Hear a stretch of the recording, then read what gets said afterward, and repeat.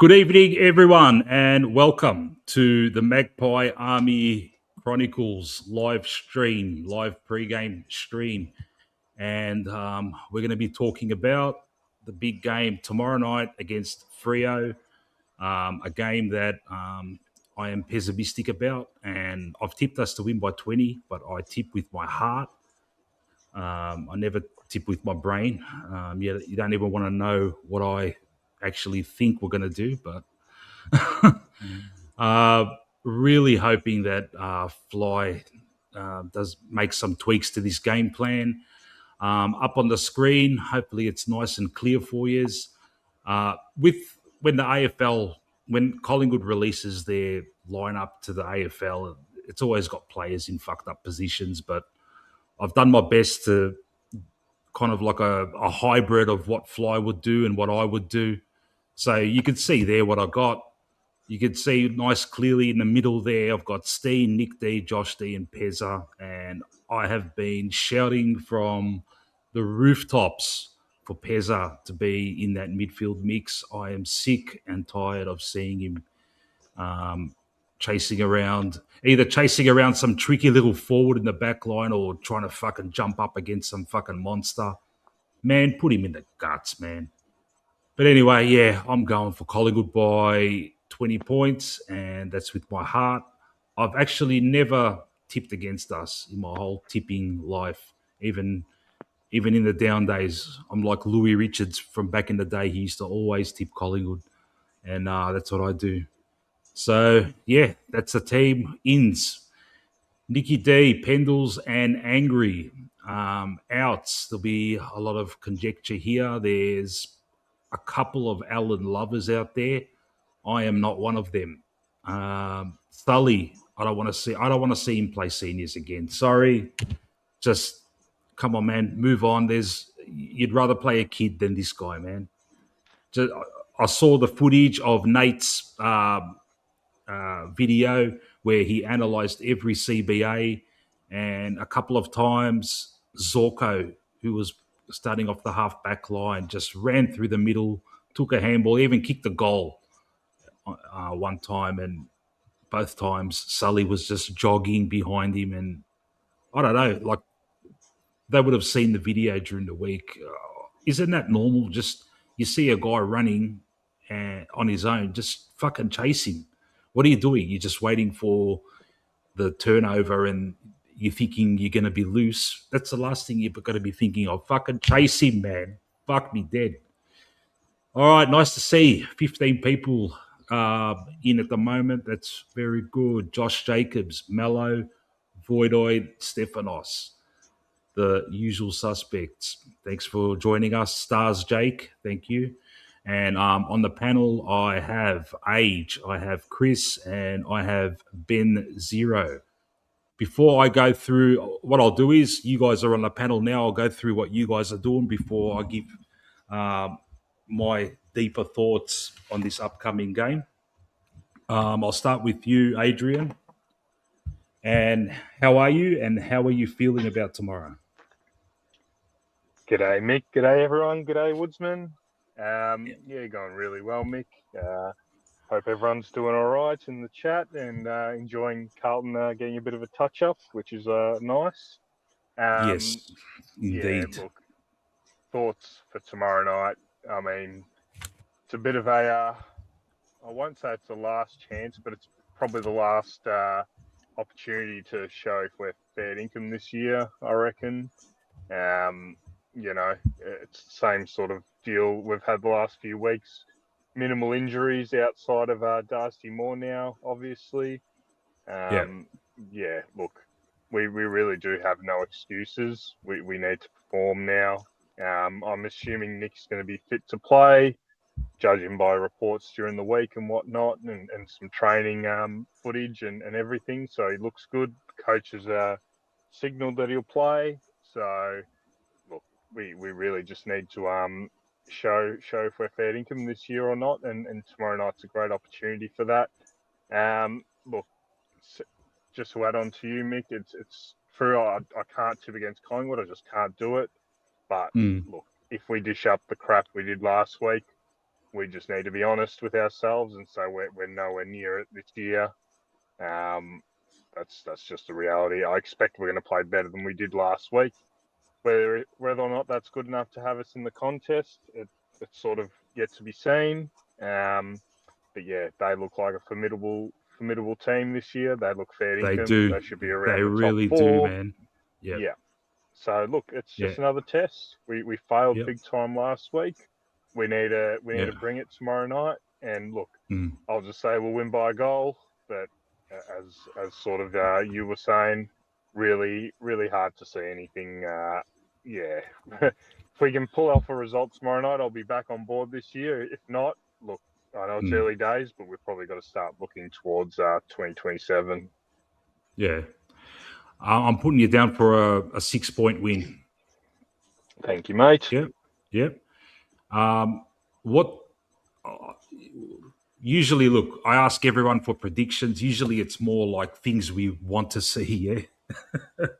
Not many have come good. But anyway, have a crack at a prediction or something you just want to see out of the ordinary for tomorrow night. Mate, I've been nowhere near it this year with these predictions. So no one has, mate. No one has. I think tipping us to bloody win might be the big bold call, to be honest. But I'll just stick to my old trusty Jamie Elliott, light it up, 4 goals. Yeah. Okay. All right. What I've put in the vault, and I reckon this is a big fucking call. This is going to be one of the calls of the fucking season, mate. Lipper will stick a tackle. Right. Put it in the fucking vault, mate. Lipper will stick a tackle, mate. I swear, if that fucking happens, I'll believe it when I see it, as they say. Yeah. All right. We've got Chrissy Talbot. How are you, pal? Hey, Mick. How you doing? Chrissy Talbot, you'll be fucking so happy that your boy Angry is finally in for his debut. What do you reckon Angry's going to do on his first game? Yes, I'm fucking happy. Yeah. I think he'll have a great game. I think he'll I'm picking him to have maybe 20 disposals in his first game. All right. I'm putting that down as your prediction. All right, 20 disposals. All right, how much are we going to win by? That's the worrying part. I'm going by maybe 10. Maybe 10 points, if we're lucky. 10 points? All right, no worries. Good day, Vic Park Stew. Happy to have you aboard, man. No worries, Bahul. Double shackers, whatever the fuck that means. Yeah, I don't think anyone knows what that means, mate. Triple shackers. Benny, how are you, Ben Zero? Good evening, legends. All right. How you feeling for tomorrow, mate? Yeah, look, I expect a far better performance than last week. You guys summed it up actually pretty brilliantly, most of my feelings. Yeah. We just have to put up just a much better disposal performance and pressure. The effort was there at times, but execution was very, very off across the board, other than maybe 4 or 5 players. So yeah, expecting a turnaround from our boys. We're pretty grown up, and we usually like to bounce back. And Maddie said the other night there's a bit of a sniff of backs to the wall about it. So probably not as deep as we've been in the past, but there is a hint of it, and they'll definitely stack on us after this week if we don't perform. So let's just silence the critics right now, beat a really quality team, and then march on to our old rivals for a couple of weeks and see how we look at the end of it. Yeah. You got a tip for us? Yeah, I'm going to go the Pies by 2 points, just to test all your hearts tomorrow night. Okay, just like Voidoid. All right. Yeah. Is there anything out of the ordinary that's going to happen tomorrow night that's going to raise our eyebrows? I've been saying all week, Freo have a very mirrored style to us. Even last year, they were sort of creeping towards that. And in that second game, they executed it better. And this year, they've been executing it really well. They don't mind going wide. I paid attention to them last weekend and was sort of taking note when they decided to go corridor. And, they were happy to hug, especially from transitioning from D50. They were happy to hug the boundary. And even the odd long bomb. But they pulled it off with tremendous skill, pretty much across the board. I was really impressed by them, especially their forwards, and that's where I think we're going to struggle if we, if we can't shut them down in the midfield. That's going to be a bit of a spank on the bum because they won't muck around those three beasts, and then they got some good smalls around them. So it's always the midfield, man. It's always the midfield. Yeah. You fucking lose that, it fucks everything, man. Yeah, and it doesn't even have to be clearances. I'd like to break even for once and get some good looks at goals straight out of there. But even if we get our back end turnovers, we've just got to transition it with a bit more skill. We were very, very sloppy. We got cut up going the other way with lack of pressure. All those things we can turn around. We have an experienced side. We can do it. I expect to see it. I'd be very disappointed, as will you all, if we don't. So in terms of out of the ordinary, I'm actually struggling with a big call this week because I feel like it'll be two teams with similar play styles, throwing blows right till the end, hence the close tip. I'll come up with something for you by the end of the night. I'll try not to rob anyone else of theirs. No worries at all. I've got one. Lipinski will fuck up in the first 5 minutes. That's why I want to have the ordinary. Yes. And then Matty will get on and he'll fucking lose his nut. That's not a big call, Chris. Chris, that's not a big call. I don't give a fuck. That's how much I hate him. I don't give a fuck. That's how much I hate him. I don't give a fuck. All right. I'll go on to my one. And all right. I'm going to introduce something here. People are telling me, like friends, mates, and family, Mick, you got to come up with fucking special segments. You got to segment your stream so it's more appealing to people. And I'm like, fucking hell, man. This is the way I like it, man. People jump on, we talk shit, we have a laugh. It's all right. I'll give you a fucking segment. So here we go. This is really cheesy, guys. I'm just going to say that straight out, yeah? And I got this together in like fucking 2 seconds, but this is my first segment. Hey, Fly, listen to me, mate.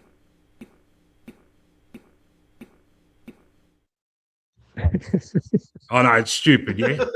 No, it's great. I like it. When I go down to Big Al's to get my pizza, that's how much cheese I ask for. I like it. So, yeah, every time before I do my fucking tips and predictions, this is me telling Fly what he fucking needs to do. I'm going to do it every week because he's making shit decisions. And if he listens to me, all right, we're going to fucking kick ass. So these are mixed moves. These are my moves. Yeah, I shouldn't talk about myself in the third person. It's fucking ridiculous. But anyway, defense. All right, I want to see Framps on Tracy. Tracy is their only good pack mark. So we're going to need Framps to tighten up on him. Amos and Voss, very good on the lead. They get separation. Voss is very good at manipulating the opposition defense and finding himself on a mismatch. So we're going to need Howie and Bruz to look after these guys. Now, that's a given. Fly's going to go with that anyway, I reckon. And we're going to need DC dropping back constantly to help us tomorrow night. Now, I've heard someone say it's pissing down tonight. I've been looking at the weather forecast. I've been looking at the weather forecast for Adelaide the last few days, and like about 5 days ago, they said it was going to piss down Friday night, and now it's saying it's not going to rain at all, but it will probably still be wet from the previous days. I looked at looked closely at those 3 forwards, yeah? None of them are monsters, yeah? They're all 195. All of them, each one of them is 195 centimetres, yeah? So, and I thought to myself, I was thinking to myself, fuck, I'd love to see DC as a centre-half back for the whole fucking game. But I don't think he'd be able to match up on one of these guys that just destroy him on the lead. But I just want to see DC dropping back constantly, even if it means that he's not the main ruck. I want to see Steen as the main ruck tomorrow night. Last week, he played something ridiculous, like under 60% game time after his debut for the ages, and all of us were thinking, fuck, this kid, man, what a fucking revelation. And the game after, I don't know if he's listening to Jared Wade or something like that, but all of a sudden, bang, we're not using him much. But he's got to be the main guy, man. He's going to have his work cut out. They're ruckmen. They're pretty good. Yeah, they're a team of guys that Jackson and co. Jackson's more like a midfielder as well. So we're going to have our work cut out. But I want to see Steen as the main ruck. DC being that Darcy Moore type, kick behind play and helping out the defence. Okay, onto the midfield mix. I'm sick of seeing JD, Josh Dacos is kicking ass, coming out of defence, and he's doing well and he's getting possessions. But I want to see him start in the middle with his brother and play the whole game like that, and Pezza with him, yeah? Pezza. I said it earlier. Fucking hell, man. We got this guy from GWS. He came here, from what I recall, when he came here last year, the thing was he wanted to be a midfielder. Give him his dream. He's classy. He uses the ball well. He's hard at it. He can kick a goal. He can play on a main midfielder. We've seen that with Naz. He beat Naz for possessions in the first round and was one of our best players. I hate seeing him running around in the back line chasing tricky little forwards or having to, go up against a monster with that bullshit fucking zone defense that we've got that ends up with fucking Quaynor and Thilthorpe and shit like that. So I want to see throughout the tomorrow night, I want to see Nick, Josh, and Pezza going up against Brayshaw and Sarong, and see how that goes. And obviously, they're not going to be in there the whole day, but I want to see Bo, Shooter, and Angry in his first game helping him out. One thing I don't want to see Lipper in CBAs. Please, man. Just don't let him in there. And onto the forward line. I don't want to see Geordie anymore in CBAs. We all had this big wish at the start of the year. He's at the best his longest fucking preseason ever, blah, blah, blah. But he's really underwhelmed. Apart from that first game, he's really underwhelmed. I want to see Geordie permanent deep forward. Yeah? He's so hard to man up on. Just keep him there. Permanent deep forward, working his magic with Jamie. McStay, bring the ball down. Geordie can snap. Geordie can take a contested mark. Geordie can take a mark on the lead. Geordie, he's got the forward craft. He's had it for years. Let him finish off his career as a dangerous forward, yeah, that the opposition defense has to fucking go crazy trying to work out how to stop. And then we got the last thing, man-on-man defense. Now, I know we're a systems-based team, blah, blah, blah. You hear it all the time. Oh, zone defense.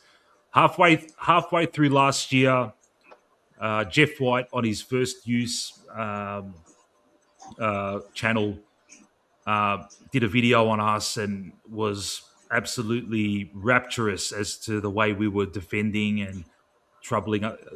Other teams could not use a chip game because we defended it so well.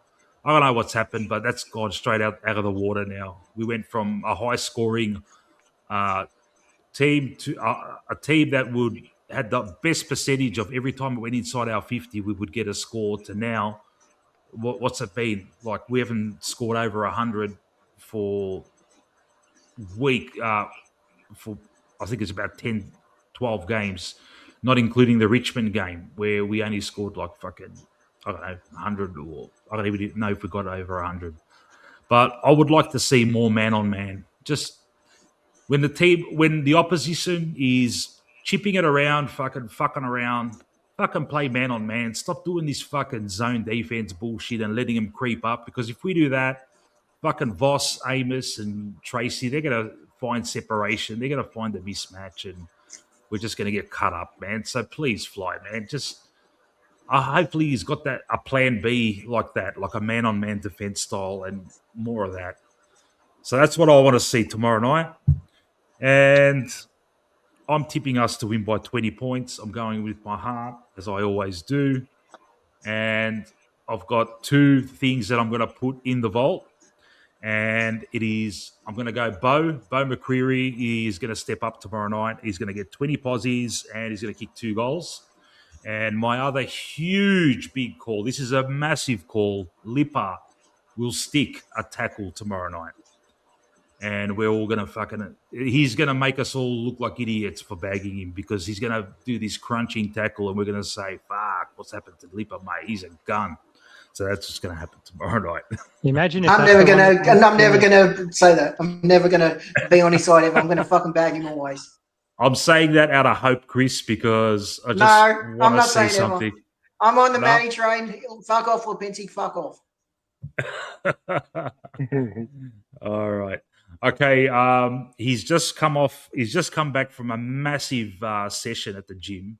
He's going to be breathing. He's going to be panting, and he's on his way. He's in preseason mode as the future inside midfield bull. But when I asked him, who do you resemble, Sean?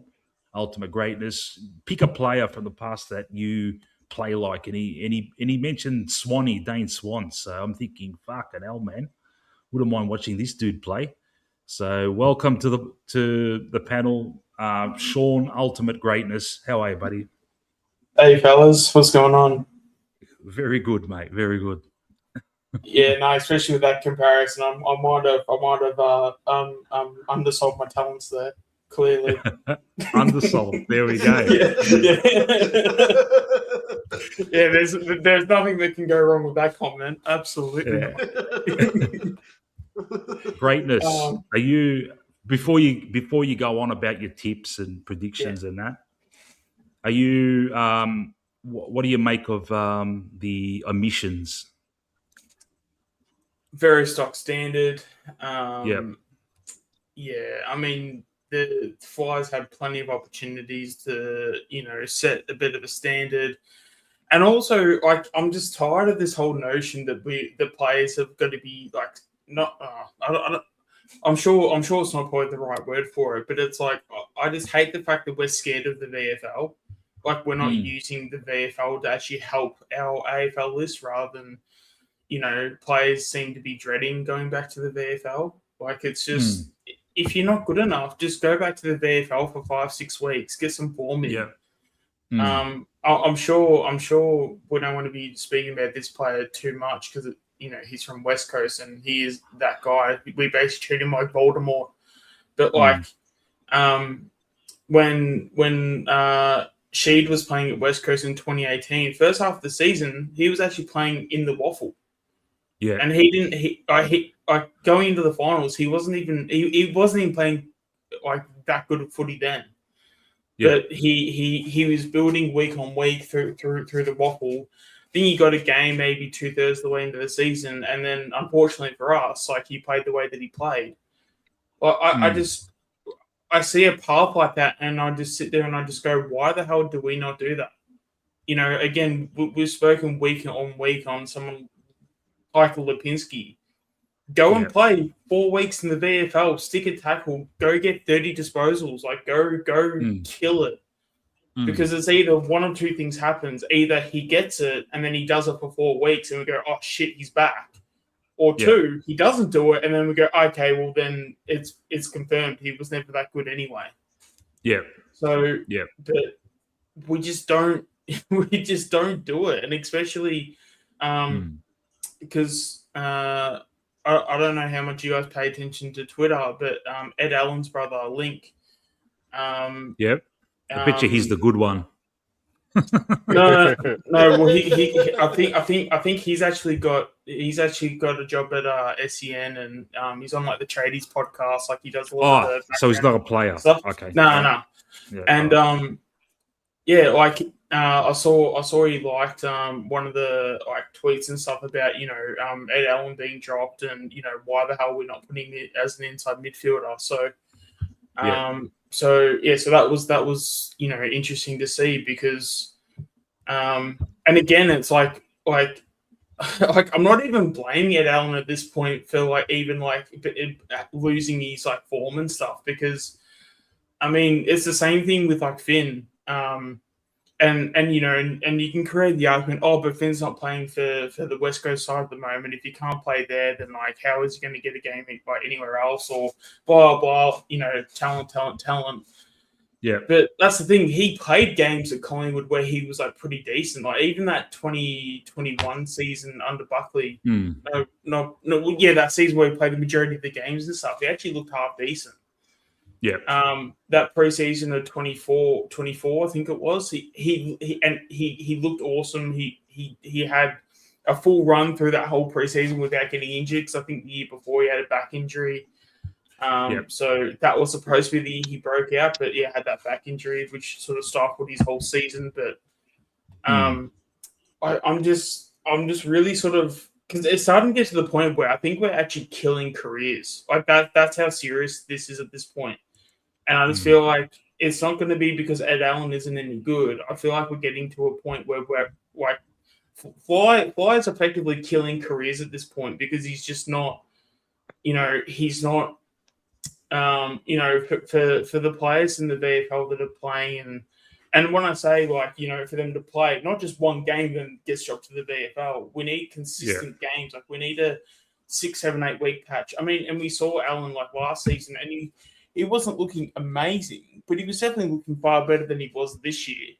Yeah. So, it's just, again, it's like how many players have to suffer just because, Fly's got a, I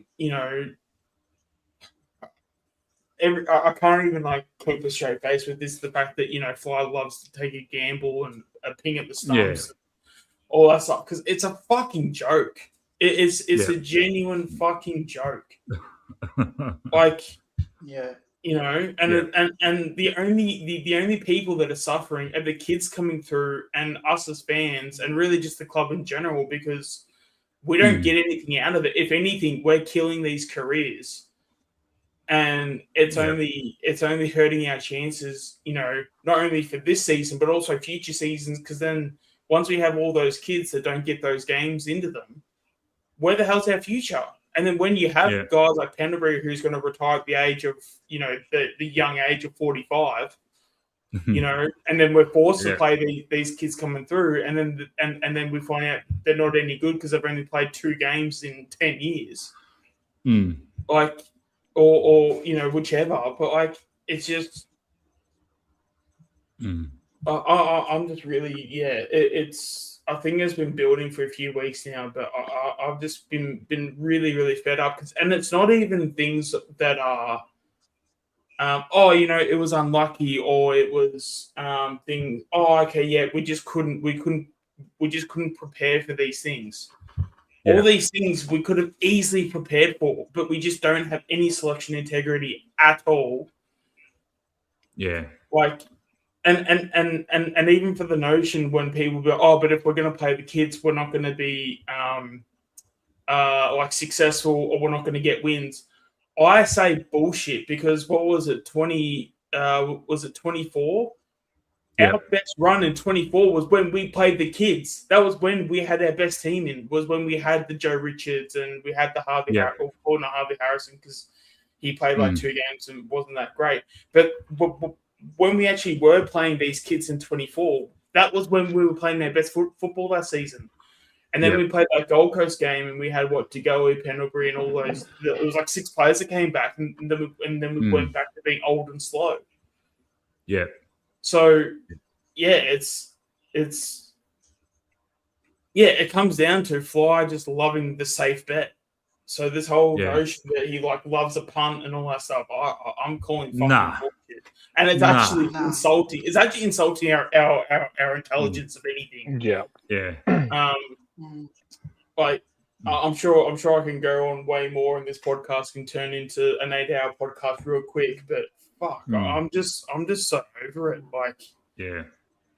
Look, all I'll say about Ed Allen is that when you see a young player coming up, you see them play a few games, blah, blah, blah, blah, and then they establish themselves.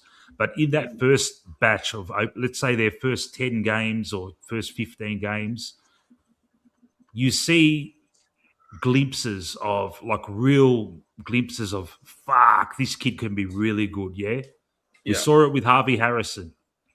I would say we've seen it with Rowan Steele, even though he's a mature age. I haven't seen it with Allen. I haven't seen a glimpse in his first. How many games has he played? Is it 20-odd games now, maybe? I have not but he's only really had one good run, though. That's the thing. And that run, that was actually when he was playing his best footy. But that was also the run he had was also as a winger, basically, as well. So he wasn't even playing his main role. If you we probably can't do it because we'll probably get copyright for it. But if you actually go watch his draft highlights are literally him bursting out of the middle and basically being probably more Patrick. He was Patrick Cripps with speed. Yeah, that's what he was. Yeah, and then you'd see him. I think he was wearing number 7, and he would go forward and take a massive mark, being however tall he was. Yeah, because as we know, he's not small. It's just again let's put these kids in positions to succeed. As much as I've criticised Fly for not playing Steen earlier, but at least when he did do it, at least he gave him a good first game in the Giants, where he came up against Briggs. So as much as I disagree with the whole pathway he's had to Steen, but at least he did right by Steen and actually gave him an easy kill in a sense, or an easy matchup. Yeah. So, but I mean, there's just plenty of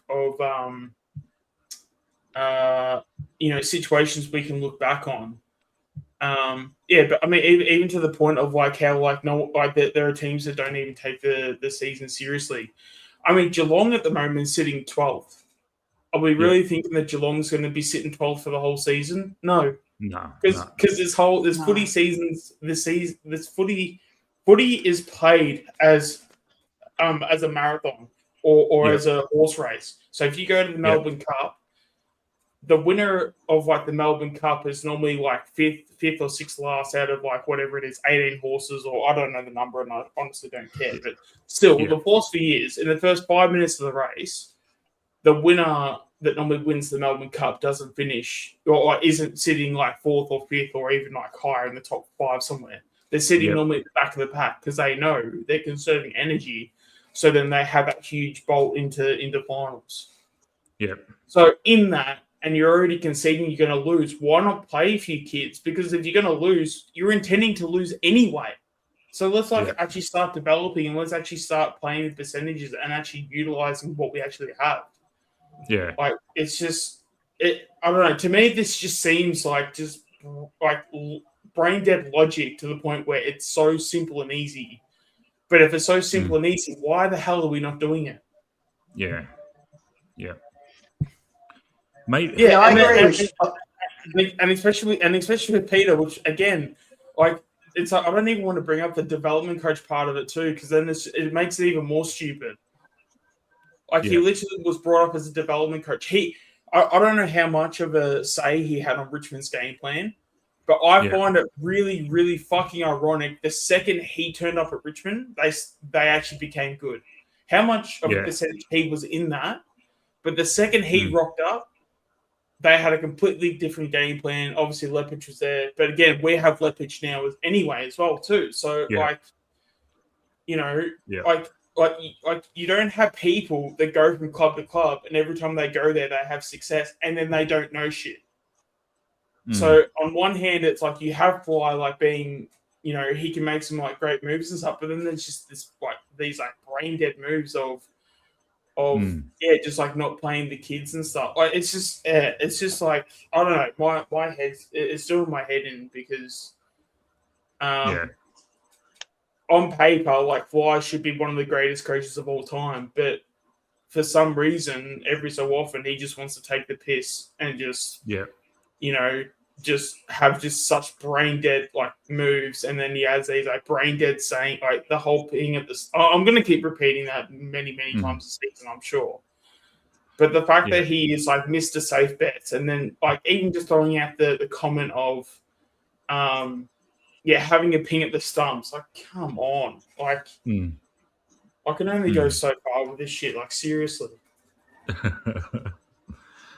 All right. We'll go on to the actual game tomorrow. What do you reckon? How are you feeling with the lineup that we've got? And what do you want to see? What do you reckon is going to happen?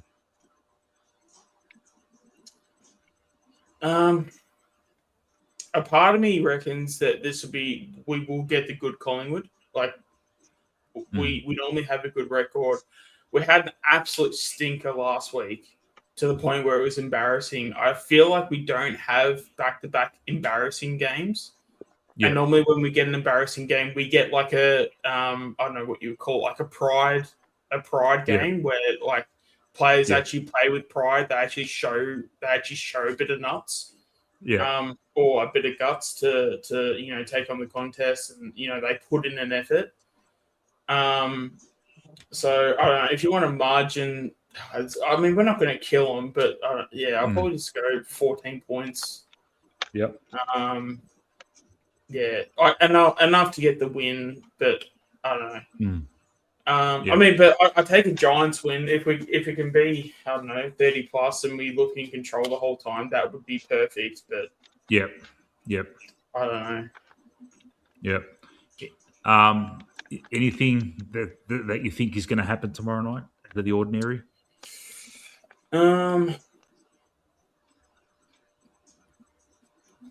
don't think. You could save it for a bit later if you want. Yeah. Just give me a bit time. As we, I need to look at the lineup. Yeah, I got it up on the screen there. Hopefully, you do too. Yeah, it's. I've got I did that myself on fucking what do you call that thing? CapCut. Just so it's easy. Like when they name the teams, they put people in stupid positions. This is more likely, and I'm looking at our forward line compared to theirs, man. Mm-hmm. It's a short forward line. Like Skunk a tall, McStay's our only tall. They've got 3 fucking 195 centimeter tall forwards with good leading patterns. They work together so well. With us, it just seems like a kick long and hope kind of thing, yeah? Yeah.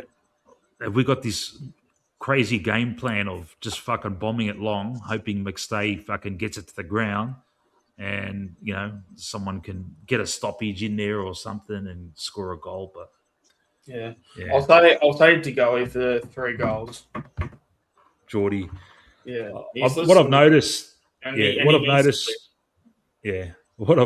with a lot of people that I ask to do the predictions, they're always going Geordie 3 goals, McStay 4 goals, and they've got this big, massive fucking shade of red on their vault dossier. Yeah. So look, people in the chat, if you want to chuck something in the vault, let me know. I'll put it down, and every time there's a massive call, like something that's fucking really massive, I'll play this.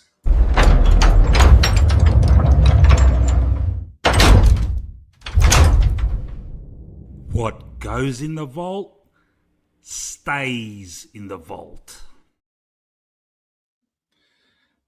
Mate, I'm moving up in the world, aren't I? With these AI slot fucking animation shit, mate. You just fucking stand there and you just tell the fucking thing what you want, and it fucking gives it to you, mate.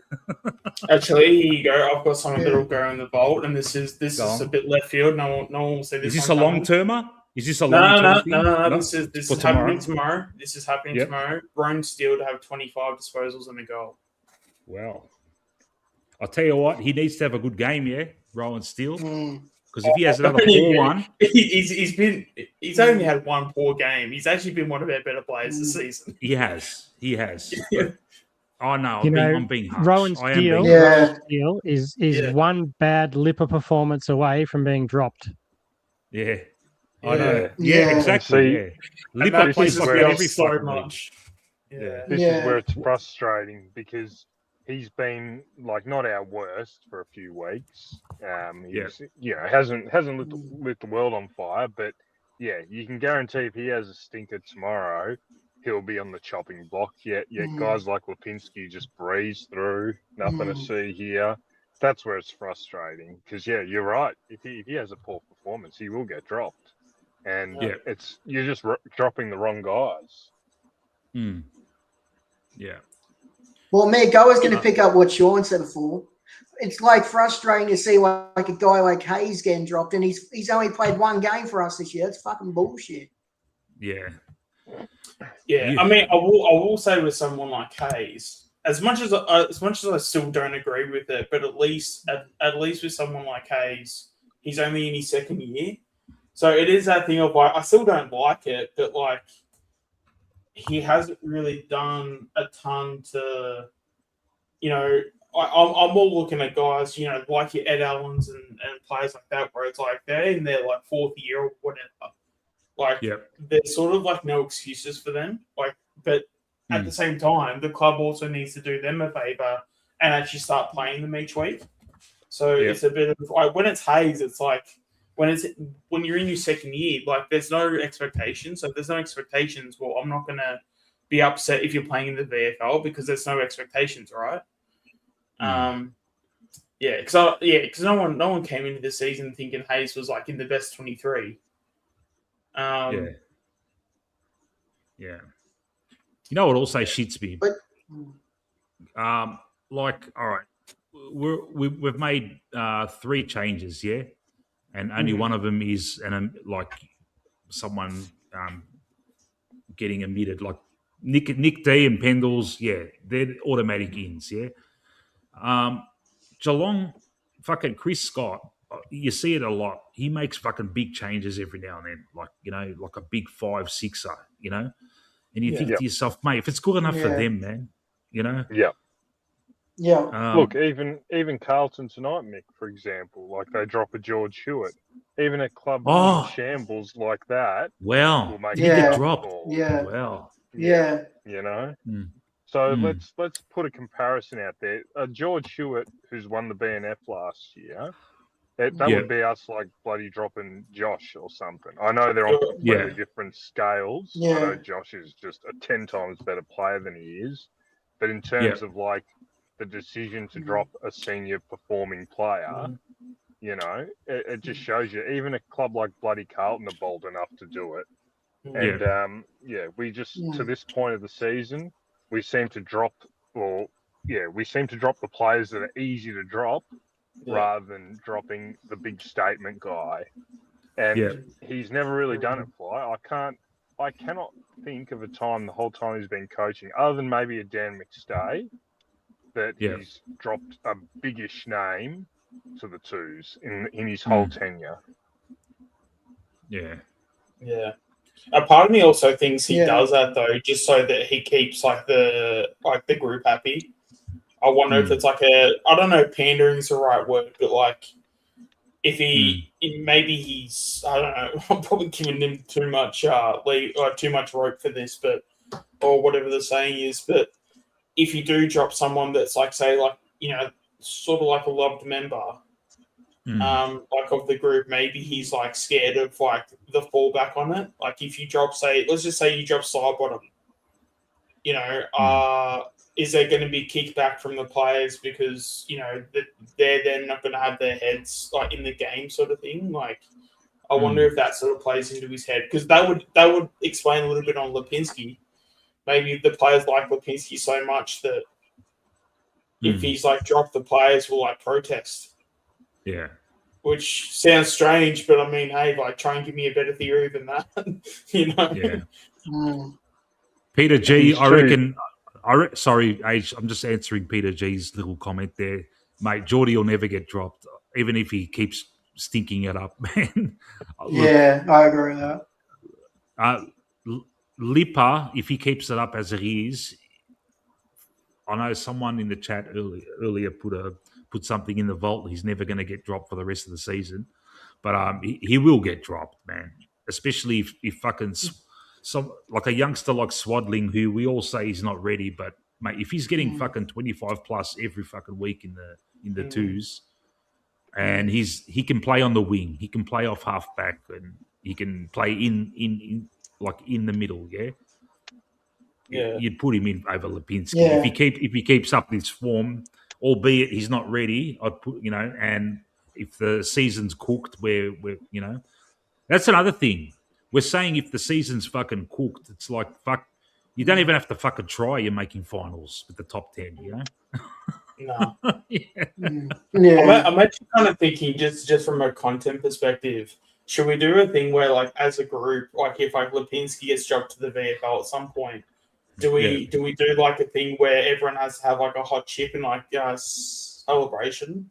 Because I wouldn't mind like doing something like that. Just like or just, you know, just something that's like because I know with like the big freeze, like you do like the ice bucket challenge and all that stuff. I'm just wondering if we, or even if we just do predictions where if they, well, probably not our predictions because we've been shocking, so everyone would be doing like a punishment or whatever. But like, I don't know, if it's like, you know, if we get like Ed Allen playing inside midfield time, it's like, you know, we all got to drop ice on our heads or something, you know. I feel like that could be something that could be pretty cool. Oh, yeah. Look, the day he does get dropped, I reckon on this channel we'll be celebrating like it's fucking Pendle's breaking the fucking games record, mate. Yeah. No, I'll celebrate like it's fucking Christmas. Yeah. I'll celebrate it like it's fucking Christmas. Yeah. Yeah, look, I'm pretty confident there'll be a period during the year where we're either cooked or when he's just not performing and it's been a long period of time where he's got to sit out. What I don't want to see is he has that one bloody awesome game, and then all of a sudden you're going to get these bandwagoners again, jump straight back on him and say, this is why you don't drop him. This is why you don't drop him. But they just fail. They fail to remember the 15 previous games where he did absolutely fuck all. Yeah. And it'll be the same old thing again, where the wheel just turns again, where he buys himself another 5 games and all this crap. It's not good enough. I love it. Last year, Manny said the perfect thing. He says, for your senior players, they need to be a 6 out of 10 as an absolute minimum every single week, because you may as well, if you got a senior player that's not performing, you may as well have a kid who's got a higher ceiling, and his output might only be a 4 out of 10 to start off with, but at least you're putting games into someone that's got a higher ceiling than Lipinski. The reality is Lipinski's going to get no better than what he is now. He's just not. Yeah. This is the player he is, 100, 150 games, whatever he's played. This is the player he is. You're not going to get any more out of this bloke. So you sort of just got to think, at what point does he just bloody pull the trigger on him? Because I know a good performance is coming from him. It's inevitable. He's still like an okay player at his best. But it's just been so long without it. You just think, how long can you carry a bloke like that when you got a few kids chomping at the bit to get an opportunity? You know? And look, I know we haven't touched on it yet, but like an Anderson this week's a great inclusion, thank God. He was on the fringes, he was in the emergency, so look, we sort of we knew it was close. We knew he was close to an opportunity. Now we thought that might have been for a long. Now they're both in the side. If Anderson, you know, plays a really good game, let's say tomorrow night, and Long, you know, maybe he's just an automatic selection and that's what it is. You know, you got to look at a guy like Lipinski and you got to say, well, okay, is this guy giving us bulk midfield minutes? No, not really. Is he impacting the game really? No, not really. Well, maybe he's the one that just makes way purely because you got to find a spot for an Anderson to keep him in there. You know, and look, I want a player not to be dropped on form. I want a player to be dropped on like merit, if that makes any sense. Where an Anderson is more willing of a spot than a Lipinski right now. You know, so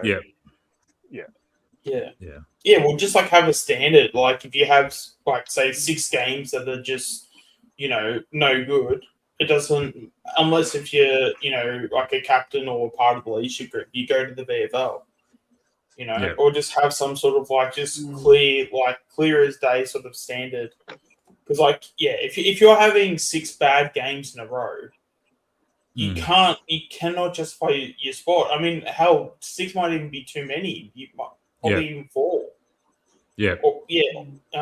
Especially if it's someone like a Lipinski, like it's if you have 4 bad games, it's like no, like your standard should be higher because we expect more of you, and you're, one of our because for the role he plays, he's probably the best player, or probably maybe side is probably better, like long distance running, and just like the overall fitness and like athleticism and like covering the ground. But he's supposed to be like, Siding's like 35 or whatever. So Lipinski should be our best player in that role specifically. I mean, not that it's like saying much, but it's like the fact that we have Rome Steele is probably like a better option than like Lipinski in that role. Like surely that's got to be like alarm bells for him that he's got to like pull something out of his ass. Like, All right, guys, backstage, I've got a newbie. He's a newbie coming on the panel, but everyone knows who he is, and he's a historian. He's very opinionated, and I can't wait to talk to him, actually. So this is Stu from Vic Park. Stu, I got him. How are you, Stu? Guys. How are we? Hey, Mick. Hey, guys. How are you going? G'day, Very good, buddy. Hey, Stuart. Yeah. What's happening, boys? Nothing much. Just how are we going to go tomorrow night? We're trying to be as optimistic as we can, mate. But fuck, it's fucking hard, mate. It's not easy. Yeah. In all seriousness, I reckon. We'll do them tomorrow night. Yeah. That's my prediction. Modestly, 18 points or above. Yeah. All right, I'm putting it down for 3 goals. Okay. And you said in the chat earlier, you reckon Jamie's going to kick 5. That's my prediction. He's due. He's absolutely due. Yeah. Oh, look, I've put it in the vault that he was going to have he's going to have a purple patch in the middle of the year, as he always does. Yeah. Hey, and also, sorry, Sean. Stewie, have you got some headphones, dude? Because I could hear like stuff in the background. Yeah. All right. I'll put some headphones on. Give me a moment, but you keep talking. Yeah. No worries, pal. Thanks. Go, Sean. So when it comes to Jamie actually has a pretty good record at Adelaide Oval. So because I'm pretty sure with I don't know if it's the other round game specifically, but I'm pretty sure against Adelaide, whenever we play Adelaide at Adelaide Oval, he normally seems to kick a fair few. He's definitely had some bags in the past, so. God. I mean, I definitely would love to see it. So I'm hoping he's right.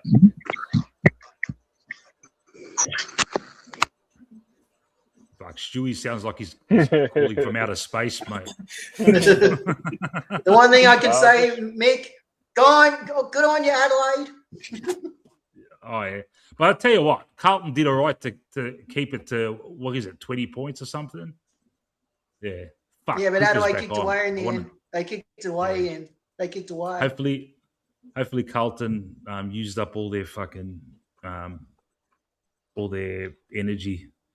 Yeah. Yeah. Your boy Oscar Steen last week, Shawnee. What did he get, man? Something like fucking 50%. That was, come on, man. Just fucking play. That's, oh, man. Like, how meticulous are we with this fucking management of players, man? The kid's fucking 22, man. He's probably itching to play a whole fucking game, man. You're telling me. Yeah. That's, yeah. Did you see what I did at the start? Yeah. I was telling you guys from the start, like, you know, he should have played last season. Yeah. Like, the fact that, I just, it's been a journey with him. And it's obviously not his fault. Like, that's the last thing I'll ever say. But, I mean, what can you really do? Because I don't think he's probably in a position to, you know, act out and all that stuff. Because, you know, it's only going to go worse for him. But God, fuck, if he acted out, I wouldn't be. I wouldn't be against him. That's for sure. Because God, he deserves all the opportunities in the world. Yeah. All right. Backstage, I've got a familiar guy, Kev. I think he's just done a watch along of the Carlton game. I'll get him on. Kev, how are you, pal? Yeah, good. How's it going, guys? Good, man. You just did a watch along. Yeah. G'day. Yeah. Yeah, just studying the Blues for next week. Have we got anything to worry about with Carlton? Look, it was wet conditions in the second half of that game. So it may affect us a little bit tomorrow night. But no, look, the usual second half for me, the first half they start off well. Adelaide did lead it at halftime, which is surprisingly. But then, they got a few goals late during that third quarter and that fourth. But, it was too easy for the Crows. But they did come a little bit Carlton. But, at the end of the day, Adelaide were just too good in the end. So, what do you think's going to? What are you thinking about tomorrow night, mate? I think we'll win by 17 points. Okay. Yeah. All right. I think the wet weather will suit us a lot more than what it will suit Fremantle. The only thing, Kev, I'm looking at the weather forecast. It's saying it's not going to rain tomorrow in Adelaide. But the ground might be still affected by the downpour. But during the game, I don't think it's going to rain. But having said that, the weather people get it wrong all the time. So yeah, that's it. And if it does rain, I'm sure it'll mitigate any dominance that Freo exert. But I'd like to play them on a dry day and beat them, you know, not having to say, because it rained, we did well, you know. But at the end of the day, too, you can't help the weather conditions as well. It is what it is. It is. It's an outdoor sport, mate. You got to play to the conditions, mate. What's going to happen tomorrow, Kev? You always don't say Nick's going to get 30 posies, man. All right? Angus you say that will kick his first goal in league footy. Okay. All right. I've noticed in forums his nickname's Gus. Everyone's calling him Angry, but I think internally it's Gus. Anyway, we'll see what materializes with his nickname. And just quietly, I reckon he's gonna be a player, man. I saw enough in the VFL last week. When we did the watch along near the end of the game, he absolutely fucking poleaxed someone. Just gave him like a real fucking balls and all tackle. He got pinged for a dangerous tackle. But, mate, that was a beauty, man. And back in the day, that gets rewarded, mate. But the intent's there. He's got the intent of an AFL footballer. You can already, from what the little I saw of him, I could already see that he's above that level very clearly. Yeah.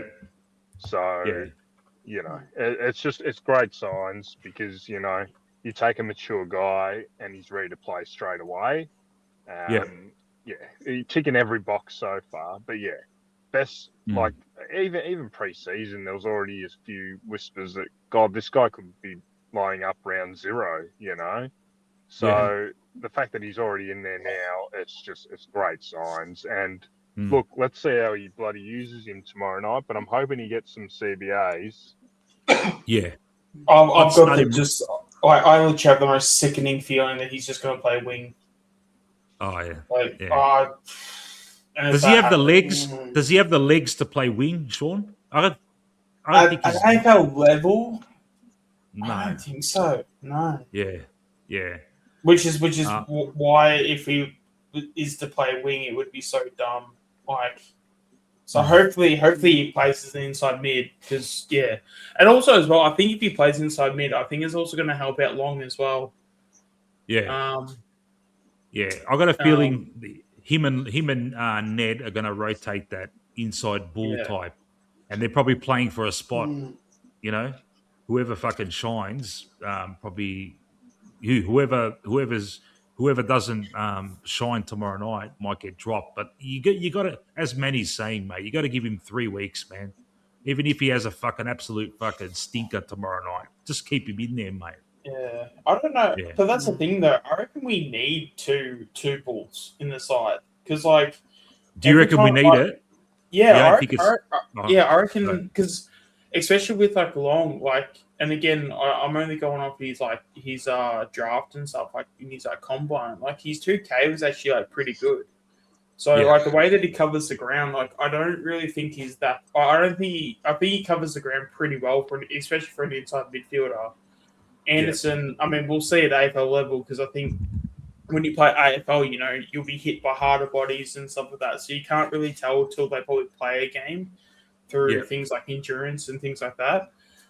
He's also, I want to say he's 20, 23, 24. So he's also a bit of an older head as well. Not older head, but, older body. He's not an 18-year-old. Yeah.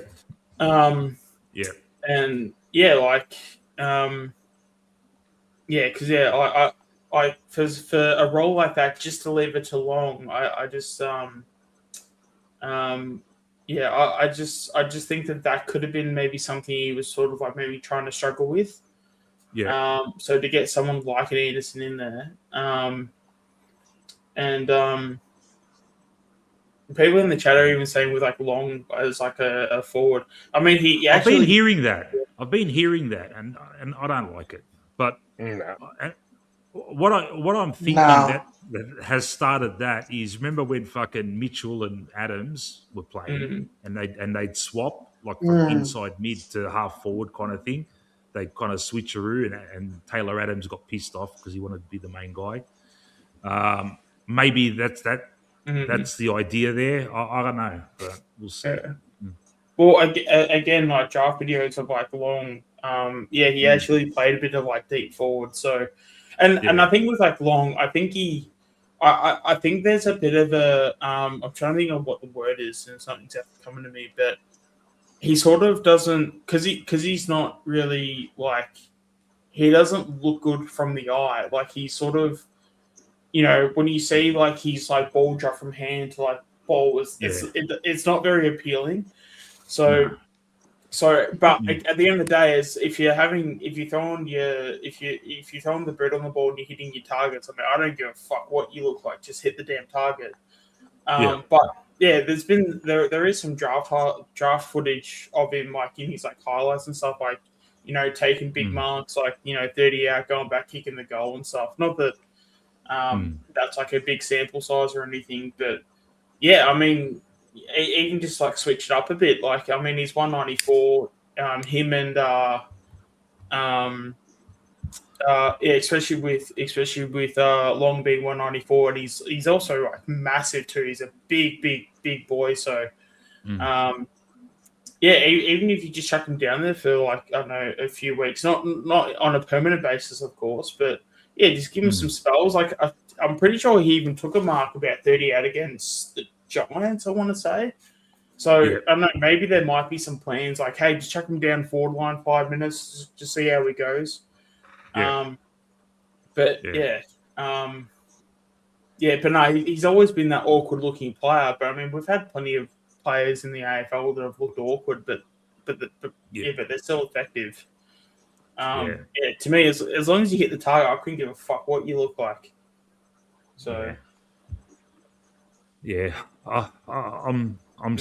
Look, you've just pumped him up and said a few good things about him, but it's hard, man. but I mean, like the sample size of him at AFL level going forward is obviously the sample size is like absolutely tiny. Yeah. But yeah, I mean, on paper, like, I don't know, maybe this might be a bit too much of a stretch, but I'd probably take him over like a Tim Membry, going forward, because at least it's like a big guy at the contest. Yeah. Obviously with someone like Tim Membry, he'd be able to probably be like a better crummer and things like that. But yeah, I mean, who knows? We've definitely had it worse. Membry's on borrowed time. We all know that. If same with McStay. Well, look, McStay's still got like year on the contract, and really the only key forward we have. So he just picks himself really. But Membry's and he did kick 4 goals last week too, mind you. Yeah. Membry's the one where you can see him just be left out and never to return. So look, a guy like Long, if he gives us more or something, you never know. I've just got this sick feeling that I don't want to see a season wasted where West is in the reserves kicking fucking 3s and 4s every fucking week, and he never gets a game because Membry fucking has a good game every fucking 4 weeks or something. Yeah, I can see it happening though. Yeah. Like it's literally been that type of year. Like I mean, we've already been frustrated by so many calls.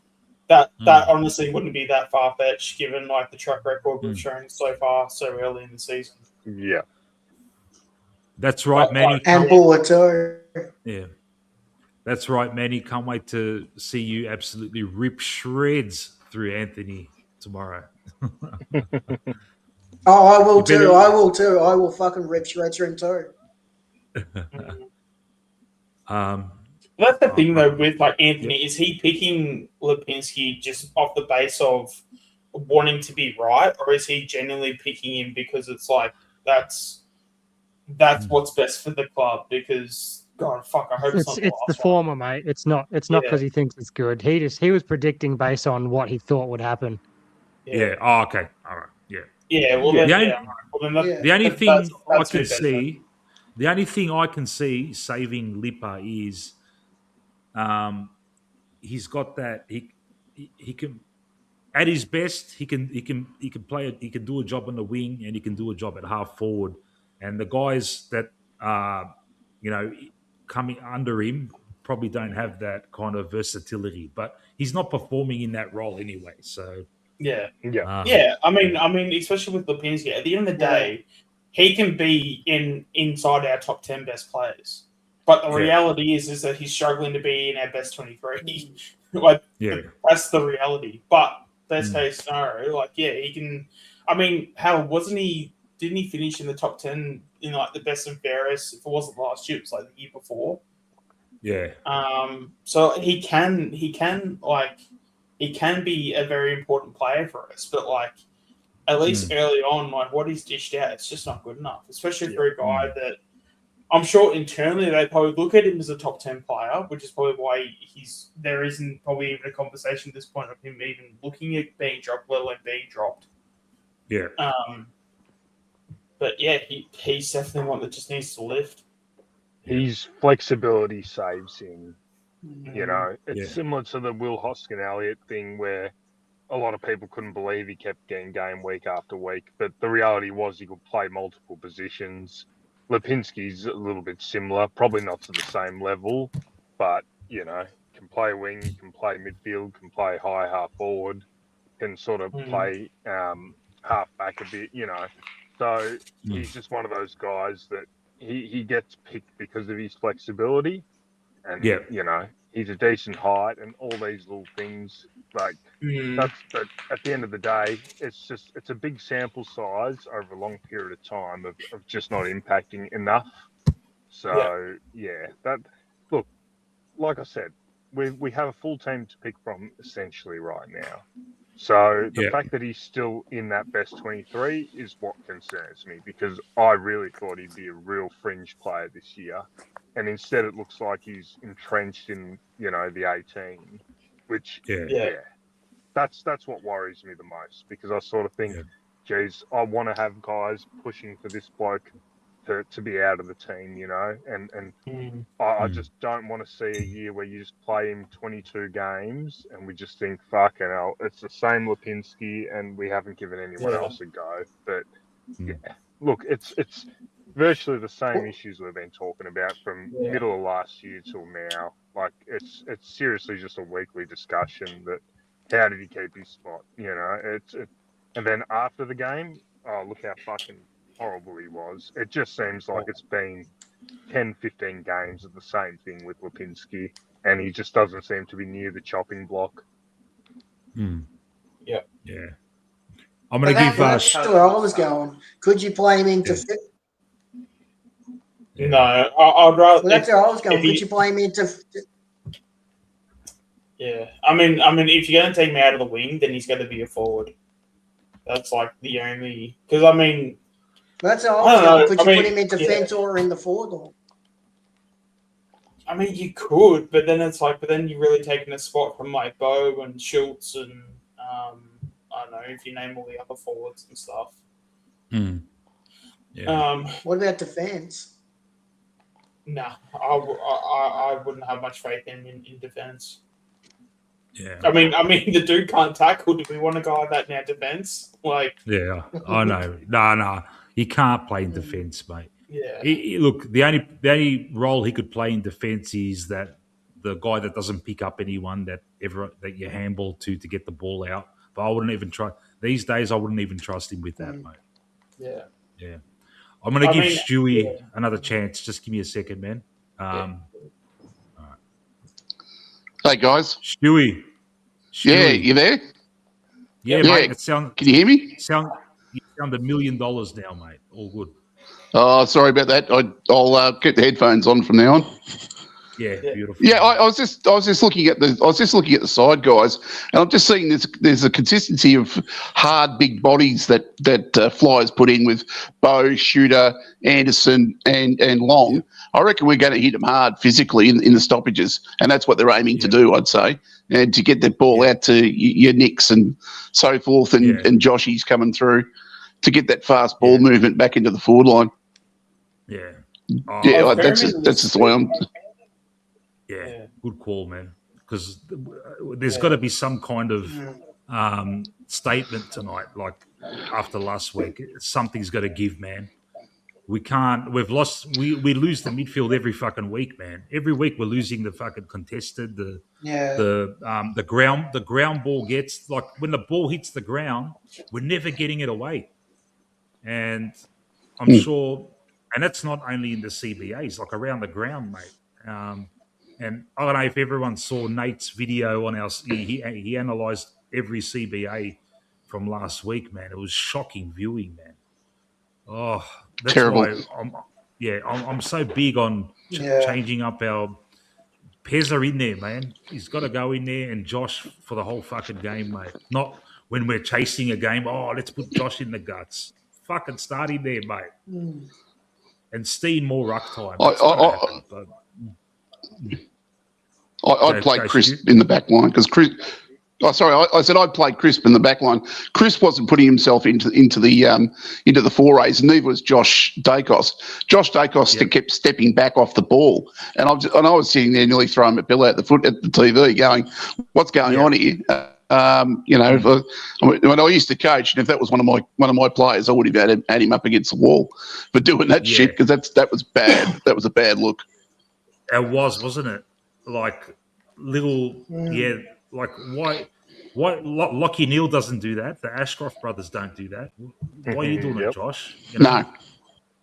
No. Yeah. It was unusual. It was unusual. Let's say that. We're probably a bit seduced with that by that game back. You could also put Pendles in the defence too. You know, sure. That game against Gold Coast last year, where Josh fucking just tore it up.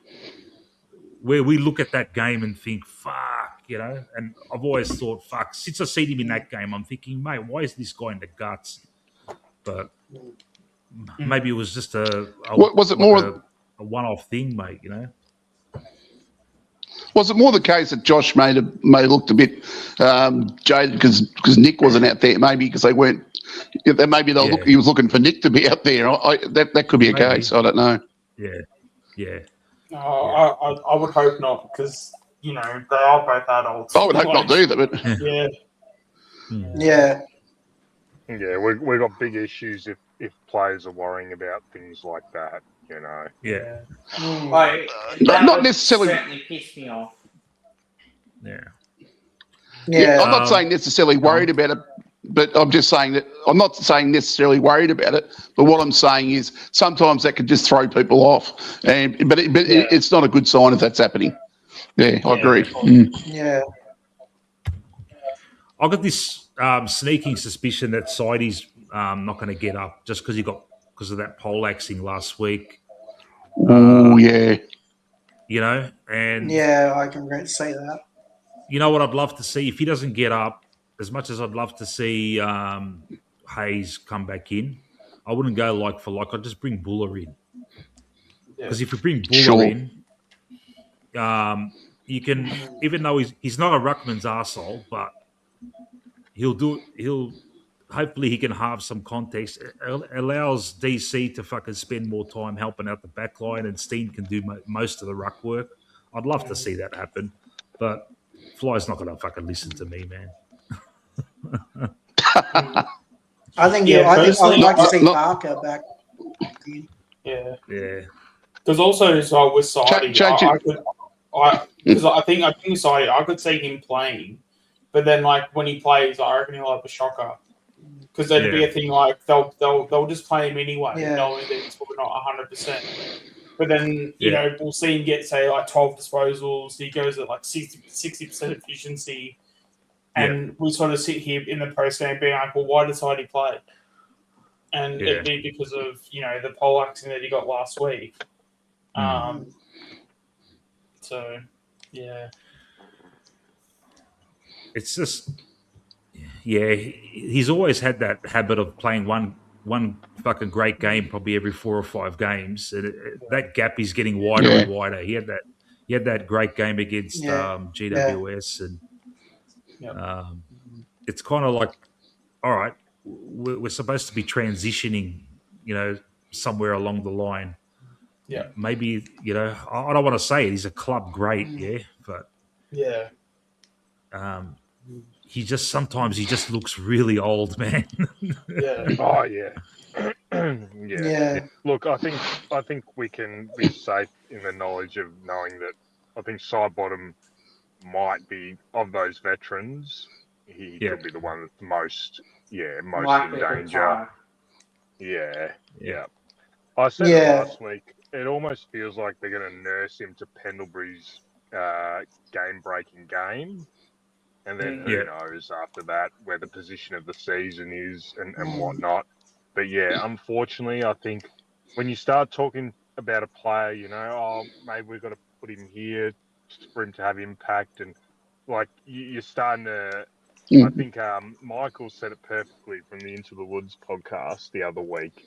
He said it's like you're trying to find a position for Nan to play.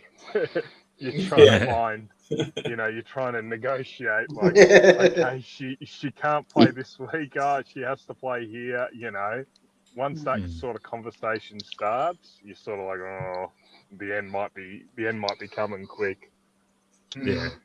Don't forget, guys. Sidey wanted to give it away last year too. If you remember rightly, he was actually talking about giving it away at the start of last season. Okay. Yeah, he did. Yeah, he did. Yeah. Yeah, there was someone did a report last year. Might have been Anthony or something, but there was a whole segment where Sidey was, really talking about that he just can't go through it again. And well, yeah, yeah. We'll see Someone what in the happens. Someone in the comments said you sound like Lee Matthews, Stewie. I'm his love child. I'm his love child. Yeah, yeah. You do sound like him. I'll go around snapping point posts. Yeah, that's it. Yeah. That's hey, it. Stewie, you've got a family connection to the famous Toomey brothers that played for Collingwood back in the day. I heard you say that in the comments. My uncle's best mate was Bill Toomey. And so I knew the Toomey fan. Yeah, but Bill was my uncle's best man, and they played they played a bit of cricket together. My uncle played for football for Northcote and cricket for Northcote, and they all grew up in Northcote, so everyone in Northcote knew each other. So like I when I was a kid growing up, I knew all the Wiedemans, the Uddings, the Toomeys, the Colliers, because my grandparents. So I grew up around all these old codgers. Yeah, did you know it was Bill quite Laurie? Interesting. Yeah. Did you know Bill Laurie? I did. Dad played cricket and baseball with Bill. Yeah, I knew Bill quite well. Yeah, but Billy lived down the road, down the end of.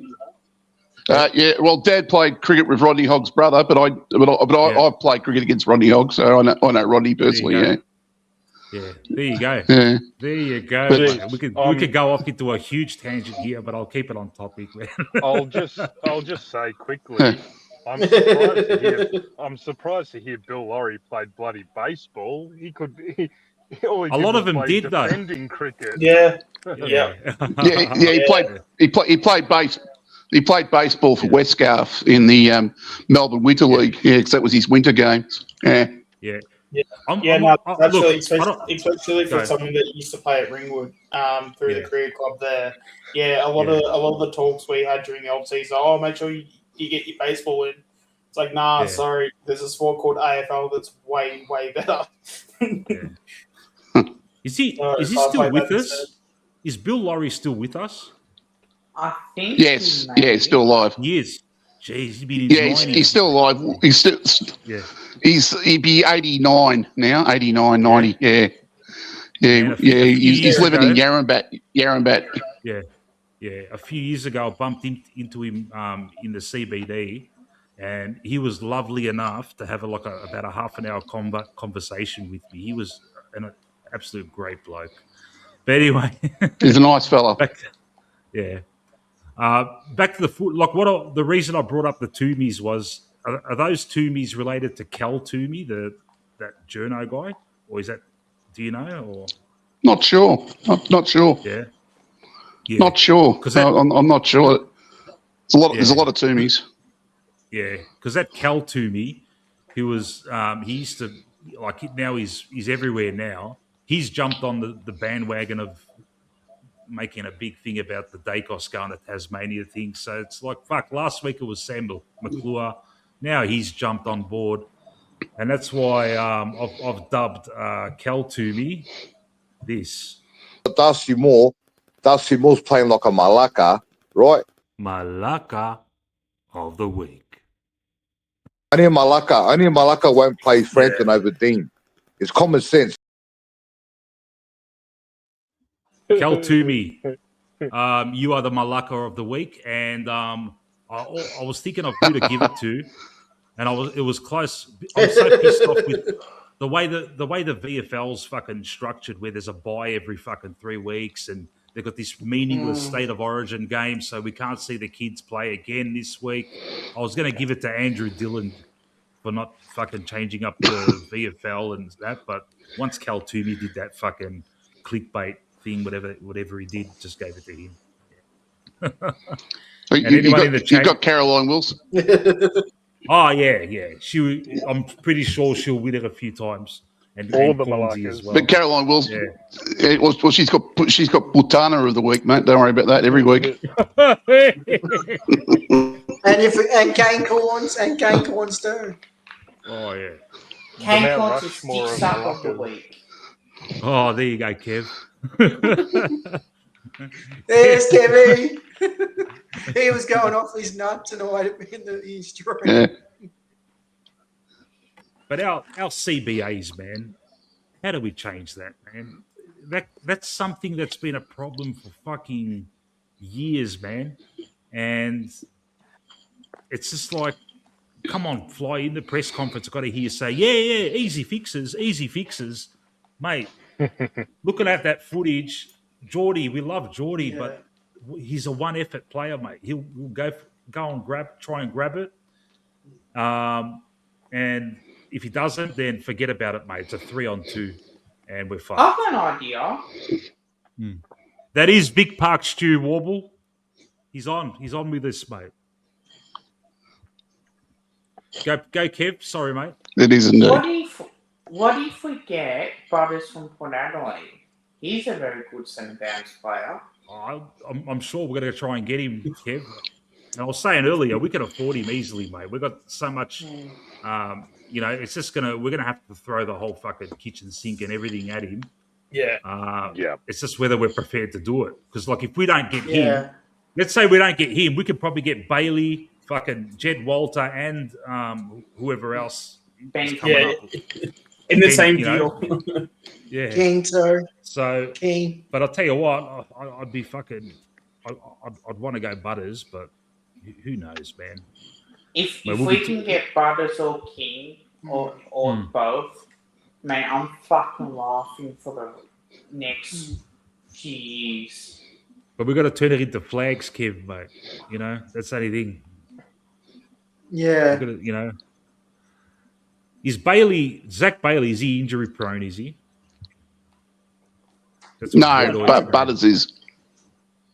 Oh, okay. Butters he is, isn't he? Yeah. Yeah.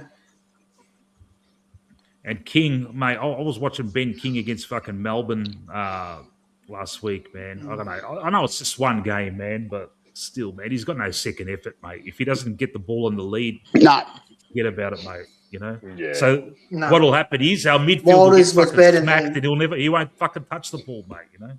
Yeah, that's the thing. Low possession. Walters was better than him. Much better. Yeah. Look, Walters probably going to be the smart one you can target and shake out of there. But the issue is, does he even have the bloody minerals to make it? You know. Yeah. Like that's the thing. It's another. It'll just be another speculative Collingwood pick at the end of the day. Could come good, but it depends. Look, it's really going to depend how this season plays out. If it's complete bloody rebuild, or if it's top it up again and go again, But I'd be more inclined to just take the punt on a Ben King, honestly. I think if he wants to come to the club, he's not going to cost you anything in terms of the trade. You can just blow him out of the bloody water. That's right. You know, that's true. Zach Butters, we got to accept that if so let's paint a scenario where Zach Butters says, I want to be a Collingwood player, right? Now, first things first, okay, 2 million plus, most likely. Port Adelaide are going to match. Yep, they're going to match. And then what do we need to give up to get him to the club? And I'm telling you now, it's going to be four picks, probably even a player or something. Like you're talking proper clean out of draft capital and potentially a player, whether that's directly to Port Adelaide or to another club to get a pick back, or some player goes there. So that's the thing. As much as I would love a Zach Butters in our lineup, you just need to accept that it's going to have to be a trade. That's the reality. You know how they're saying Bulldogs are a done deal with Butters? They're going to have to give up all that fucking shit as well, of course. And if they finish fucking their picks, they're not going to get a pick till pick 17 or 16 or something, mate. So that might not satisfy Port. But if I were Port Adelaide, I would take the compensation pick and therefore be smart about it, and therefore you can get their father and son pick that they want. Yeah. It's so convoluted these days, the way they... Because the problem is... Yeah. Go, Chris. Sorry. Oh, no, you go, Chris. Because the problem is, they can match the offer, but the problem is, if they could lose the play for nothing if they don't accept the deal. So they have to. That's the risk. If they can match the deal too. Yeah. I'll just go back to what Rick has said. Rick Inc. said King is a restricted free agent. Yes, he is, Rick, but the difference is Port Adelaide are going to be in a position where they can match a $2 million bid. Whereas I don't think Gold Coast are going to be in the position. Gold Coast can't, that's right. So, yes, you are right. He's a restricted free agent, but the circumstances are very different. Yeah. And also the clubs that have matched on free agents, it's a really rare company. Like I'm even struggling. The last one I can think of was Jeremy Cameron. So, and if someone can correct me if there's been one sooner, then Jeremy Cameron was the last free agent that a team had to go out and trade for that was a free agent. So it's really, really rare. Clubs do it, but, Zach Butters would be that exception. Yeah.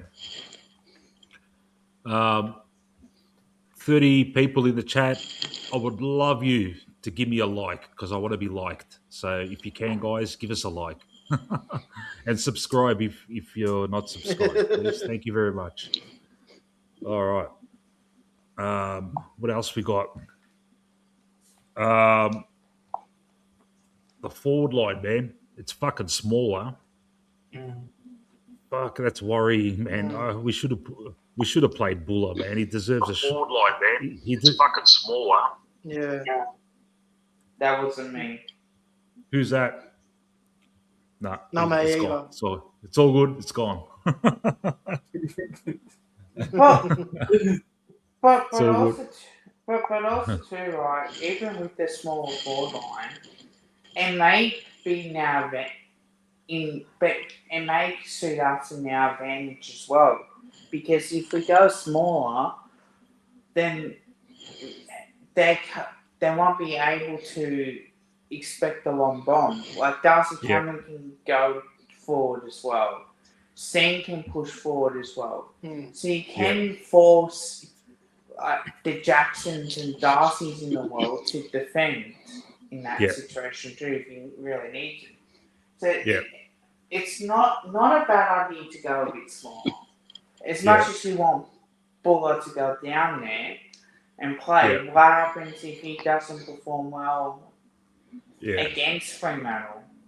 When he gets overawed about it.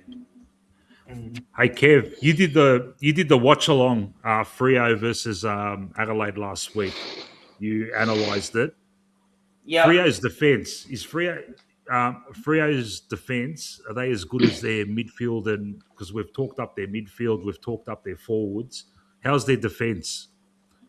Is McStay going to get destroyed, or has he got a chance? He has a chance if we go faster and quicker into our forward line. If it's slow ball movement, that's when they want us to play. If it's quicker, and he actually uses his body, he'll get the opportunity to take those marks that he needs. So I think with what tends to happen with Fremantle is that when they play faster brand of footy, they give you a chance to be in the game, because what happens against the Cats is that when they're 35 points in front, they choke that lead. So yes, they managed to hang on and won against the Crows, but in a way, all it would have took for Fremantle was Adelaide's chances to use the ball better, and they would have nailed their opportunities a lot better. You've got to take the opportunities in front of go. I thought Geelong exposed them deep when they put Neil, Dempsey and Martin deep, and that caused the turnaround against Freo. So they were shown up with their lack of marking power deep. So if we do leave Mick stay deep with Geordie and possibly Jamie, I reckon that might be the go. Yeah. Kev's spot on. Yeah. Yeah. No, definitely. I do agree with that if we can actually do that as well. But we have to play faster. We can't play any slower. If we play slower, it just goes in their favour. Like, we do this all the time too. So I want us to come out and play quick, short, sharp on the lead as much as we possibly can. So we have to start well. We can't let Fremantle jump us from the start and then... That's another thing. Everyone fucking jumps us at the start, and it's starting to get on my nerves, man. And I can just see it happening against Carlton next week. They do it every week anyway to any club. They did it, it looked like, they had a great first quarter against Adelaide tonight. They'll do it against us. And, I'm just sick of it, man. And last week, mate, DC, the first fucking 6 set of bouncers. Come on, man. Man. Just give Steen the majority. Let DC handle it around the ground and just try that strategy fly. Come on, man. Listen to the Chronicles, mate. Yeah. We always big get mistake. It right. Big mistake last week. Yeah. Coming off the impressive debut game, you'd think they'd just say, young fella, you did so fucking well. You're rucking the first few rucks again. Show us what you're bloody made of. Instead, it seems like it's just old conservative fly, back to old reliable. And it's just frustrating because, like I said in the review of last week, within fucking 20 seconds of that first bloody throw up, you got the Kai Lohmann taking a bloody one-handed grab in the forward line. We didn't put a finger on him. Yeah. So, to have the big fella, bit of presence, jump up, bloody tap it. Yeah, look, if they win the clearance, whatever. It's the reality of our situation. The midfield ain't that flash this year with their clearances, but bloody at least you're giving it a go, Yeah. Instead, we limped into that game and we got bloody jumped, and I would be astonished if the young fella's not in the ruck first up tomorrow night. Astonished. They also said on First Crack about that too. When Collingwood were coming, they had Steen in the ruck, and in the first, I think that the last quarter when they kicked the first few goals, Brisbane, Darcy Cameron was in the ruck, and because he struggles to jump with the ruck wolves, then you got to trust Steen to do the ruck a little bit more. It's not like last year when you can afford to have Cameron and Cox in the same team. Now it's a lot different with the ruck rule changes.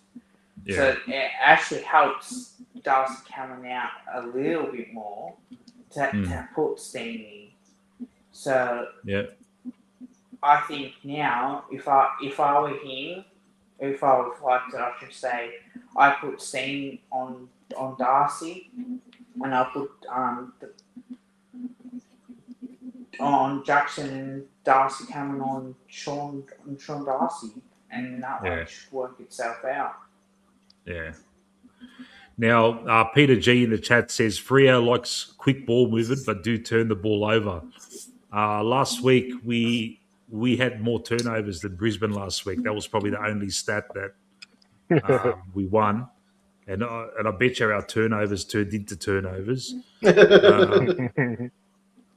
But yeah, that's one thing that we're probably going to focus on tomorrow night. As just give me 2 seconds because Boris is. Well, that's the one thing I will say. Go, Chris. Go. Well, that's one thing I'll say. Kev's right about. That's one thing Kev's right about. If DC's in the ruck, Jackson will kill DC 100%. That's why you have to have Steen take on Jackson. And this is the thing. I don't care. If the young fella's rucking and he's getting murdered, well, it is what it is. He's got to get some bloody hot minutes in there to figure out if he's got the minerals or not. You know, I'd much rather see the young fella getting slaughtered than bloody Darcy Cameron getting slaughtered. You know, because at least you give him the kid a go and he can learn a thing or two.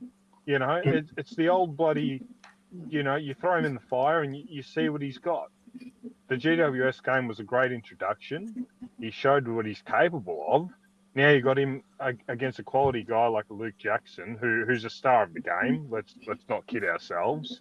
He's a star, but he can definitely get on top of a Sean Darcy. You know, like it's just so frustrating because that's the one area. Look, again, it's not the reason we lost the game last week, but it's just the intent of not backing in the young guy.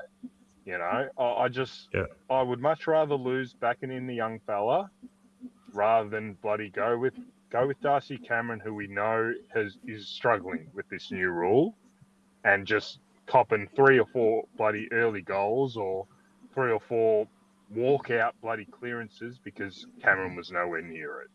You know, I'd much rather the young fella be nowhere near it than Darcy Cameron be nowhere near it. Yeah. And also, Cameron's going to struggle if Jackson goes forward. If Jackson goes forward, Cameron will not be able to, you know, stop him. He'll kill him every time he goes forward. 100%. All right. I'm just going to put Freo's team up.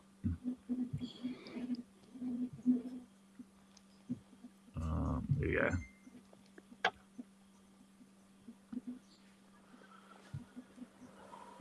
There you go.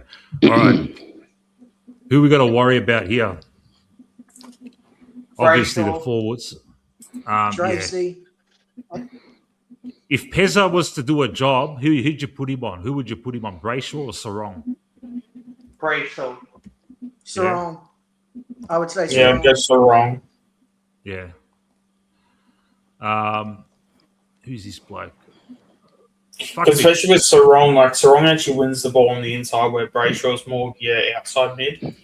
So you can, and they're about the same in terms of impact themselves. So I'd rather stop it at the start than you know, because if you don't get the handball from Sarong, then Brayshaw doesn't get the ball. Period. But if you take Brayshaw, then at least you're like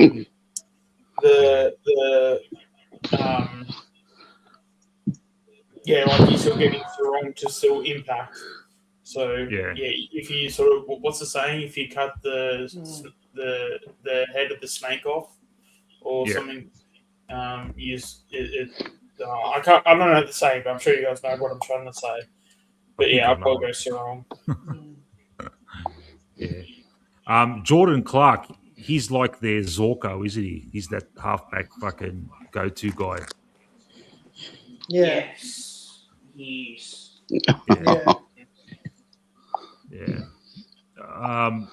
Look, apart from Alex Pearce and Jordan Clark, their backline they're no names, but I'm sure they're fucking talented players. I actually do rate Ryan. I think Ryan's good. Ryan's good. Cox is Ryan and Pearce. Yeah, Cox is pretty good.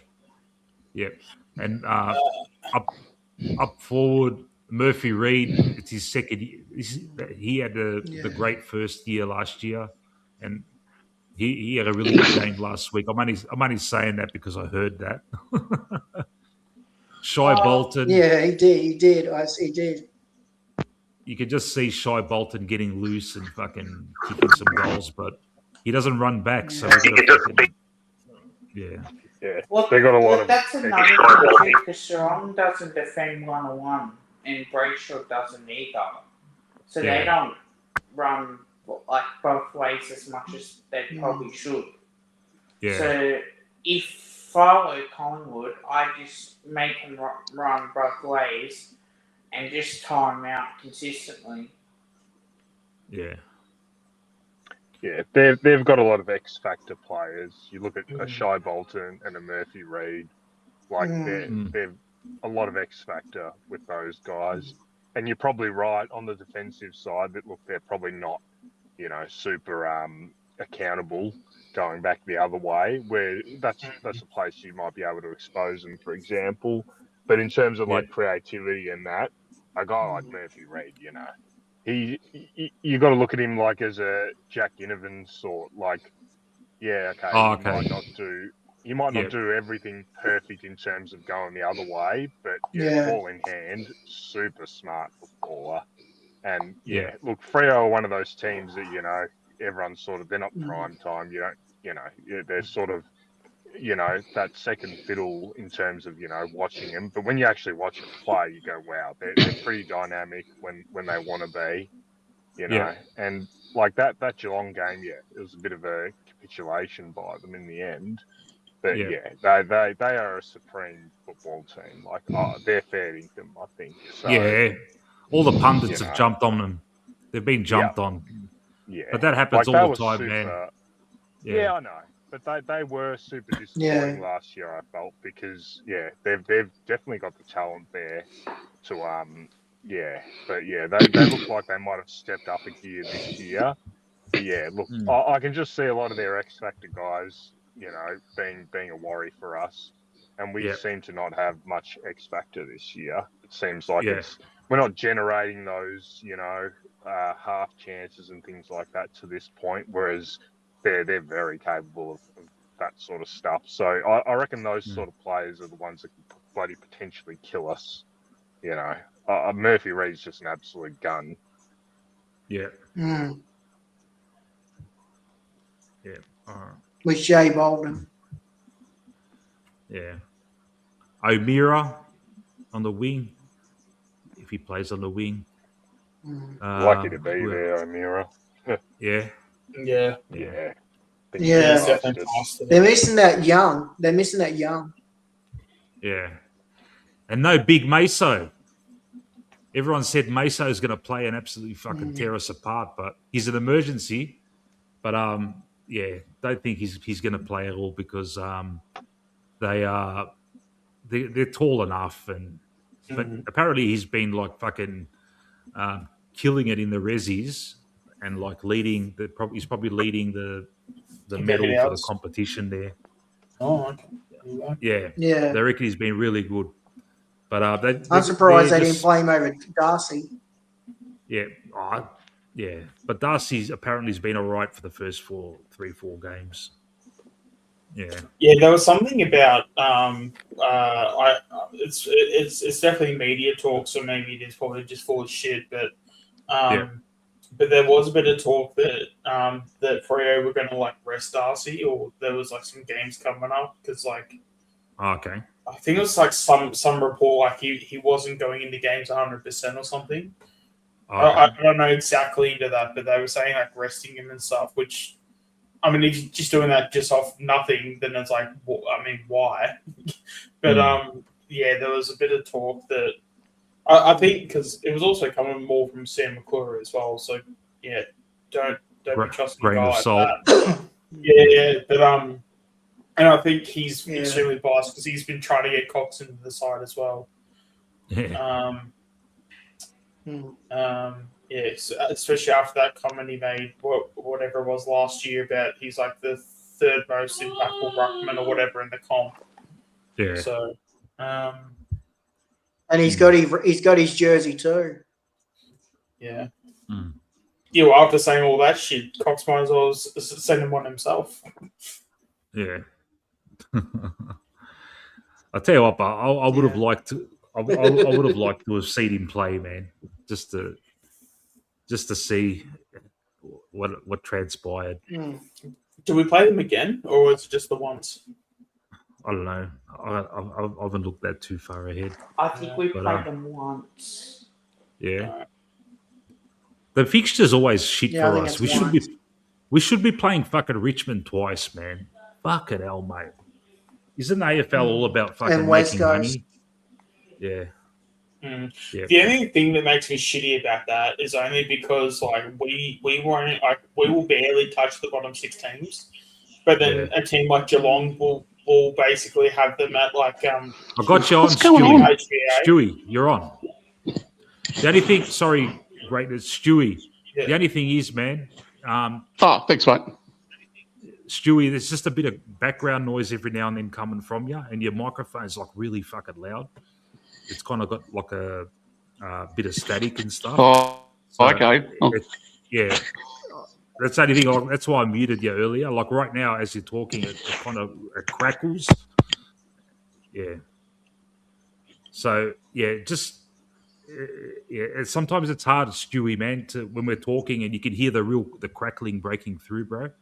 So, man, I fucking love having you on, man. You're an absolute legend, man. If you can sort that out, I don't know, fuck around with your microphone settings or something, man, and try and fix it up, man, because we love having you. Go, say something. Yeah, it's all over the place, man. Go, say something. Yeah, it's all over the place, man.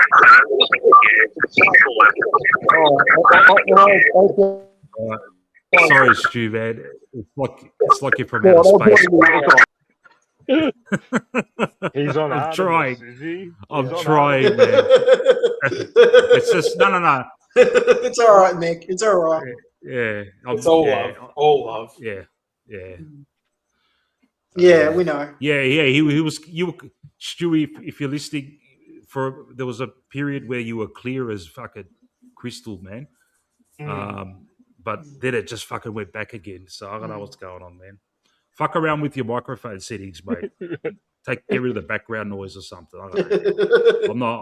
I'm not a tech nerd. It took me ages to work out my audio, man. Yeah. I'm pretty sure in the settings there's like a noise cancellation option. I'll have a look. Yeah, in the I agree with you what you were saying. Yeah, so if you go, I was agreeing what you're saying about. So if he's listening, just go into your settings, go to audio, and then there should be 4 squares. I think the second one. If you tick the second one, then it says it'll reduce the mic background noise. Hopefully that can adjust it. Because I got three out of those 4 boxes ticked as well, so maybe that might help as well. Yeah. So I can at least take a little bit of the background sound out. Yeah. Yep. All right. So look. Go back to our team. I want to fucking see these cunts. I don't want to see. I hate having the opposition team up on the thing, man. Fuck them off. Well, the thing is, we're going to look at this team now and fucking curse even more. Exactly. Exactly. You're right. Yeah.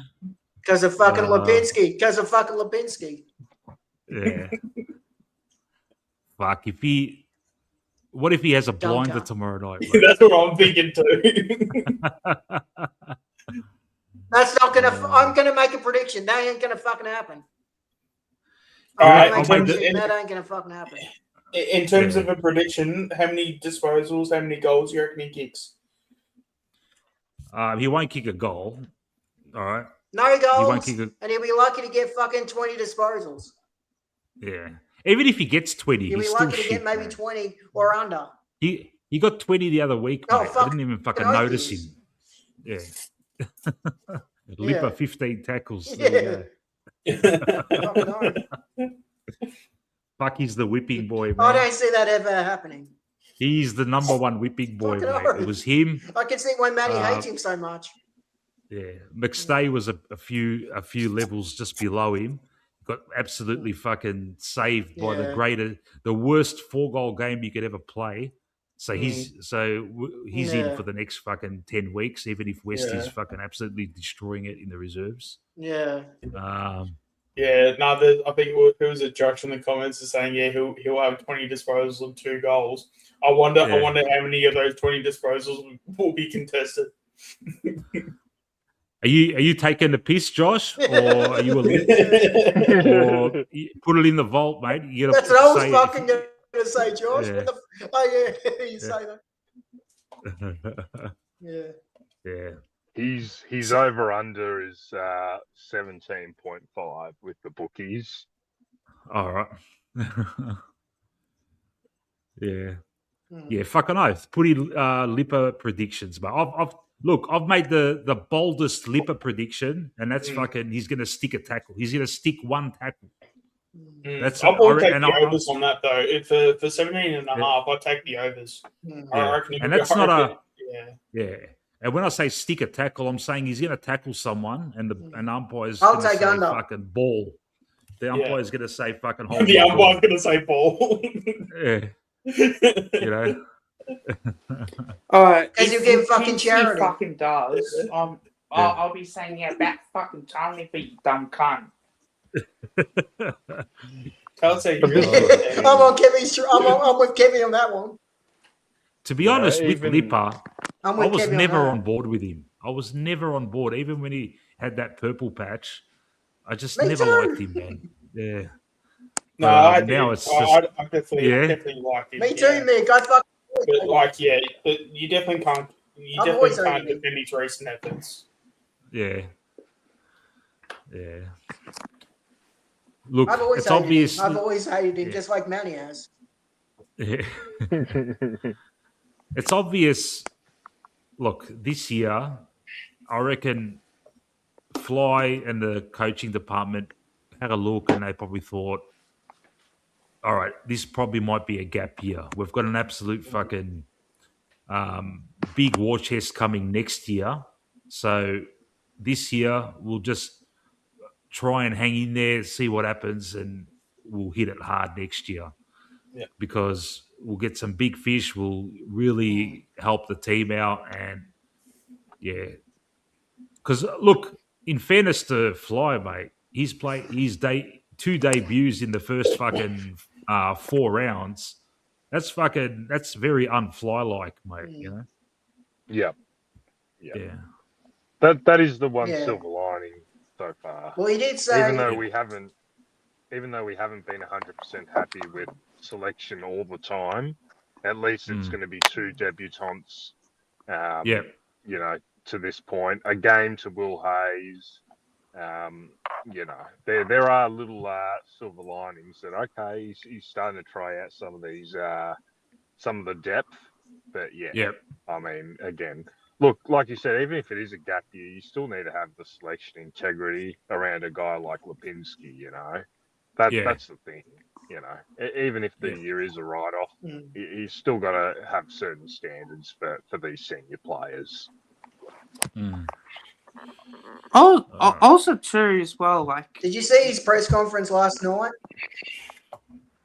He was saying that Angry could have played opening round if he didn't hurt his back. Yeah.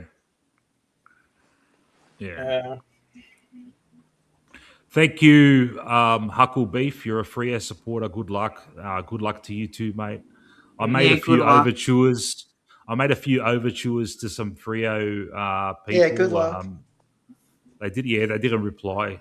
Like, even one channel, I sent a very polite comment. Hi, how are you? My name is Mick. I've got a channel. I'd love one of you to come on and have a chat. And he deleted my comment straight away. And I'm thinking, what? And I thought maybe he's made a mistake. So I did it. So I resent it, and the same shit happened again. And I don't want to start a fucking war with anyone. I'm not going to even mention who it was. But, mate, just reply and say you can't make it, you know, you're busy or something. Just delete it. I was fucking polite, man. I even said we love Shooter.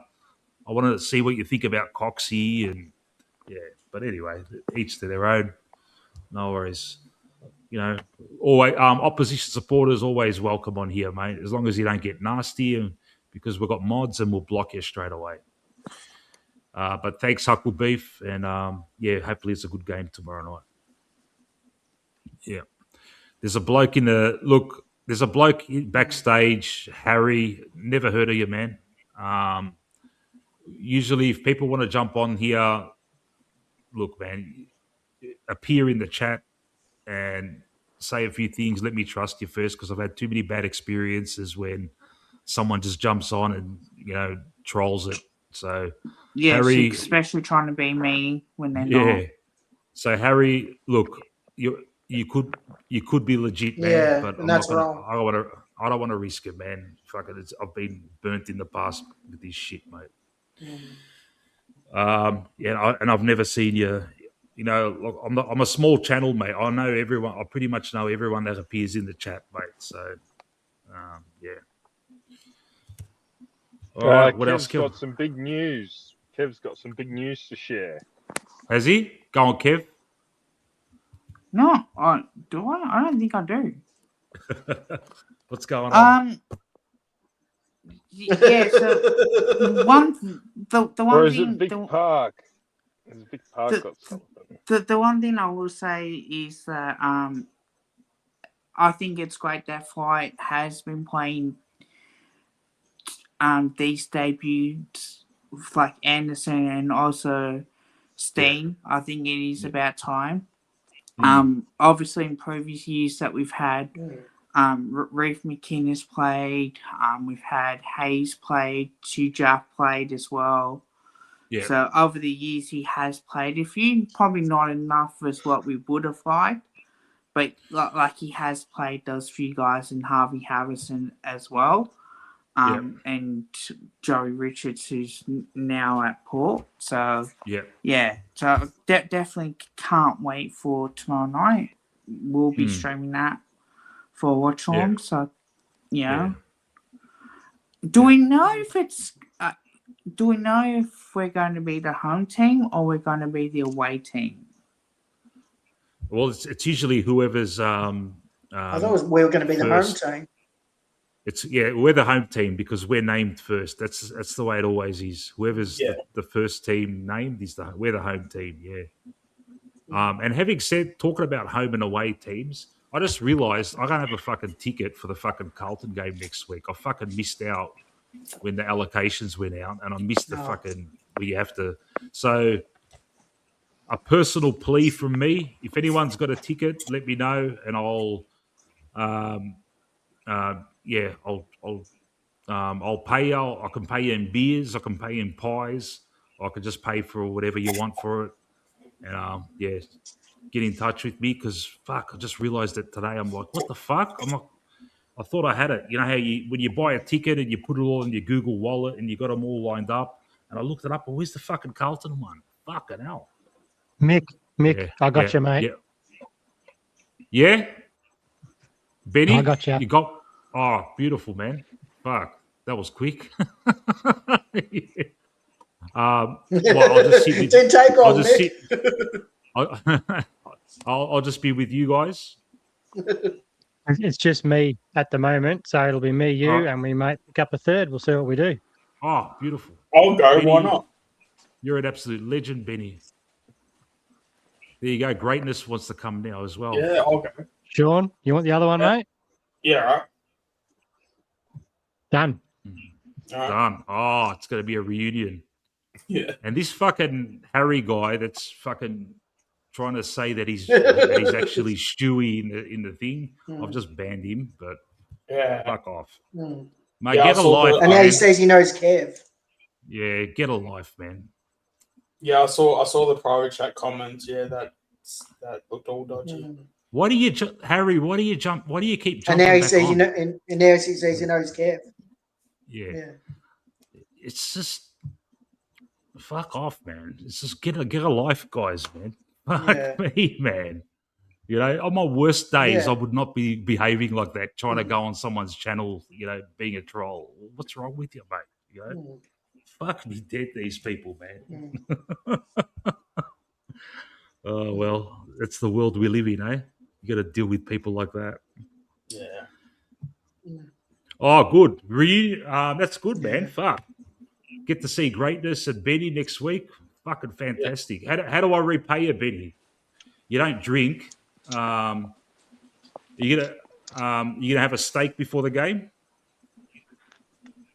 Mate, there's not about repayment. It's about good times. So that's all the repayment we need. I'll make a booking for the steak place if you guys are interested, and make a night of it. Yeah. Yeah, right. It's their home game. I'll hook this up. Yeah, it's their home game. So I'll that's try. All right. I'll be going. We'll try and bump into Rocco from the jumper punch because I know outside. We'll be behind that. We'll be in the Ponsford stand behind the cheer squad, undercover as well in case it rains. Oh, beautiful, beautiful! Looking forward to it already now. Not many Carlton supporters will go. Actually, did you guys see that the Collingwood game is the last game they're going to show up and they're not going to bother showing up at all? What was that, Kev? Sorry? They were talking on their own platforms that the Collingwood game is going to be the last game they'll go to, and that's it. They're not going to go to any more games. The jumper punch guys? Yes. Yeah, I doubt that. Rocco goes every week. He's a true supporter. Maybe one of the guys in his crew said it, but Yeah. Rocco, they're like us, mate. They're like us, Carl. Can you blame them their shit? Can you blame them their shit? Why would you want to go? That's the thing. We've said things like that in the past when and we still show up. So it's one of those things. They might say it, but at the end of the day, they're Carlton people, just like we're Collingwood people. It's deep within you. Even when you know you're going to bloody lose, you're still there. Yeah. Yeah. It's like the week after, people go if they're Essendon supporters, even though they're shit. Yeah. Fuck, imagine being an Essendon supporter going week in, week out. Fuck me dead. Yeah. Drew. Yeah. Look, I even though Carlton are in a position, where the coach looks like he's not going to last out the year, I'd much rather be a Carlton than an Essendon right now. No. Essendon, they're just that's going to be a painful 5 years for them. Yeah. Just a quick one. Backstage. They should have re-signed Brad Scott. They were fucking stupid for that. Yeah. This Harry dude is fucking really being a pest backstage because, I just had about 3 different Stu's rock pop up, and I'm sure Stu Vic Park he's not trying to log in on 3 different fucking devices or something. But anyway, we'll work that out. Anyway, it's us now. This is the panel. Anyone familiar to me want to jump on? More than fucking welcome. But Stewie, if you're listening, I'm sorry, dude, man. There's like you jump on, and then another Stu jumps on, and then that Harry dude fucking impersonating someone else jumps on. All the comments are I don't know what the Harry, fuck's going on, man.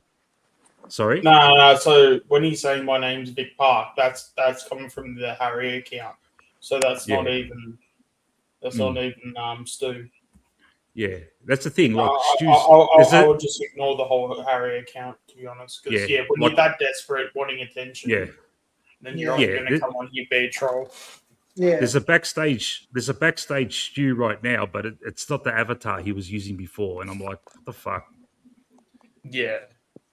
I'm using my device, so just save my phone from Is he still in the chat? Because if he's talking, and no, I banned him. No, I'm saying from Stu and stuff. Because if Stu talks, then we can. Oh no, there you go. He's saying he's backstage. Can we fact check because I'm pretty sure you can go to their accounts to see if it's them. Yeah. I don't want to give it the time of day, mate. Oh no! I would the fact that he's saying that he was hacked. Yeah, I don't trust that at all. That's like a dead giveaway. Ask him a question from the 70s, and I guarantee you, Vic Parks will get it right, and the imposter won't. Yeah. Yeah. Yeah, who was the North medalist in 1971?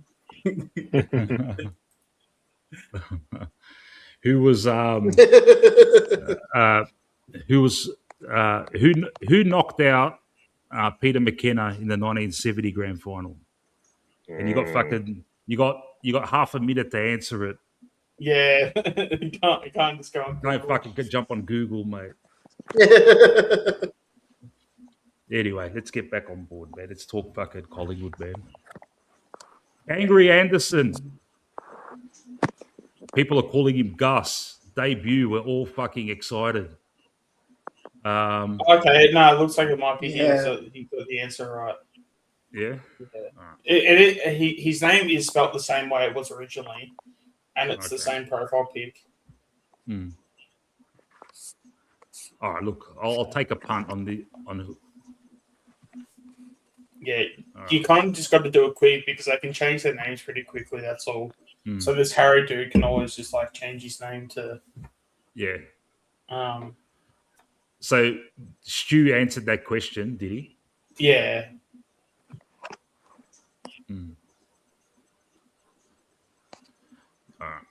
Yep, it's definitely him. Yeah. Stu. Yeah. Yeah, it's him. Yeah, I've been hacked. I think I've been hacked. No, Yeah, what happened? Me.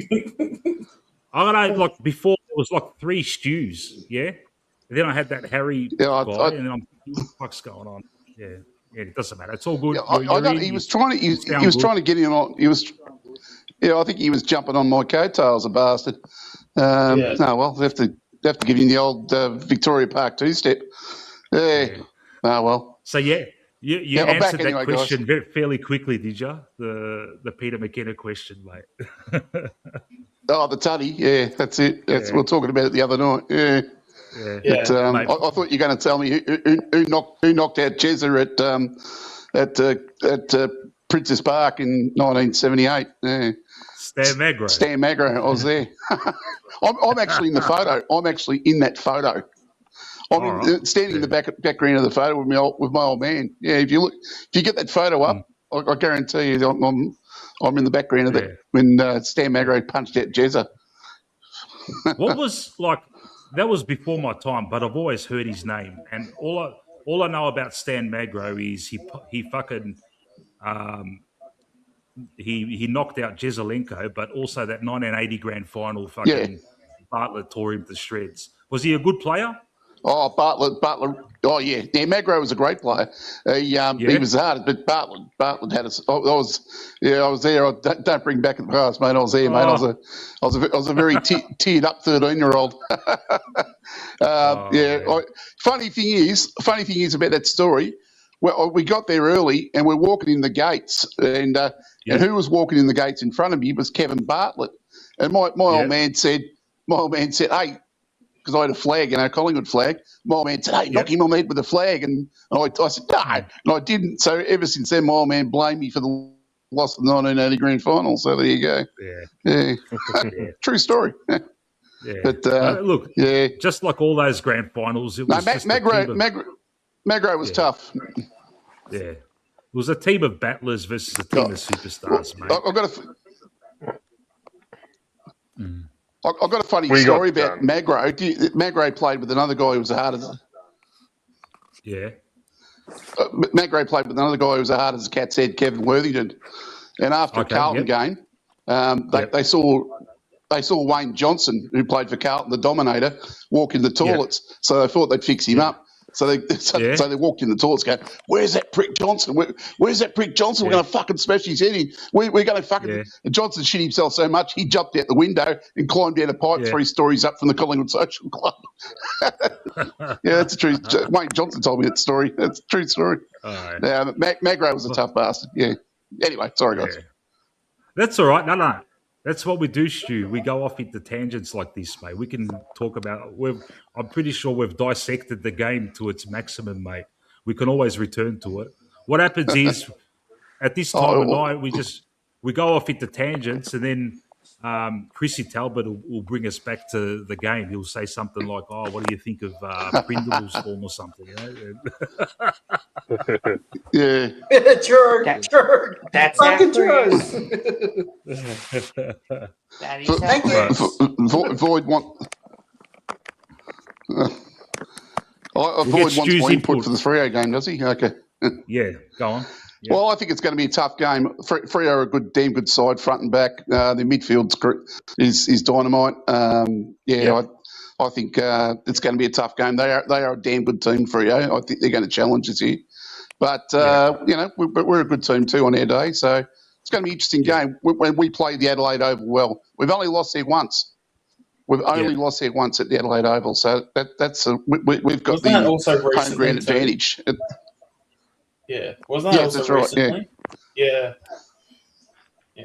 Yeah, that's right. And we do get home ground advantage at the Adelaide Oval for some reason. Yeah. Just the people in the chat. But anyway, people like Josh and Stephanos. I haven't been able to get your tips and predictions in, so chuck them on in the chat. I'll get them down, and I'll put it in the vault for posterity, and we'll see how you go. I gave you my prediction, didn't I, Mick? You did, mate. You've tipped us by 17, and you got angry to kick a goal. Yep. Anything else you want to add, Stu, to the game tomorrow? Oh no, I just think we've really, as I said before, we're going to use our hard bodies this time, and that's what we needed to do because we weren't putting in the packs, in the takeaways and so forth. We weren't going in, and that's where we're going to start the difference tomorrow, where we're going to get those boys getting the first ball use, and we've and Nick and Pendles back on the side. I think we're going to be okay. Yep. Are we trusting that Nick's... We're a bit short though. That's the only problem. Are we trusting that Nick's over that Corky? He looked good yesterday at the training. Yeah. It is a race. Yeah, I saw him. Yeah. I saw him at training yesterday. He looked really good. Yeah, it's good to hear. One thing, I go on the Big Footy forum, and there's a couple of people there. Jen, in particular, that she does really detailed training reports. And one small peculiarity was that Noah Howe's training with the defenders. I really hope they just fucking play him as a defender from now on in the VFL. We're stacked up forward, mate. We've got in the Rezzies, we've got Buller, Weston, McCarthy, mate. That's enough. You don't need Howes there again when there's no one down back.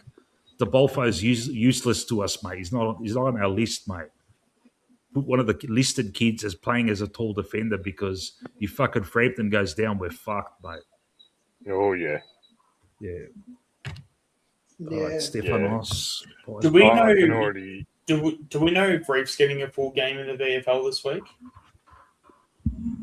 Who? Reef. Do we know if he's getting a full game this week? There's no game this week. Next week. Oh yeah, sorry, my bad. Yeah. Next week. Fuck this fixture so bad. No, it's pathetic, mate. Oh, fucking hard. Oh, it's fucked.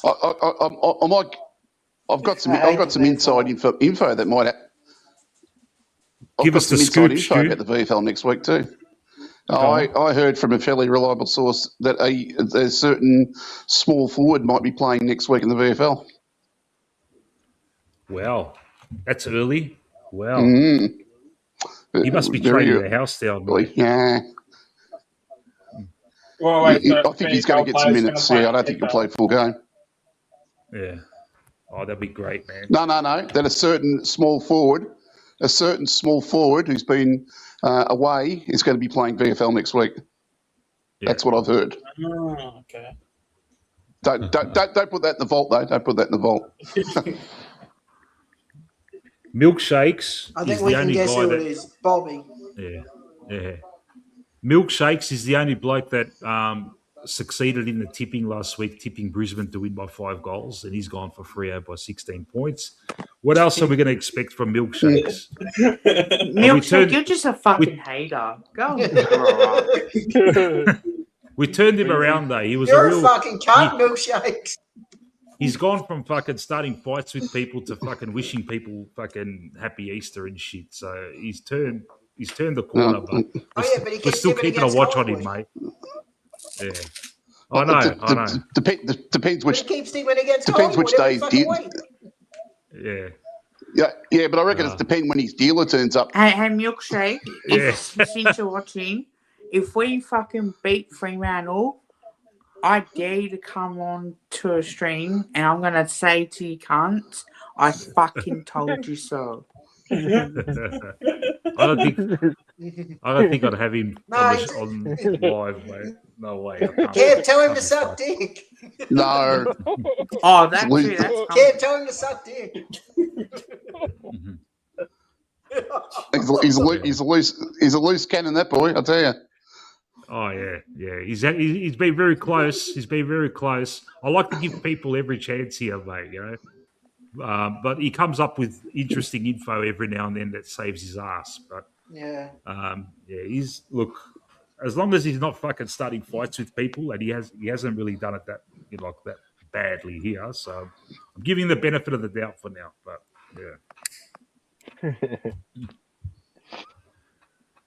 You know, we had our suspicions that he was fly. So I agree. But still out. No, I agree with Kev. Tell him to fuck off. Interesting. I haven't thought he been. was called milk. Go, Stu. I said I thought he was called milkshakes because he's still breastfeeding. Yeah, maybe. Yeah. Or actually, instead of it being fly, it could actually Maybe be. it is. Instead of a fly, what if it's like a Lipinski, and we've just been shitting on Lipinski this whole season? Yeah. Oh. I haven't had fucking Mark Neville on here. That's a weird one. He trolls every other Collingwood YouTuber, but I haven't copied him. He was in Bingo's chat. With Matt. He was in. He's Matt's always in Yeah.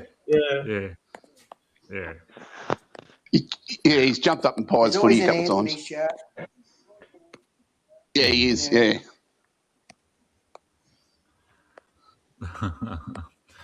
There we go.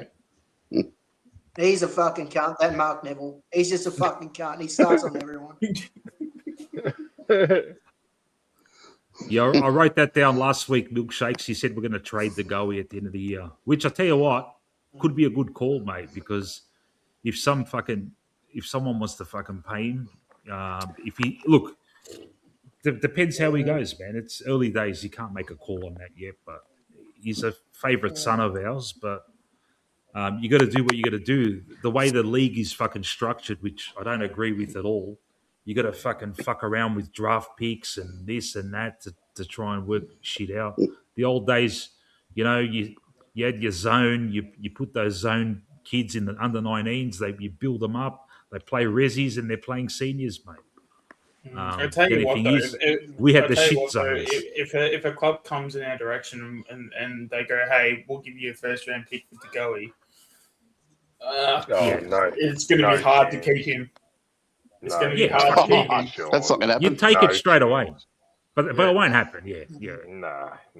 No chance. Yeah. He's more likely to play. When is he actually is he out of contract next year, or is there a couple of years to go? Because I'm pretty sure he's in contract this year. I thought No, he's still in contract. You know all this stuff, Sean. Yeah. 20. Go on. Yeah. I want to say 2028, isn't it? He's contracted. Yeah. Mate, we've got some I have a Deadwood. funny feeling it's 2028. We've got some fucking Deadwood still contracted till next year, man. Like your fucking McStays and your... No, 27. So, yeah, next year he's out of contract. Yeah, I mean, if someone comes with the early second, late first. Yeah. I think it's pie in the sky stuff. If you're trading him out, you're just going to take a bloody second rounder or something, to be honest. Yeah. I mean, he would have to turn it around. He would need to turn it around like through the roof. Do we have faith in him? As a forward, I actually do, weirdly enough. Just a stay-at-home forward, man. Finish your career. But he can be good as a midfield forward pocket, man. Yeah, but just pinch it. Yeah, half a quarter.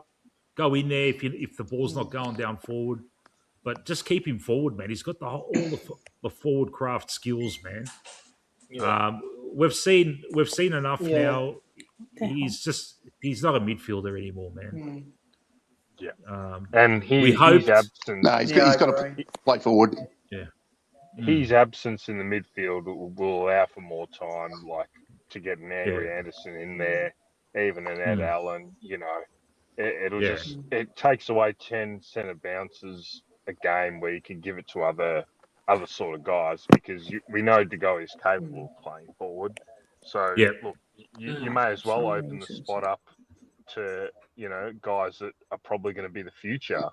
So I think look, don't be surprised tomorrow night's, especially with how dysfunctional the forward line's bloody been. There could be an opportunity tomorrow night where he doesnn't get much time in there at all. You know, because you're gonna have to give Anderson minutes in there. You're gonna have to give Long minutes in there. Don't be surprised if we see tomorrow night a heavy De Goey forward line role. Yeah. It kind of needs. Yeah, I agree. Yeah. Where does Pendles play? I agree. That's a weird one with Pendles. Yeah, he's just kind of like. I would say in the defence. We're treating him like a spare parts kind of, like, you know, help out here for a bit. Yeah. That, you know, that forward line cameo against St Kilda. It'll be interesting to see how he goes, where we put him. He floats forward and back, doesn't he? And with midfield as well. So put him half back. Yeah. Looks like that record-breaking game. I reckon he'll miss another game between now and that game. It's earmarked for Hawthorn at the G. Geelong. Yeah. I thought it was Geelong. Oh, sorry, Geelong. And then we've got Sydney at the SCG. They'll probably wait for West Coast. At the he won't MCG go Sydney. On the 23rd. Yeah. Yeah. No, I think you were talking about midfield.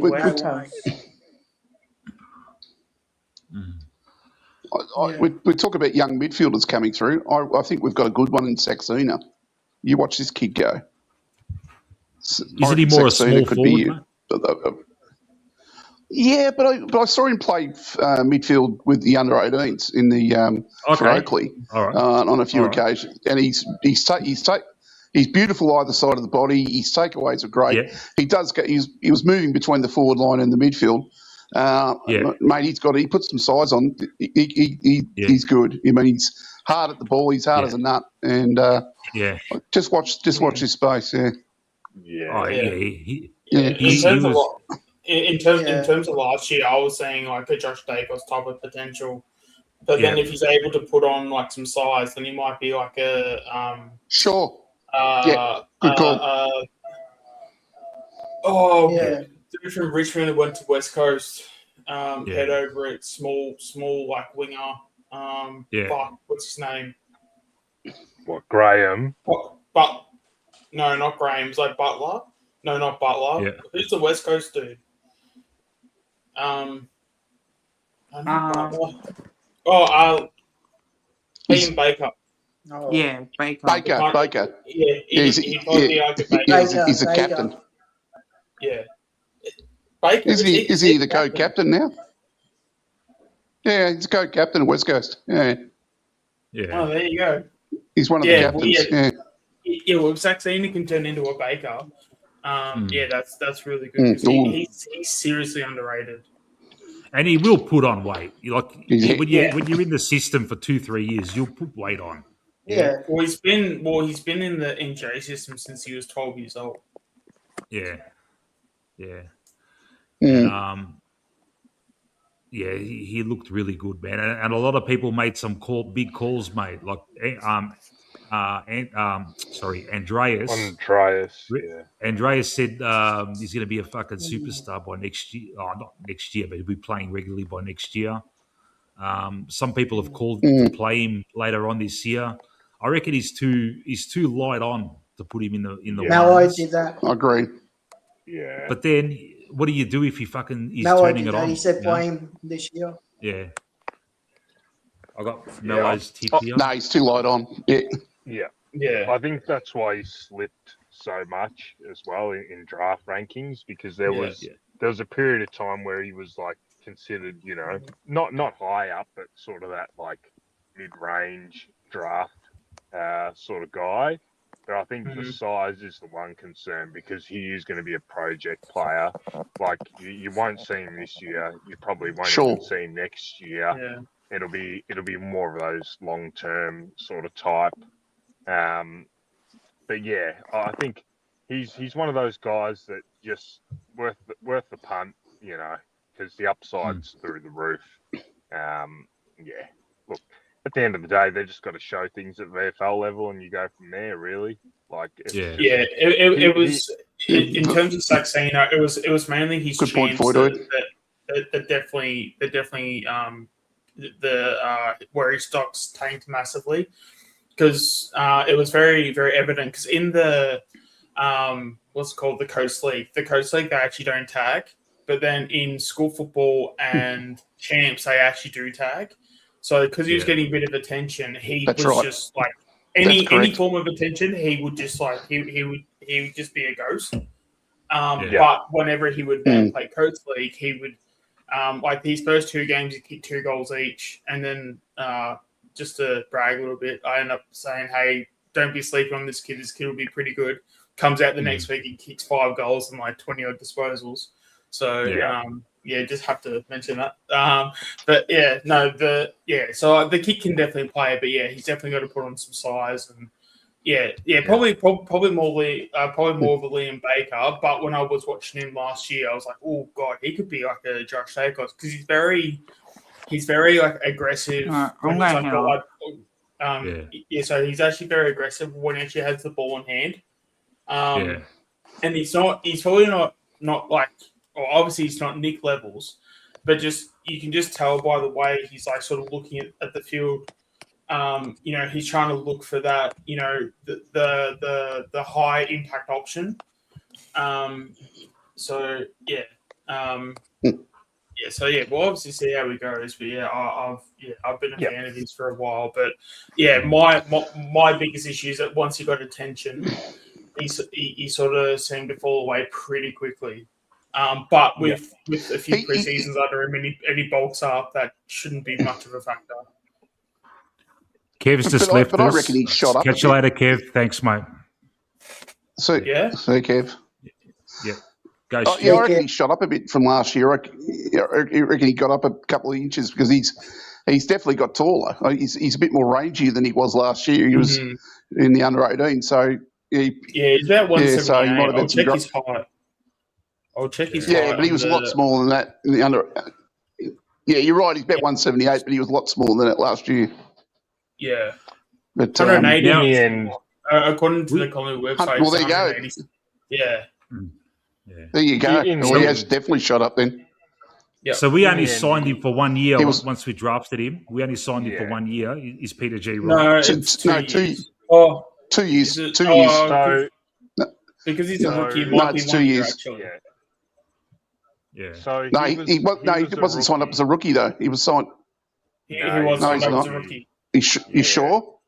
So I thought he was. I'll just jump in. It came down to either us taking Saxena or giving Mick McGuan's son a go. And that was on the eve of the rookie draft, which is done the next day or whatever after the national draft. So he's a rookie. Okay. It was still line ball up until that point, whether or not it was going to be a Jai Saxena or Tom McGuan. So in the end, he just got given the rookie position. Yeah, okay.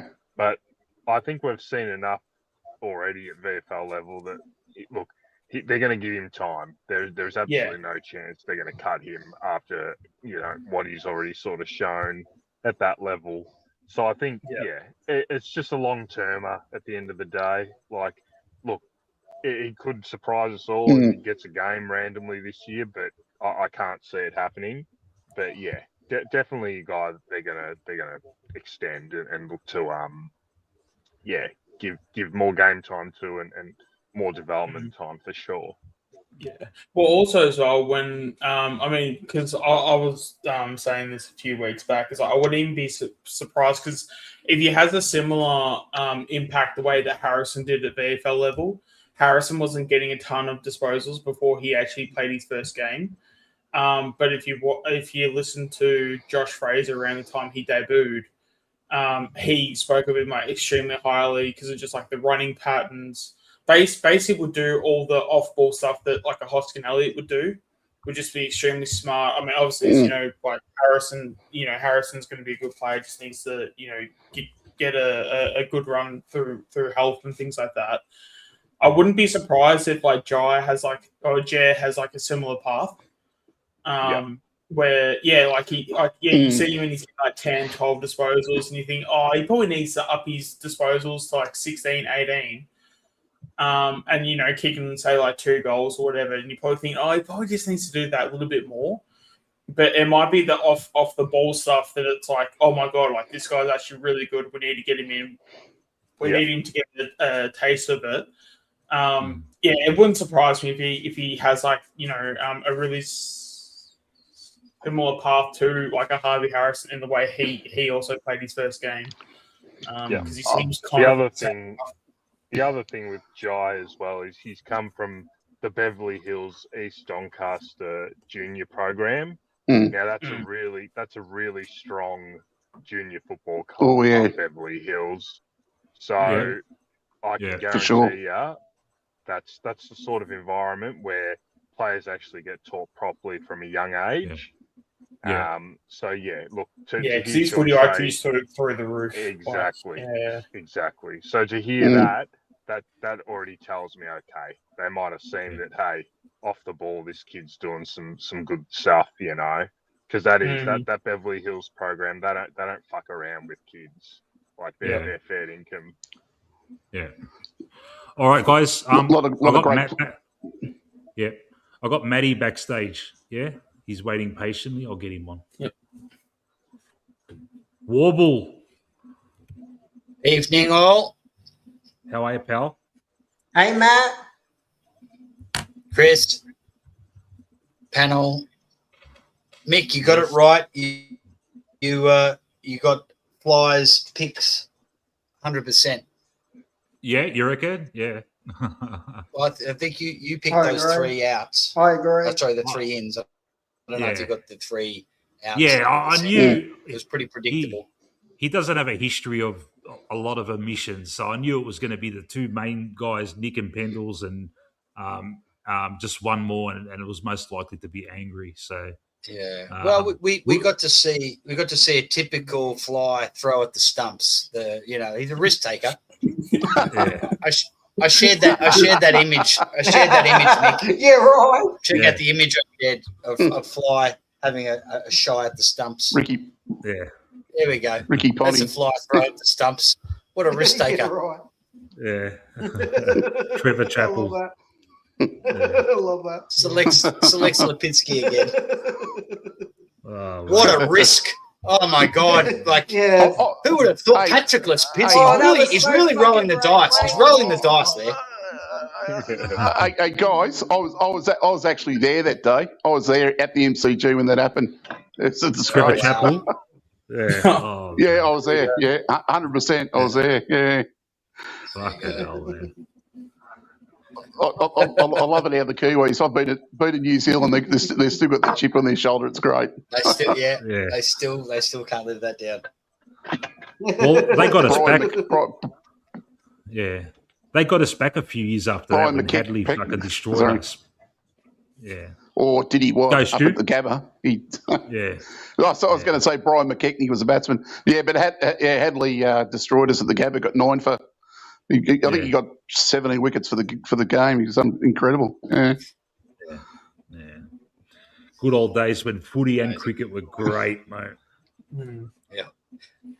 Has the bloke at the non-strikers end with his arms crossed? How's the body language on it? Like, you fucking cockhead. It's just the arms crossed. Fuck weird. Yeah. On top of that, Trevor Chappell. On top of that, Trevor Chappell's like, the third brother that was shit, Yeah. 2 superstar brothers, and he had to listen to his superstar brother, his instructions to do that, mate. Poor guy. Yeah. He's actually a good cricketer, Trevor Chappell. He played test as well. He was actually a pretty good cricketer for New South Wales, isn't it? No. The interesting was when the call was made when Greg Chappell was talking to Trevor Chappell. For some reason, Rod Marsh and the other, he was the keeper. For some reason, he knew what he was doing, and he's there with his arms crossed and he's shaking his head. It's like, don't do it, mate. Don't do it. He was filth. Yeah. What about? Have you ever seen the replay of Richie Beno's take on it after the game? It's the most disgraceful thing I've ever seen in cricket. It's a ripper. I don't know about that, Richie. You know, all the crowd was pretty excited. And the one thing I liked about it, Tony Grant didn't like it, so that's what I liked about it. I don't know about that, Bill. Fuck off, Bull. Absolute disgraceful. Shut up, Tony. Pigeon toed pea brain. You wouldn't get 2 steps in the Northcote pub. We'd all knock you the fuck out. It's going 12 man areas at the minute. Oh, yeah. The 12th man How great was the 12th the man? best. Oh, mate. Oh, man. He could not get away with that stuff I do these that days, every mate. day. Yeah. Imagine he came out with a new. If he came out with a new fucking, a new CD or whatever, he wouldn't get away with it, mate. No chance. They destroy him, mate. What about the Pakistani? The Pakistani batting lineup. He's a real motherfucker. He's a real motherfucker. He's a real motherfucker. He drives fast cars. I like when he does the Socceroos. He goes, "Fuck off, you bitch! Leave me alone, you bitch! Fuck off, you bitch! Go on, Australia!" Oh, man. Years of just great listening, huh? Fucking hell. Hey, Matty, who's? I've got to get your tips for tomorrow, Matt. Collingwood by 4 points. Yep. Ooh. So I'm getting an someone echo. got me on in the background. No. Is anyone Someone's got got anything the in the YouTube background? on, the sound on, maybe. That's Stewie. I'm blaming you, mate, because I can hear the. No, it's not you. No, I've got no YouTube on the background. No. Mute everyone and a process of elimination. All right. Hold on. All right, I've just muted age. It's not age. Hello, test age. No, it's not age. It's still there. It's not Chrissy. It's not me. Hold on. Is it gone? It's gone. Yeah. I think. Hello. Yeah, it's all good. It's all good. It's all good. Yeah. So right, tips: Collingwood by 4 points. Yep. Angry Anderson. Yep. 22 possessions. Okay. Shit. All right. You just want to keep it at that? Yep. Yeah. All right. Sweet. No worries. So what do you think of Fly's selections here? Typical. Your boy Purple Haze got the one game to prove himself against the best team in the league. Yeah, that was fucking shit. It's not like he fucking had a shocker. Fucking had a great pass to Geordie. Yeah. There's 12 guys who have played a lot more games than him. Some people veterans of the game who would at least every time he got it, he only got it about 5 times, but he did the right thing. Yeah. And you've got guys like Sidebottom and Crisp and all the rest who give this guy a few games. Like, he didn't do anything wrong. It's not like he was turning it over left, right, and center. Like, he's a forward flanker, a small forward. How is he supposed to do well when more than half of the side are terrible? He's a link man. He's going to be on the end of some good footy. So that was but we predicted it. We said, he's going to drop Hayes. Yeah. Yeah. that beautiful piece of play. Hey, Matt, what do you think of Lipinski saying the side? 1 second, Chris. What were you saying there, Stu? I said that beautiful piece of play when he swung around the right foot and centered the ball in the forward line just shows you what class he's got. He's got absolute class. Yeah, more of that. He did more of that in 3 possessions than Houston did in 30. Yeah. And Josh Dacos and side bottom and all these veterans. What do you reckon, Stu? My theory is that Fly is telling them to bomb it long to the forward line. They can't be that dumb. He is. I think they're under instructions to do that. Yeah, they want McStay to get it down and Jamie and Shooter and that to swoop on it, but it's just not working, mate. We've never been. But he's going. But he's gone. But he's making us flood, and he's making our forwards run hard as two-way runners, and they're running out. They're getting gassed every time. Absolutely getting gassed, and it's a ridiculous way to do it. If you with the 6-6-6 rule, you've got to play those blokes forward and give our midfielders something to fucking kick at. It's just giving me the shits watching it. But anyway, I'm an old-fashioned bloke. Yeah. No, you're dead right. That's ironic though, Stu, because old-fashioned was kick it long, kick it to Royce Hart, get it down there. So that was the old way. Yeah. Today's way is like if you've got a guy by himself on the 50-metre line and it's Scott Pendlebury or Josh Dacos or whoever, Lockie Shorts, you kick it to them because then the next kick is deadly. But what they're doing from the wing, they're kicking it long. And the defense, and because our defense will be sitting back going, oh, fuck, I hope they do that to us. Because that is just, we can just pick that off all day long. Well, how's it going to be? How's it going to be if they're going to get, sorry. No, you're right. Keep going.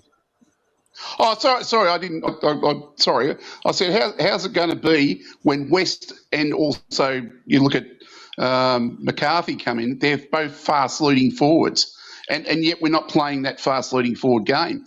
And the whole way he's got his system lined up. It's not lined up to kick goals. We're struggling to kick over 100 points a game. And it's ridiculous. If you take us back to blokes like Travis Cloak, Anthony Rocker, all those guys who were fast leading forwards, and we were able to have targets. It doesn't make any sense the way he's got us structured. I mean, but hey, I'm not an AFL coach, so I don't. What's going to happen for the first couple of rounds? Everyone thought Buller was a spastic, and then he goes back and plays a couple of games in the reserves, and he was leading out and getting hit on the tit, and we're going, hey, he doesn't look too badly. Why is he so bad in the seniors? Because we're not hitting up a leading forward in the seniors. That's the major problem. So our forwards, they look. See, you bring Buller or West in the side tomorrow, they're going to look crap. Yeah, and that's probably half of the reason why Membry and McStay always look shit is because they're not getting this nice lace-up pass on the chest leading out of the forward line. Yeah. Now with this dump kick, structuring up, if that is the way he's choosing to play, now.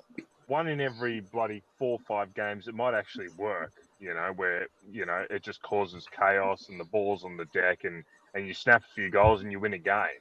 But the problem is you'll never win a premiership playing that junk.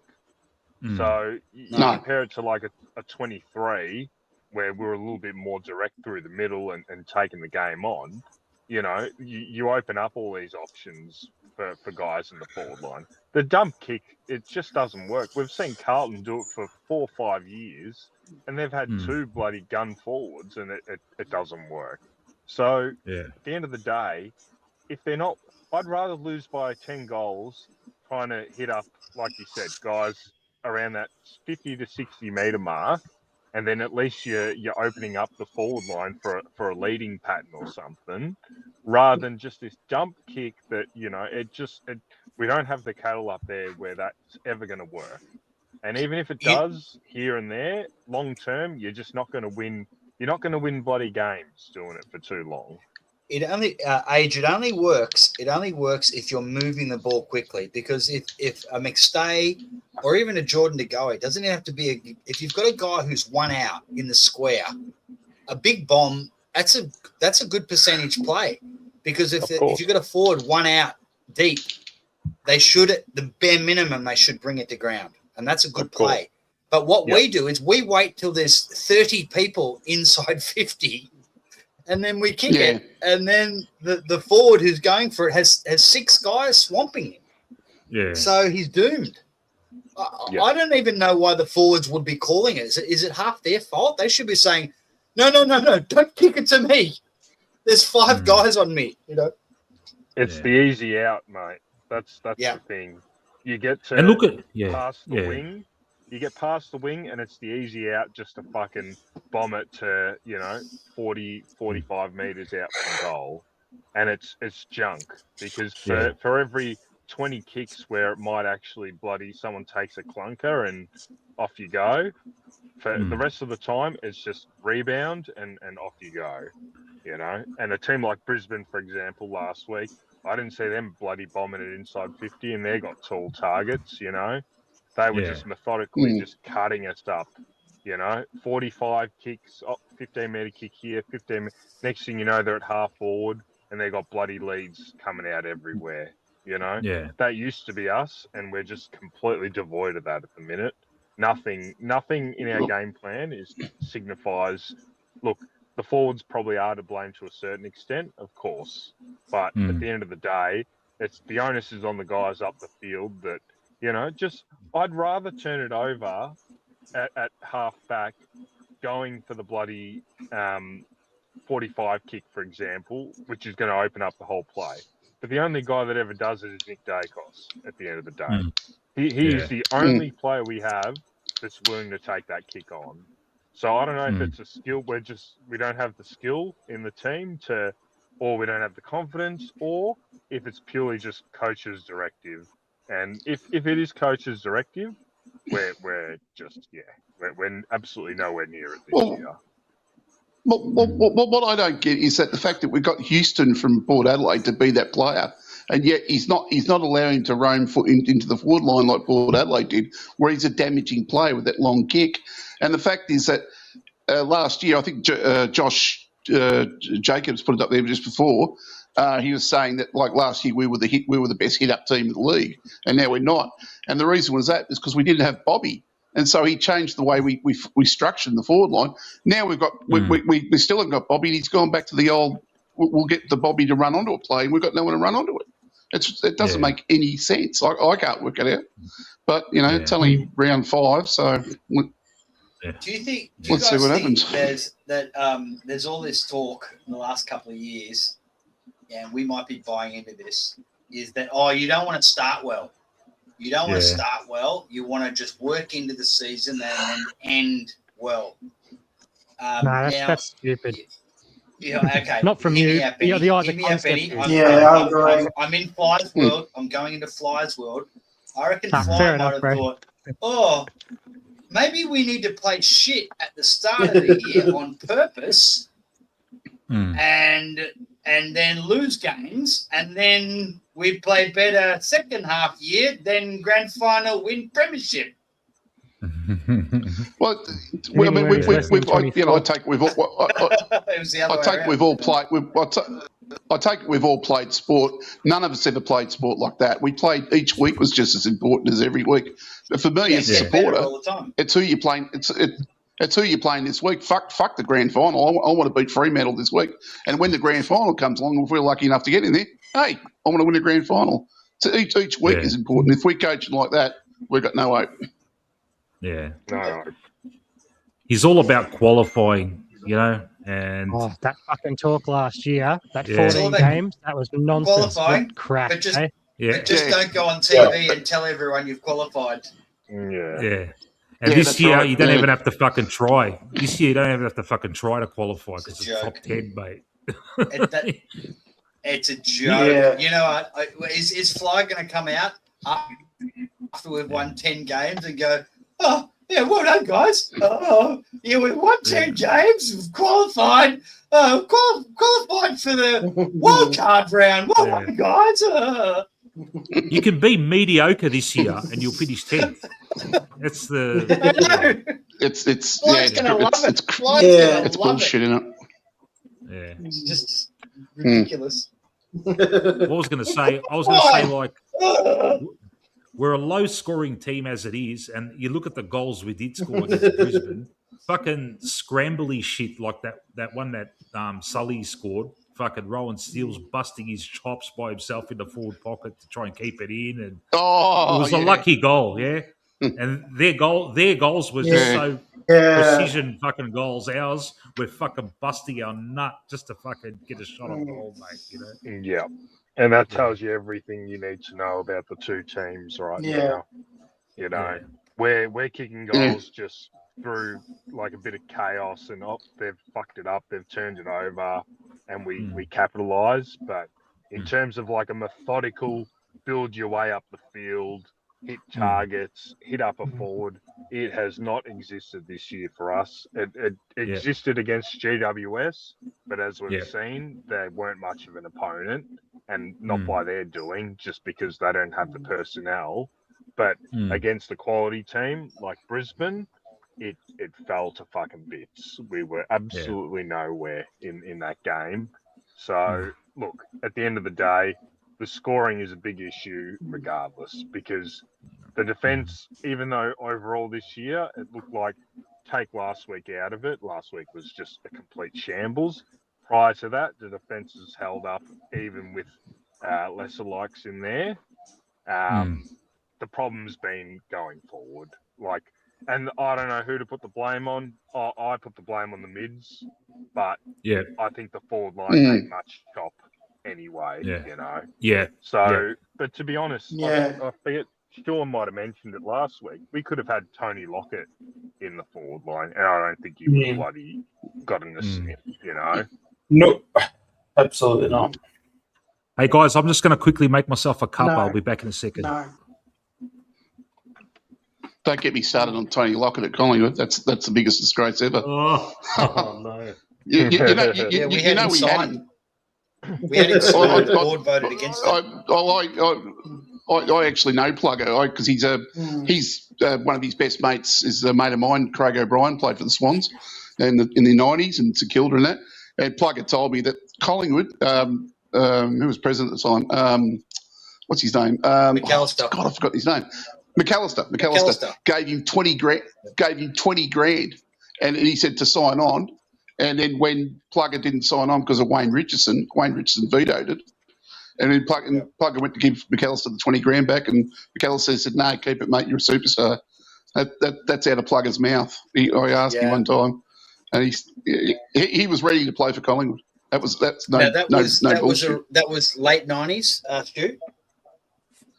Early, around 95, 96, around that period, Before he went to the Swans, so about 94, 95. I think Richardson and the board, they didn't want to sign Lockett because they didn't want to impinge on Sav. They thought it was like, No,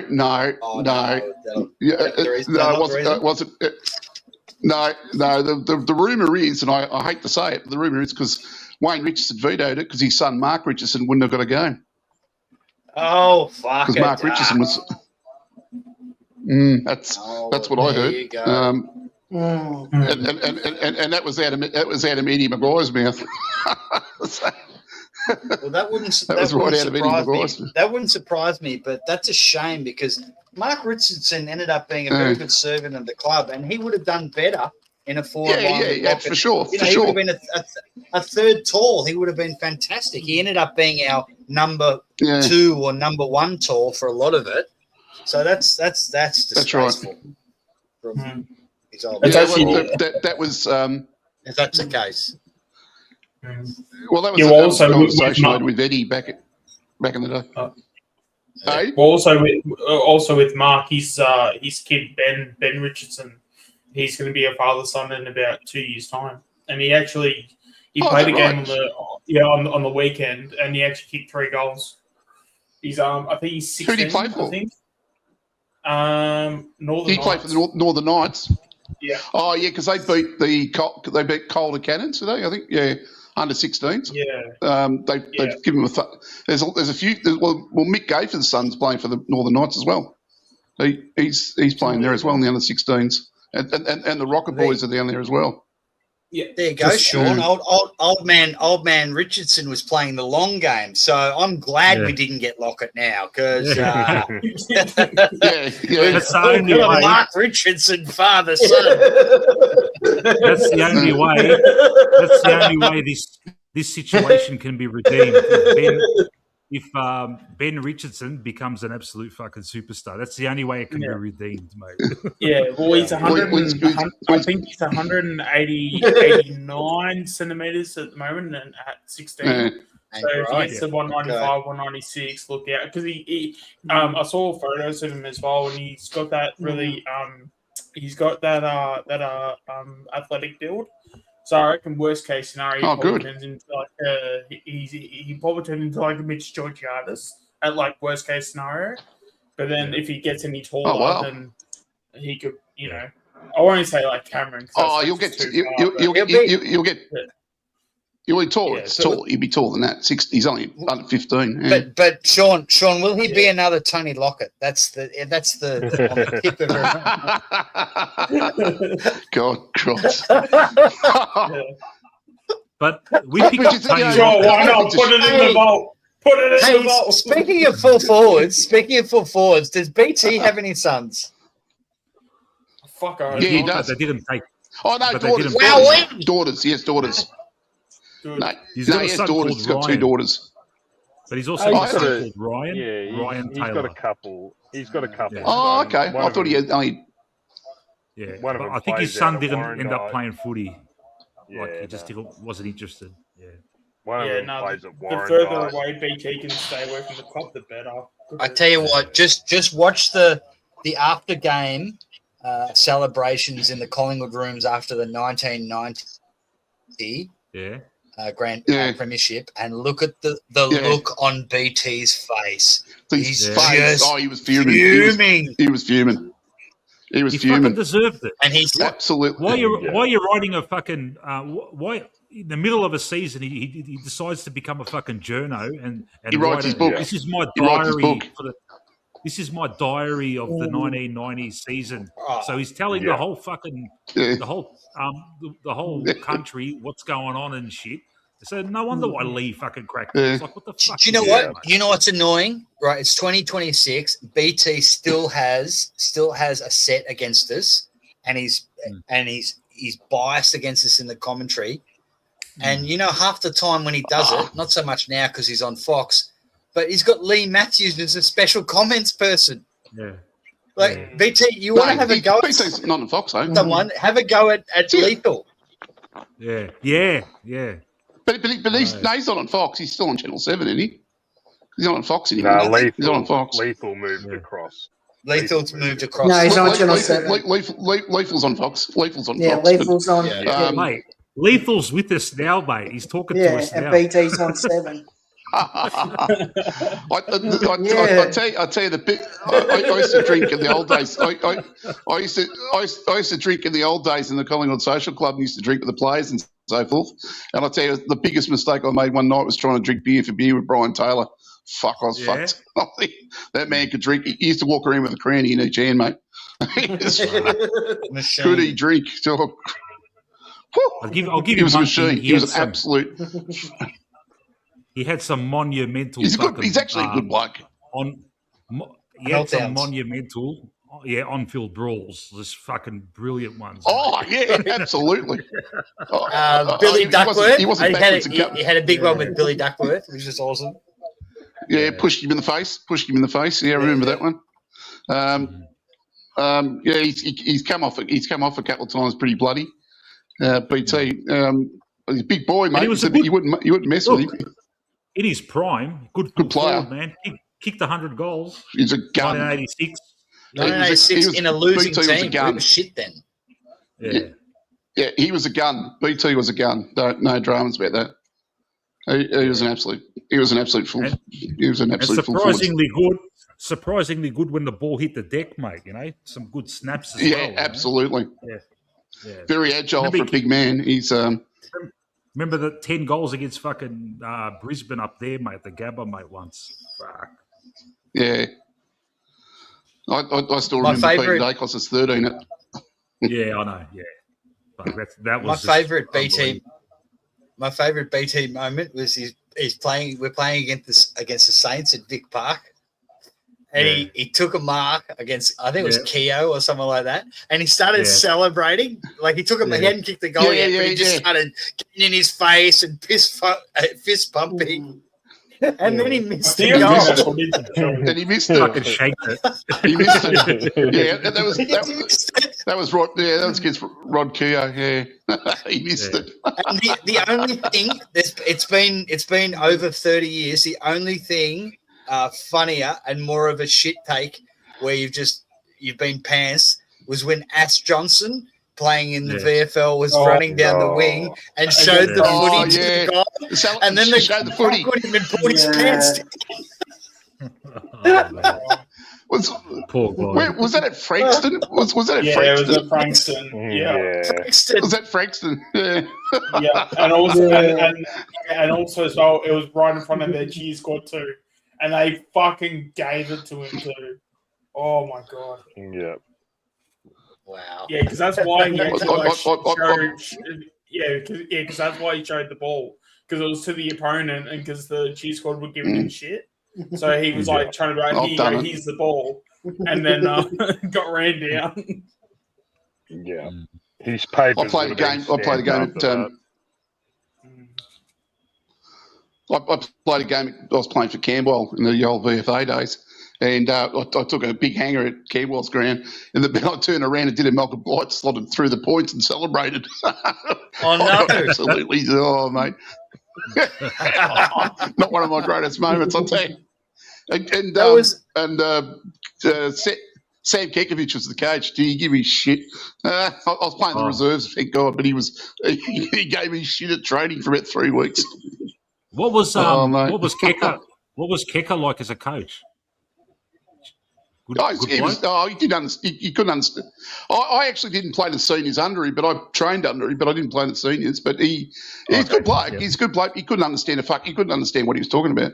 You go, right. I love him. I love him, man. He's a fantastic fucking. He's a grouse bloke. He's a grouse bloke. Yeah, he was funny as because but we had Rene King was down there.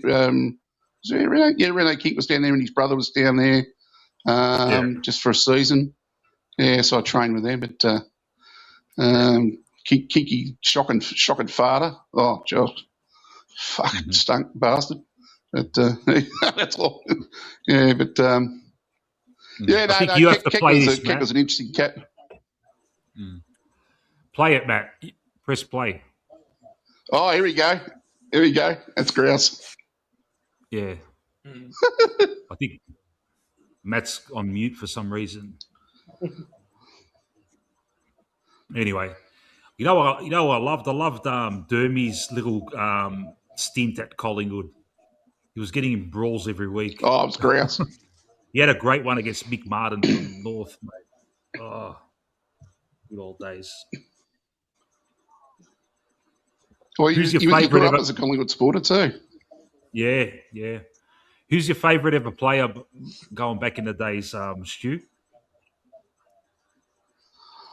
Oh, well, you'd have to have periods and eras. I mean, my favourite all-time player for Collingwood, Peter Dacos, easily. Yeah. Peter Dacos, just an amazing player to watch. Yeah. But I was a big fan of Phil Carman. Saw a lot of Phil Carman when I was a kid. Peter Moore was a gun. He's an absolute superstar. Phil Carman, we win 77, yeah? If he plays. Oh, well, that was Michael. That was Michael Tuck's fault because he headbutted Phil Carman's elbow. If he didn't headbutt Phil Carman's elbow, we would have played.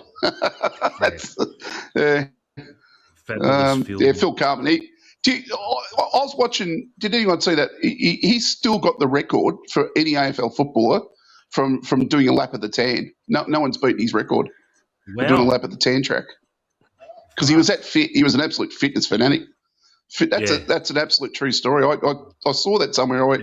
I checked it out. And I went, holy shit, that's incredible. That was from about 1977 or something, 78.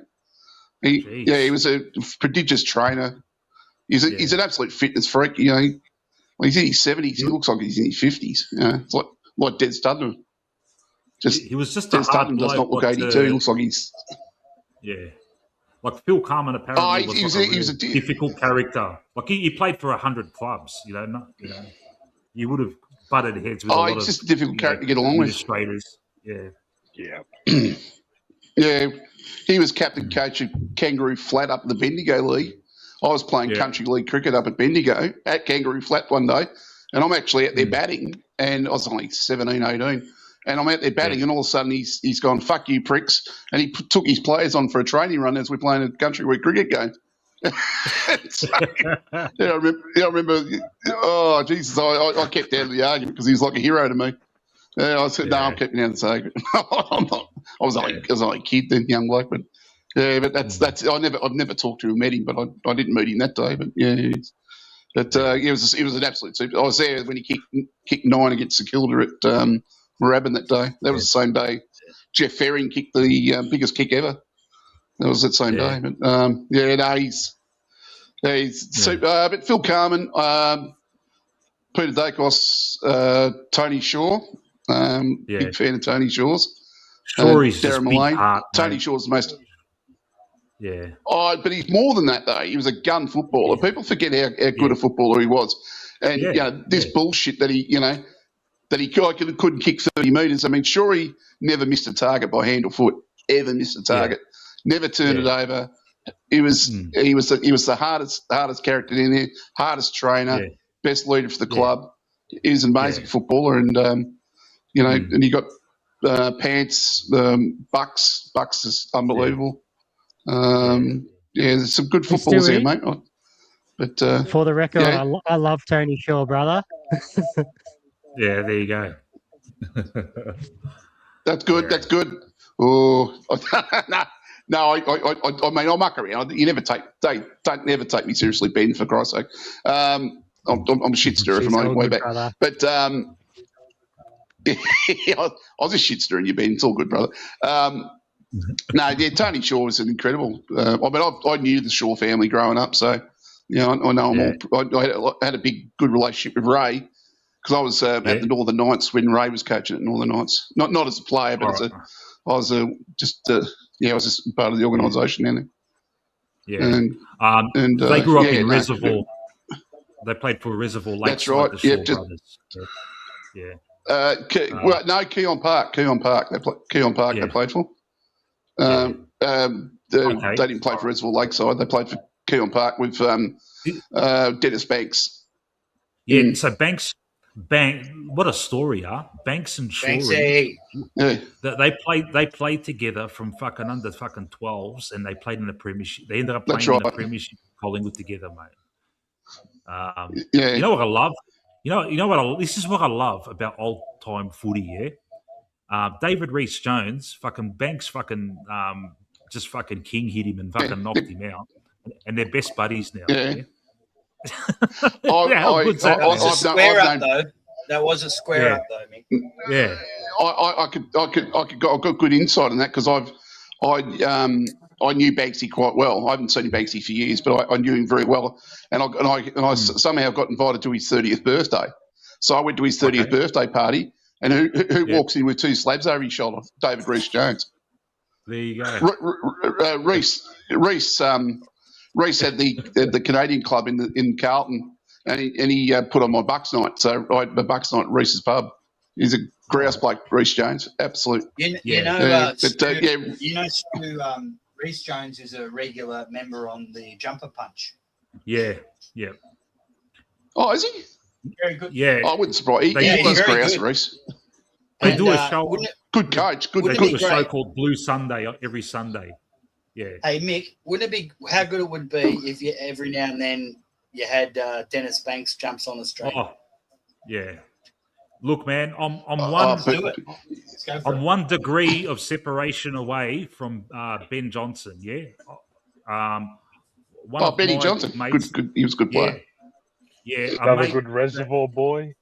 Yeah, like a good mate of mine is a good mate of his, and like I'd love to get him on one day because I've spoken to him a few times, but it's not like we're mates or anything, you know. So. Well, I wouldn't say I'm mates with him, but I spent some quality time with Dane Swan out here in Thailand, and Dad went to a sportsman's night in Sale with Swanee, and Swanee asked after me. So it'd be the type of thing they'd like to do. But he's a good bloke. He's a good bloke, Swanee. He's fucking good value. Very funny. Salt of the earth, he could be a stand-up comic in his own He's right. funny. He's a funny guy. Didn't know who he was. He's a very good story. Oh, for sure. Mm. Yeah. His old man scored the winning goal in the VFA. Dane Swan's old man, he was the bloke that scored that. Billy. Yeah. Did he score the Billy Swan? last kick of the day in a grand final for in the VFA? I think in the 80s sometime. I think. Yeah, he did. He did because he played for and Williamstown. He played for too. He played for both. Yeah. Won the flag for Willie, I played Yeah, he did for Willie. That's right. I played in Super Rules with Billy Swan years ago. Yeah, so I played about 5 games of Super Rules. I was done. My hammies had gone. I was done. But that was Williamstown Super Rules. Yeah, so I played. Yeah, I've met Dane a few times, but I knew Billy quite well. Got on the piss with Billy. Yeah, he was gun football. He was at he was at Carlton, right? And he was a star in the under-19s, a star in their seconds, and Carlton didn't give him a contract. When they offered him a contract, I think it was Port or Williamstown came in and offered him 3 times as much. He told Carlton to go fuck himself. Yeah. He spat it with Yeah, that's a true story. Yeah, and he vowed never to go back to the VFL. So that's man of principle. Man of principle. Is Dane a chip off the old block? Like Dane and Billy are their personalities. You're talking about? Yeah. Oh, like, I don't know. I suppose so, yeah. Oh, but Billy's a pretty funny, laconic guy. Yeah, it's probably they are. I've spoken to Dane a few times as an adult, but I've got to think about it. Well, I knew him as a kid, but no. Yeah. No, I can't. Yeah, I'd say probably. Yeah, I'm trying to think about it. But I haven't seen Billy for 20 odd years, but or Dane, Dane, they're all lunatics. But I had a lot to do with, as I said, the Shaw family, so I knew Heath Shaw quite well. So you touched on my stream. You're in the chat the other day, and you said that Heath was a difficult personality to deal with. I can't remember your. When he was a young AD. You weren't surprised that he was too hard for Buckley to handle when he came in as coach. Oh yeah, they're chalk and cheese, mate. Chalk and cheese. Yeah. Who was a hard? I was one of the people that was a phone call person if he was got into trouble at Loyola College. He went to Loyola College in Bundoora because I'd get a phone call because I was always close by working, and I'd go, "Can you come and get Heater?" So I'd come and get Heater and take him to training and stuff. I go, "What have you done now, dickhead?" It's upset some teacher, So I used to work for Dyson's bus company, so I used to take him back to the depot and make him clean up the coach for me before I took him to training. Was it a situation where we had to get him out of there, out of Collingwood? Was that the situation? He was just too much. Heater. Oh, look, I don't know.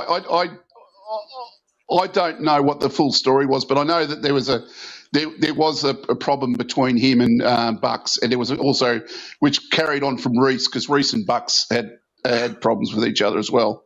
Yeah. So it continued on. Yeah. And the fact that story. Tone. No, I was just going to say the story I heard with Heath Shaw was he's got severe ADHD. Yes, I've heard that. Yeah. Yes. When he admitted it in an interview. Yeah.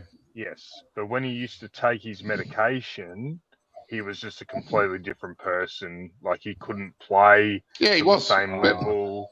He just couldn't perform. That's right. So what ended up happening is he pretty much had to play his whole career without his medication. Off meds. That's correct. Yeah. That's 100%. And he was completely. So you can imagine a personality like that. You know, he just would have been an absolute scatterbrain and hard to control, as we saw on the bloody field. Yeah. That's 100% true. I didn't want to say anything because I don't, until someone else said something that I knew that for a fact. But he was. I'll tell you who else who was a fucking hard to deal with was the youngest Cloak, Cameron. Oh fuck, he was a nightmare, Cameron Cloak. Yeah, he was the middle. He was the middle kid though. Yeah. Cameron was the middle boy. No, Cameron was the youngest. I thought Jason Cameron was the youngest because they recruited Jason. Sorry. Travis was the youngest. Sorry, you're right. Travis is the youngest. Sorry, I got mixed up. I'm an old man. Cameron middle, and then Travis was the youngest. Jason was fine. Travis is fine. Cameron's a nightmare. We took him away from Victoria Metro camp on a Victoria Metro camp, mate. I nearly throttled the bastard. But I knew his parents quite well, so I had a bit of veto on him. Yeah. I knew Cameron and Julie quite well. But Satanta O'Halperin did it for you, mate. O'Halperin from Carlton did it for you. What's that, sorry? When you went to Carlton. Yeah, that's right. He did too. Punched him up, yeah. You know Reece Shaw? Reece Shaw, mate. I don't think he ever lived down that fucking really poor effort in the fucking grand final where he fucking backed away, man. Remember that? Yeah. With that Lynchy. tarnished him, man. Yeah, that tarnished him, man. It's a grand final, mate. The whole world can fucking see it, man. Look, I reckon he was a decent player. He did all right at Sydney afterwards. Did he win a flag with Sydney? He was a good player, Bruce. Yeah, he did. He played in that flag, didn't he? Yeah. Yep. 205. Yeah. So he meant himself. Well, he meant Paul Williams. Yeah. Well, Paul Williams. That was more a Malthouse. That was a big loss. Yeah. That was Malthouse, mate. That was Malthouse. Got rid of Paul Williams and Sav Rocker. Biggest mistake ever that was. Yeah. I'm still filthy on Malthouse for doing that. But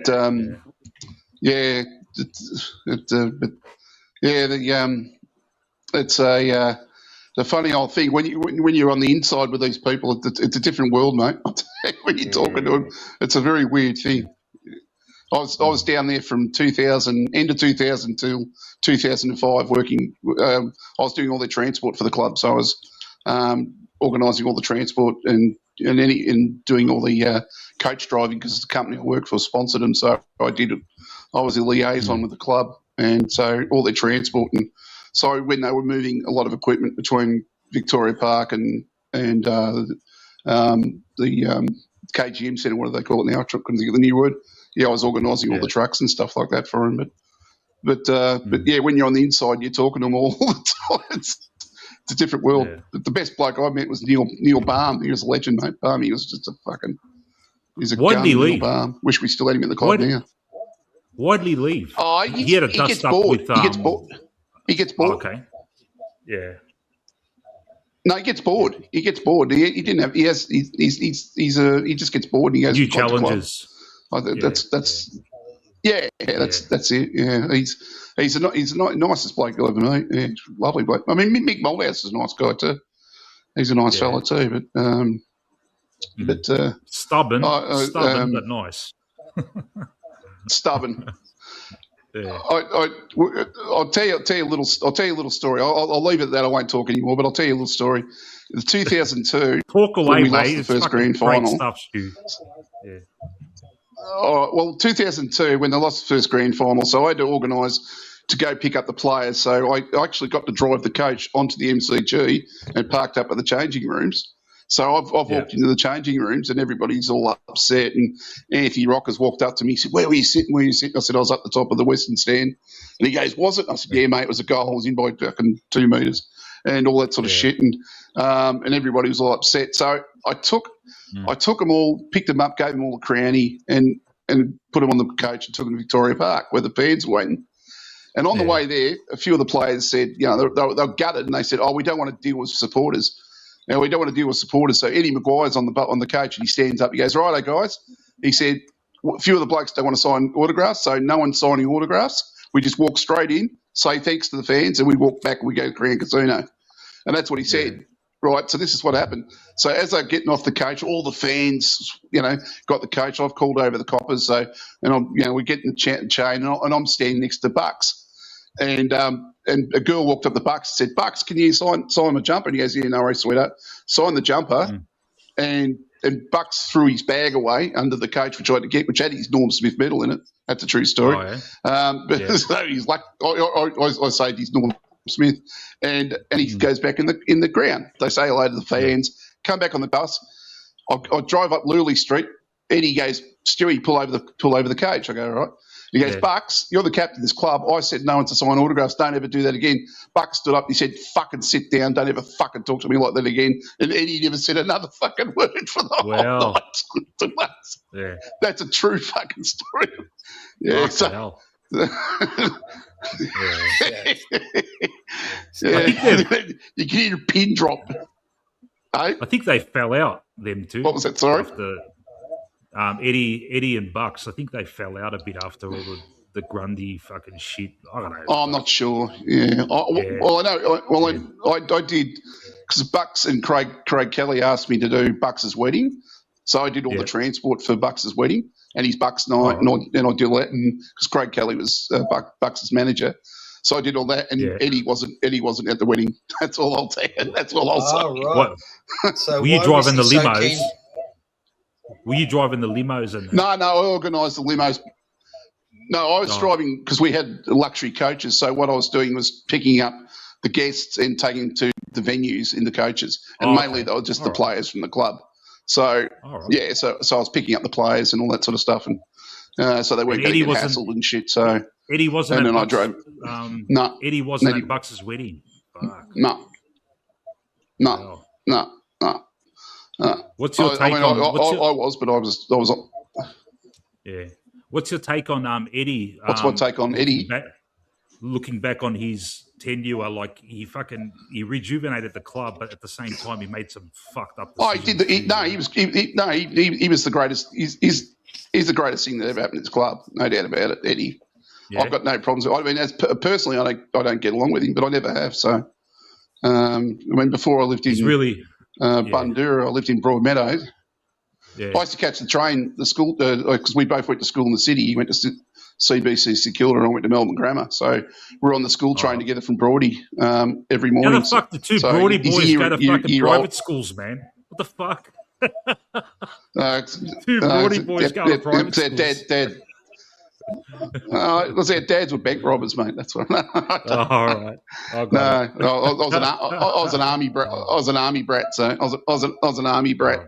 But anyway, I'll leave that. Eddie's Why did you not get along with Eddie? Why didn't you get along with him, Stu? Well, you want the truth? I was all right with him. Of course, yeah. It was the please. We're not on Fox. It's not Channel 9. Oh, okay, yeah, right. Well, I was with the boys the night of the bus hijack, and actually, ironically, it was before I worked for Dyson's, but it was a Dyson's coach. It was a V-line coach, and the guy who was the driver of the coach is a mate of mine, Brian Duffy. He was driving the coach, and it wasn't Banksy that was pinching the coach. It was Eddie Maguire that was trying to drive the coach. Well, so they covered it up for him. He lied. Eddie Maguire lied. Yeah, he lied about. He was. Yeah, it was Maguire. So he used to hang around with. No, he used to drink with. Go on, sorry. He was their age, the 1990 guys. He was their age. Because he was out their mate and drinking. Yeah, drinking buddies. Yeah. Well, we're all. I mean. I'm not blowing my trumpet or anything, but I was invited down to train with the under-19s when I was a young bloke. I was never good enough. I knew I was never good enough. So I was there with Gavin Brown, Mick Maguire, Damien Monkhorst, all those guys. I played with Jason Crowell. Crowley played 30 games going. And the premiership, the under-19s premiership team, that was the nucleus of the fucking 1990 team. Yeah. Keith Burns was the coach, and Keithy Burns gave me the nickname Tank.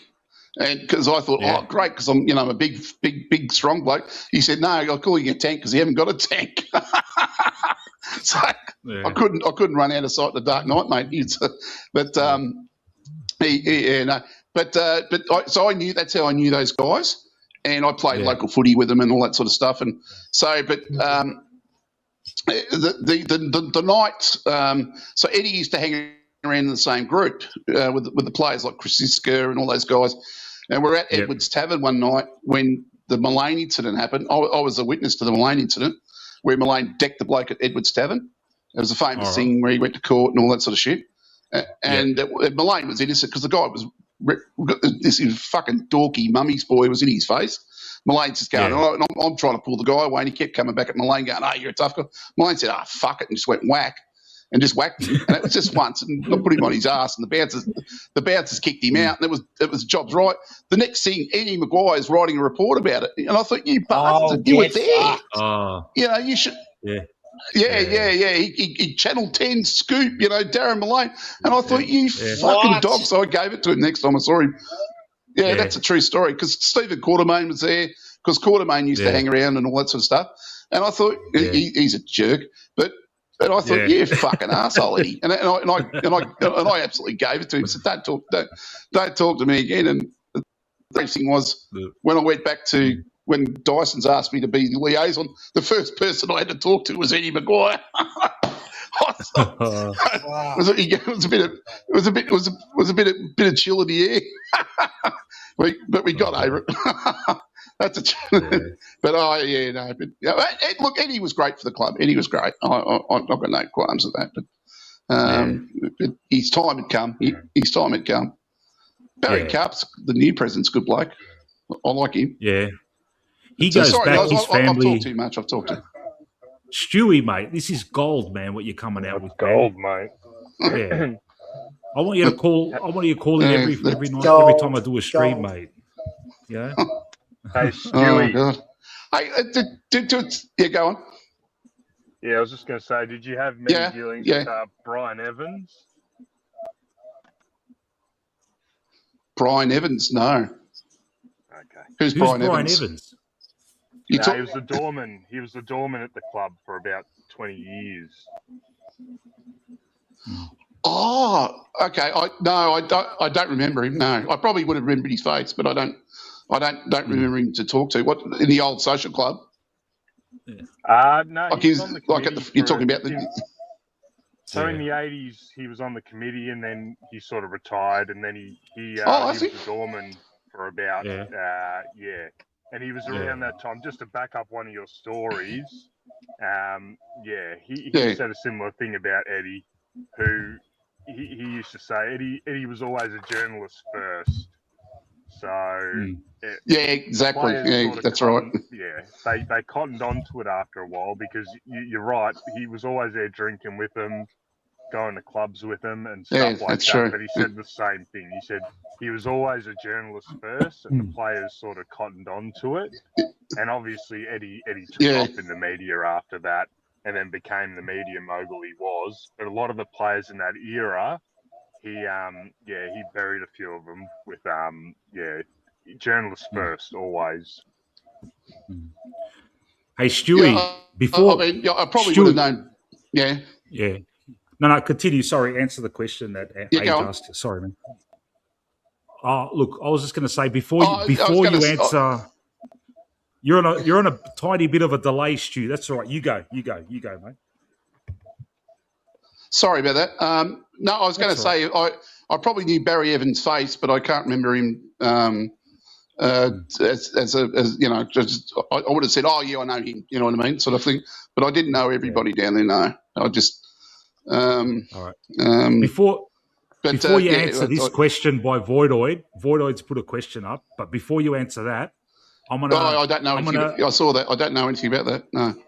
Yeah. All right. I'm gonna test you. I'm gonna test you now because you've totally overwhelmed us with all this knowledge. I'm gonna say one word. I'm gonna say 2 words. I'm gonna say 2 words. No, overwhelmed us in a good way. Don't worry. I'm going to say 2 words to you, yeah, and I want to see if you know this bloke's name. All right, 2 words. I'm going to say peanuts. Yeah. Oh yeah, I know. Knew him quite well. Yeah, he's actually a wealthy bloke. I used to get peanuts off him all the time. He was actually he owned the city central news agency. Okay. And his son, or was it? No, it was his nephew. His nephew was played in the VFA for Frankston. I knew that. I can't remember his name though. Yes. But he, old peanuts. He'd dress it up in his old rags, but he put his peanut bags in the back of a Mercedes. He was. So. Remember old peanuts, mate. Don't worry about that. What a character, mate. He was a big Carlton supporter. Yeah. Oh, was peanuts, he? Peanuts, Okay. peanuts. So he would have gone to. He would have gone to all the grounds. Yeah. Yeah, he was mainly at Princess Park, but he'd go Princess Park, Collingwood, because they were so close together. And he'd be going, so that first half he'd be at Princess Park, or the second half he'd be at Collingwood. Yeah, so he'd walk around as the cheer squad would walk around with their blankets. Everyone would be throwing the coins over the fence and all that shit. And, the old peanuts, man. But there was some dead set characters at Collingwood, Victoria Park back in those days, mate. I tell you, mate, it was beautiful. Absolutely. Especially in that standing area. What was that? The stand like that. The standing area. The Yarra Falls end. Yeah. Between the Yarra Falls and the Rush stand. Yeah. Rider stand. Yeah. The rider stand. Sorry, rider stand. Yeah. RT Rush, and then I must admit I was a bit posh because we always had seats, but I was in the Sharon stand. Yeah. But the problem, one of the main problems was, because I'd always get roped in with Bobby Rose and Bobby Rose's son, because Dad knew Bobby Rose very, very well, and because Dad played footy with Bobby Rose at Wangaratta Rovers. And so Bobby Rose would go off had to do a social club. He said, can you look after Robert, which is his son in the wheelchair? So I'd end up having to look after Robert at half time. All right. So I was always looking after Robert when I was a young bloke. But there was some big characters at Collingwood. Don't worry about that. But I was going to ask, did any of you guys sit at Collingwood, Victoria Park? Did any of you guys, or am I showing my age? Did you? Mate, I'm 48. I'm 48. Stu. Yeah, I went through a lot in the late 80s and early 90s, and my this is what I used to do, mate. I used to before the game, I'd go and get minimum chips, and I'd eat that all day. Yeah, I'd buy the fish and chips from outside from the fish and chip shop on Johnson Street. Go to the game, and that would be I'd just munch on that the whole fucking wipe my greasy hands on me. Fucking that's good work. It's fucking beautiful, babe. And great days, man. You had the hottest. Yeah.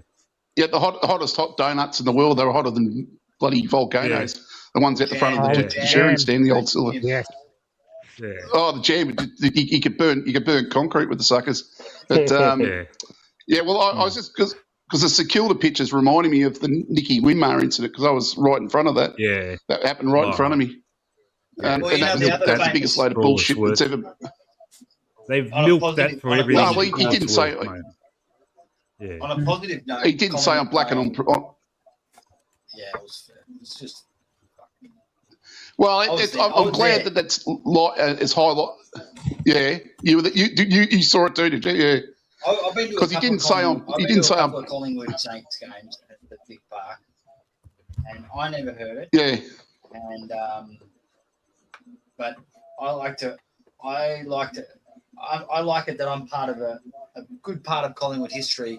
One of Peter Dacos's big 70-metre torpedo bombs, which he kicked down the Dwight's Falls end from 70 metres out. Yeah, I used to have this big banner. 70 metres, I remember that one. Bed sheet that was on two broomstick poles that was Peter the Great.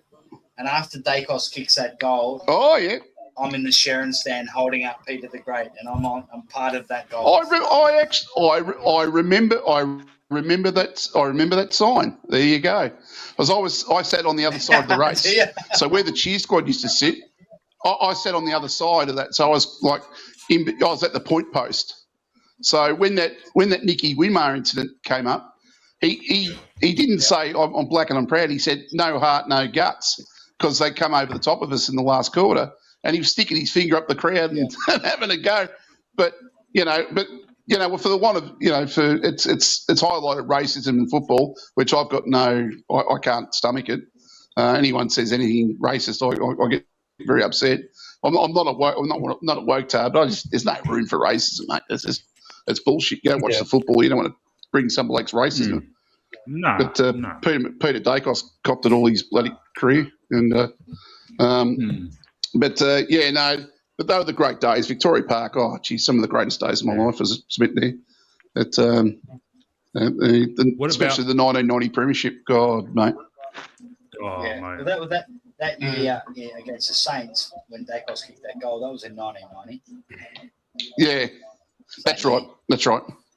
Yeah, 1990 was. I walked. I couldn't get a lift, so I walked from the MCG back to the club up Hoddle Street, and he couldn't get a beer there, and Alan McAllister was at the back with a van, and he was loading in slabs of Melbourne Bitter, and he's gone because no one could get a beer because they ran out of beer, and so Alan McAllister saw me because he recognised me. He goes, "Hey mate, you want to give us a hand?" I said, "Yeah, no worries." So I just grabbed a slab of Melbourne Bitter and put it over his shoulder and ran into the Sharon stand.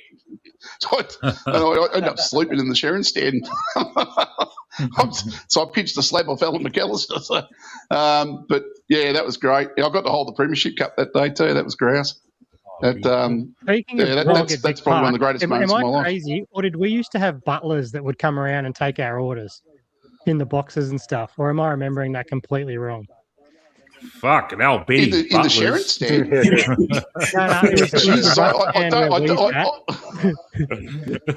rush stand. I don't remember that. I don't remember that at all. I don't remember that because years now. Benny, are you actually a Carlton spy? You're not thinking of Robert Menzies, Robert Menzies. I just remember people would come between the social club and the boxes and take an order. I never drank, so I'm just remembering as a kid. I'm like, yeah, these guys dressed with the little black bow ties and stuff. And yeah, I'm looking for someone to corroborate my story because even my dad doesn't remember. No, I don't remember that. No, but I didn't sit up. I never drank at the footy, so I never drank at the footy. But when I was watching a game, I never drank. I was too. Benny, your dad was actually in the mafia, and they were the Cassos just sucking up. Oh, that's why. Yeah. Ben, would you like a donut? Would you like a Coca-Cola? If I know that, I would have had him buried for those hot jam donut. Yeah, you would have really taken advantage. Yeah, it doesn't seem I used to love the days as a kid. I used to love the days as a kid where you go to like Princess Park or North Melbourne and everyone could take in their beers, they'd be taking eskies in. And so when you're a kid, you couldn't see, so you're always standing. So you got to stand on some pisshead's BSC, or you line up the steel cans and you stand on the steel cans so you can see the games. That was back in the day where the cans were stainless steel, so you couldn't stand on them. You do that today, pink and because they're aluminium, but they were actually steel cans, weren't they? The big, they were steel, steel cans, and they were the same size as a long neck. It was like 750 mils, right? Yeah, they were massive. They were massive cans. Are you guys a bit saddened as the way Vic Park is today? You go there and like fucking, it's like a public park kind of thing. It's kind of like, man, it's a bit sad, It is. It looks so much smaller. It used to look like a massive fucking cauldron, mate. Now you go out there and you think, fuck, man. Because now my stand is gone, so I tried to stand roughly where I used to sit because I took my daughter there. That's right, the rush stand. Yeah, it's gone. Yeah, that sort of it used to hang over the street, and it's bloody gone. Yeah, took my daughter there before the prelim when the girls were playing Melbourne. And I just took her to all the different spots, and she's only 8, doesn't super appreciate it. But it's just, wow, what a nostalgia slap. Went to the Yarra pub, I think it is, or the Yarra Hotel, and the guy, and they got all the Collingwood stuff still up, and he said they've got a recreation, or I don't know if it's brick for brick or plank for plank, but they said they took the old club room benches or something and they set them up out the back. Okay. Oh. Yeah. The saddest part about it is the fact that you go to, like, you know, we've got our spiritual home in Victoria Park, which is just, you know, it's a shadow of its old self. And then you got other teams like Carlton and you know, they've preserved their spiritual home, you know. So it is a bit sad that, you know, you go there and it's just dog shit everywhere and it's not really fit even for VFL games. Like, it is very sad. Yeah. It's I get it's I very hard to go. I get it why we needed to, or why we moved to the MCG as our home ground, but I don't know why we needed to discard Victoria Park. Like, it's the local council, man. Yeah, the local council was responsible for that. Yeah. Oh, they kicked us out? Council was the reason that happened. Yeah, pretty much. Yeah, because Collingwood were trying to get the railway land at the back as a car park, and they bought all the property opposite with the school, all the houses and all that. Collingwood owned all that, and they wanted to knock it all down and create like a car park and a social club and turn the stands. And the Yarra Council said no. So they had to sell all the houses and the land back. They made money, but they didn't lose money. But it was just a shitty thing that the Yarra Council did. But we outgrew the ground. To be honest, we outgrew it. Oh yeah, I get that. I mean, I don't mind. I don't mind the KGM Centre. It's not bad. It still would be nice. I don't mind it, but it's not the same. If we did up Victoria Park to make it a 40,000 seat stadium and we played 12 games a year there like Geelong do, it would have been a fortress. Yeah. But anyway. Oh, for sure. Well, there was talk that that's what was going to happen, but the council vetoed it and said no. Then I suppose when just recently with the tennis wanting to use the KGM thing for the Australian Open, and so what did Craig Kelly say? Good, we'll take $50 million and redo Victoria Park. And the state government said no, we'll leave it alone. So, yeah. The tennis thinking they're a bigger game in town than the Collingwood Football Club. Get fucked, they are. Look, as big and as corporate as Collingwood are going to get with all the money that they make, the establishment will always look at Collingwood as the underclass. Always going to be like that at the end of the day, because that's been passed down through generations. We're also the cash cow. We're also the cash cow. It's like. That's what I mean. We generate the league money. Yeah. We generate the league money, but they're still going to always look down, and they're still going to have umpires fuck us. The league's going to find some way to fuck us. But they're happy to take our money. It's amazing that they haven't helped out. I mean, as much as I hate to say it, they haven't helped out Carlton or Essendon, because it's throwing away a lot of money. That's all I'm going to say, because the three biggest clubs in the AFL, probably apart from West Coast and Sydney, but the three biggest clubs in the AFL, and yet they don't help out, and yet they give support to GWS and Gold Coast, which is drawing dick, and North Melbourne and bringing in Tasmania. It's a joke. Tasmania's a joke, man. It's an absolute. The AFL was the best when it was at about 14 teams, we didn't need Gold Coast and GWS and fucking all that shit, man. It's just the talent pool isn't even that much, man. It's diluting. You want the good players all playing together. And now it's just too many, man. It's just fucked. Yeah. Well, it's because they've, and I'm not sorry. Go on, mate. You go, Stu. Keep going, mate. Oh, no, sorry, because I'm on delay, so I hear you after I start talking, so I do apologise. That's all right. I'm not against the women's football, but you know how much the women's football has cost the AFL since its inception? Money. $50 million. Yeah, it's a $50 million. It's a joke. Yeah. It's a joke, and yet there's grassroots clubs can't get money or funding, and so and the main focus is on recruiting young girls, which is great. But the fact is, they're not doing a focus on recruiting young boys into the game. And, this equalisation, this DEI bullshit, that's not what the game is. Also, it's killing the game. Also, just on one of the comments as well, too, with like the Jared Healy, my sort of question isn't necessarily for that comment specifically, but there was actually some info I heard a couple of years ago. I don't know if it's true or not, but I'll put it to you you can clarify it. That Jared Healy at some point was actually on his way to Collingwood. Apparently, he even signed a contract or something like that, to the point where he was like going to play. I've heard that. He backed out last minute. Do you know? Yeah, but he was finished. I remember when he was finished at the time. Like I remember late in his career, he was trying to get to us. And, it happens a lot. Collingwood getting players at the end. Yeah, it was like 91 or 92. That's because Yeah. That's because of the connection with his family, because he's. So Jared Healy's family go back to Collingwood. Des Healy. Des Healy. Yeah, Des Healy was his uncle. Okay. So he's related to Des Healy. Yeah, so Desi Healy, who was a gun player for the club. Yeah, so fuck. I love our history, man. I love Collingwood's history, man. Yeah. There was a bloke really way back. It's like we're talking fucking Eddie Maguire on fucking steroids, mate.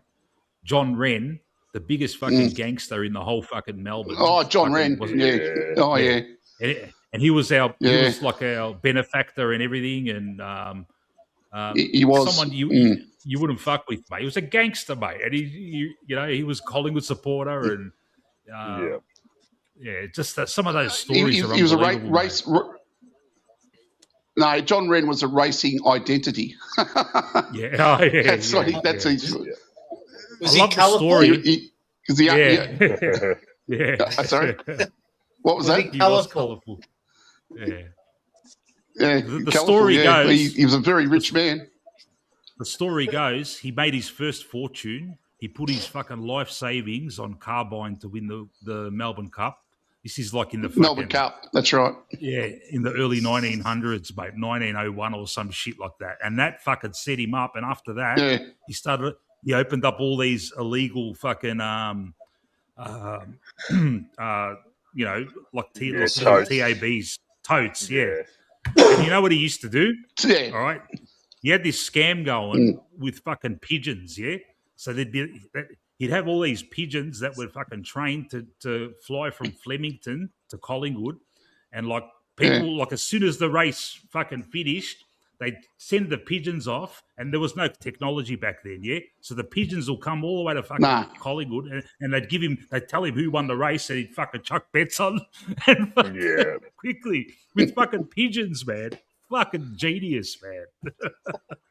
Well, he owned what's called the pony tracks that were in Melbourne. There was one in Richmond, in Burnley, and there was one in Croxton in Northcote, around that area. Tallies. Yep. No, not there, but down St George's Road area. There was a racetrack down there, just behind St George's Road, and he owned the Croxton Park Hotel, and that's where he used to do the bets. Because they all stand on the roof, and then stand on the roof of the Croxton Park Hotel. Yeah. Apparently that was the story that went. But did you ever heard the audio from the 1953 grand final when they won the 1953 grand final, and Fonts Kine walks in the room? No, it wasn't Fonts Kine. It was Jock McHale. It was McHale. Jock McHale walked in the room. He said, "Now I've been talking to Mr. Wren, and Mr. Wren's given you £500 for the players," and all the players went, "Right!" It's in the audio of the club. Yeah, it's he was a major benefactor. Louis Richards. Louis Richards was a captain. Yeah, Louis. Yeah, he was. Yeah, he was a captain. All right. Louis Richards, mate. But you couldn't get a game at Collingwood back in the day unless you're Roman Catholic. So if you weren't a Roman Catholic, that's a true story. Yeah. Doesn't it was a real. If you weren't a Mick, you doesn't surprise me, but I didn't know that. Yeah. Well, So it was a real. Yeah, it was a real Irish. It was a real Irish thing, wasn't it? Yeah. Yeah, it was.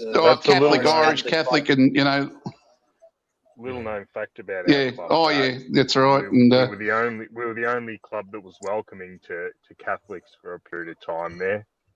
And that's actually where the hatred of Collingwood started. A lot of people think it was from the Invincibles team, the machine. But in actual fact, it was the machine. the Catholic, the Catholic representation of the club. So that's the thing. It's ironic that a lot of people think it was the early success. It's not the case. It was the fact that Catholics were seen as, underneath,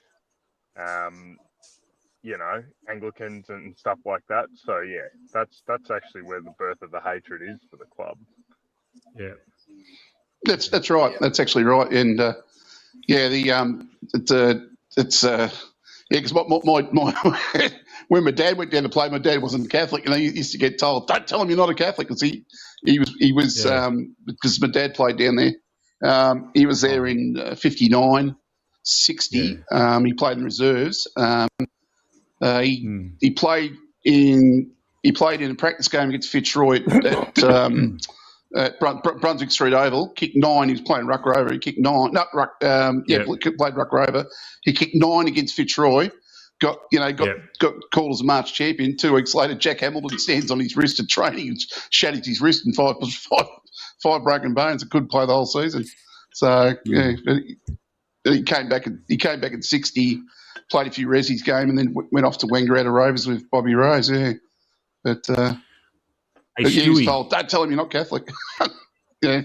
Hey Stewie, I'm going to ask you a question that about the original. Right back when Collingwood was formed, am I right in saying that Collingwood and Fitzroy used to be that one club called Britannia, and then they had a blue and fucking split up? That's wrong. Okay, can you tell me the actual story? No. Fitzroy. No, well, Britannia was already a club, but Fitzroy was already a club playing in the VFA. But Britannia didn't play. They played in like a Melbourne suburban league. They didn't play in the VFA at all. So when Britannia tried to get into the VFA back in the VFA days, the other clubs had to vote on it, but they wouldn't vote for Britannia. So they said, "You're all a bunch of low class shoe workers." So they formed the Collingwood Football Club at the Grey Starling Hotel in Smith Street. And then Fitzroy vetoed Smith Street. Yeah. And Fitzroy vetoed Collingwood and said, "No, we're not allowing Collingwood to get in." And the club that voted us in was Carlton. Carlton allowed us to come in. So Carlton was the reason why we existed. That's a true story. Now I know why I hate the Lions. It's come all this way. I had this soft spot for Fitzroy all this time, and it just never felt right. Never felt right. Well, they went under. Fuck you, Fitzroy. Was like she'll be able to. I've got no. I hate the Dogs. She'll be able to answer. I hate the Dogs. I tell you. I'm pretty sure Collingwood's first captain was a defect from Carlton the previous year. Is that correct? Probably. I'm not sure. I don't know. I wasn't alive then, so no. I don't know. It probably was. Yeah, they all moved clubs back in the day. Yeah. I'm just trying to think who it was. Most likely. Because Carlton were a powerhouse in the VFA, so that I think that sounds right. Yeah, I think there's something about that sounds right. But one of the go on. Yep. No, you go. Sorry. I was going to change the subject. I was going to talk about the machine that won the 4 flags between 27 and 30. How good's that? Yeah. I know, mate. Back in the days, it was fucking depression era, and we're just fucking dominating, mate. And mate, some of those players, like the Coventry brothers, the Collier brothers, as Matty Jay's got the avatar there. Which one's that, Matty? Which brother's Albert. that? That's Albert. Gordon. Okay. That's Gordon Coventry. Oh, I thought it was Gordon that you had up there. Is that Albert Collier you got up there? Oh, it's Albert Collier. You're right. It is Albert Collier. Sorry. It shows you how bad my eyes are. It is Albert Collier. Resembles I should know that because I knew him. Yeah. He does a bit, doesn't he? Yeah. I've got the information here, actually, if you guys want to hear about it. So fact check. Here we go. Yeah, the bloke's name was Bill Strickland. Okay, yep. He was our first ever captain. Yep, Bill Strickland, that's right. Yep. The previous year, he was captain of Carlton in the VFA. So then when Collingwood came into the VFA the following year, he came across and became Collingwood's first ever captain in the VFA. And then he played in our inaugural season in the AFL in 1897 as Collingwood captain as well. Yeah. Yeah. They used to have his name up on top of the rush stand with all the famous players' names. And Bill Strickland was one of the names. I remember that. Yeah.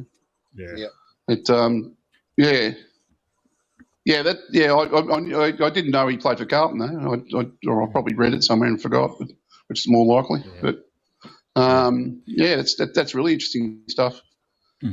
But this is what I think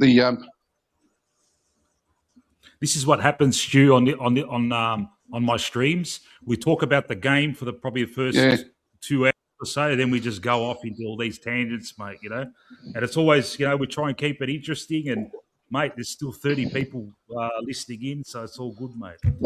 I love this stuff, mate. What's all this? Sorry to change the subject. What's all the things about GWS I haven't caught up on that? Is it they're young financially?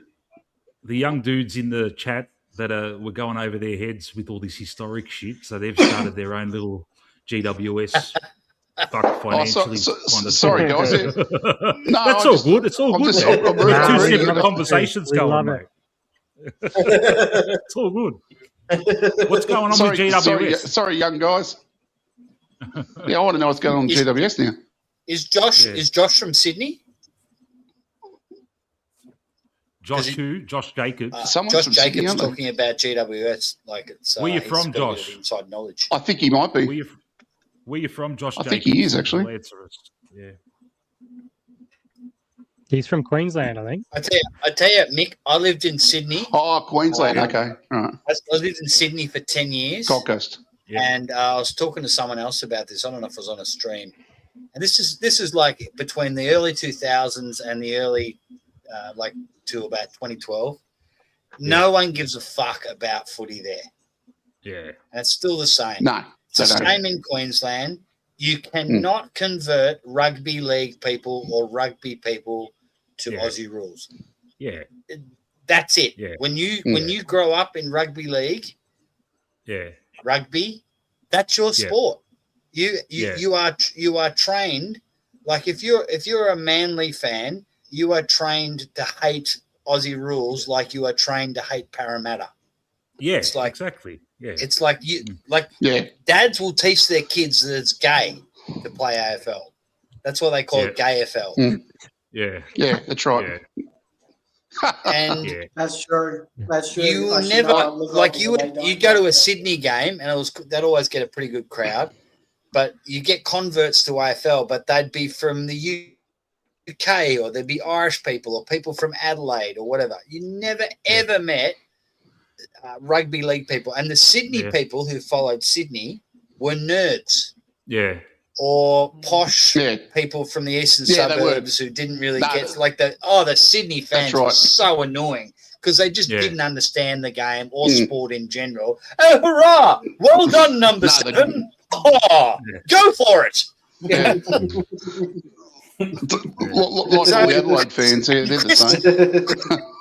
Chris is from Queensland. He can say the same. He could probably tell the same story about Queensland. Fucking hell. If the Ashcroft brothers walk down the main drag of got more footy culture, though. I'm fucking oath. Up here they just love NRL. They just love NRL. Yeah. They just talk about it all the time. I try to say GI footy. They say, fuck no. We fucking love NRL. Why the fuck are you talking about AFL? It fucking sucks. Yeah. I remember going to a pub in Brisbane once, and I tried to get the fucking the lady behind the bar to put the footy on, and mate, I got absolutely fucking lambasted by her, mate. It's like, fuck, man. Yeah. Is it that bad? Yeah. I remember going on a family holiday to Queensland in the early 2000s, and similar thing. Old man and my brother. I was just a late teenager at the time, and trying to find a place that would show the fucking game was impossible. And this was back in the day where it was they only showed the 3 or 4 games on the main channel a week or whatever. And we found one place that would show it, and they were happy to show it, but it was in the corner on the bloody smallest fucking screen you'll ever see, and similar sort of thing. You just be looked at funny, and that was in the early 2000s, mind you, where Brisbane were dominating. Yeah, I remember the first year I came to live in Thailand. And up here, they only show Brisbane and Gold Coast. I'd been living in Sydney, and there was about 2 places in all of inner city Sydney where you could watch a game. And a couple of months later, I'm in Bangkok, and I've been watching the footy for 2 or 3 weeks. And there's literally 10 sports bars in the main area where you could go. Not only would they have it on 3 screens with a sound on, there's 30 people watching the footy. We couldn't get that in Sydney, but I go to Bangkok. And it's this is awesome. Well, they used to have the AFL had their own bar in Sydney called the AFL Club. Was in the main drag of King's Cross, and I was working up there in the early 2000s. Yep. And I was staying in a hotel just down from there. So Collingwood Carlton were on, and I've gone shit. So I thought good because I couldn't get it on the TV, and so I ran up to the AFL Club, and there was no one in there. And they've got rugby league on all the screens. So I said, could someone turn it over to the AFL? They go, what do we want to do that for? Oh, because this is the AFL fucking club. And the guy, the manager was arguing with me. I said, mate, just turn on the footy. No one else is wanting to watch it. And they kicked me out. They are offended. They get offended. They get offended by AFL in Sydney. What would you want to watch that shit for? Fucking JFL? Get fucked. Well, I thought, fuck, I was filthy, so I thought, up here, walked up the street. Go, Chris. Go, Chris. Yeah, up here, they only get Brisbane and Gold Coast. If you don't have KO Sports, you don't get any footy up here. Only get Brisbane and Gold Coast. No. That's all. You don't have KO, you get nothing. Now, Chris, isn't there a Collingwood supporters group in Brisbane or Gold Coast? Yeah, there is. Do they have a pub where they meet at to watch the games? Yeah, Andreas from Black and White United's good mates with one of the, he's had him on his show once. Oh, yeah. Okay. No, Sydney's a shit joint. But never liked it. Yeah. Yep. No, Brisbane's Brisbane shit too. With footy. The difference is they've got that old school thinking where they still see it as a Victorian sport. You know, they will never refuse. They will never admit that. You know what, this game's got legs to sort of grow. They will hold on to that fucking rugby league and rugby union like no end. And that's the thing. Yeah. It's generational there. It'll take even in Brisbane where they got a quality football team. You can guarantee half of those bloody Brisbane members are probably expat Victorians and expat, they are. Australians. They are too. Yeah. How many of them are going to be rostered on Queenslanders down to the bone? Well, I lived up on the Gold Coast in '98. I was working up there for a year. I was working for their bus company up there, Surfside Bus Company, and it was very AFL orientated on the Gold Coast. But you go to Brisbane, and that was the year that the Lions and the Bears merged, and they were moving all the Fitzroy stuff to the Gabba, and they had a social club membership there. And it costs like $150 to be a social club member.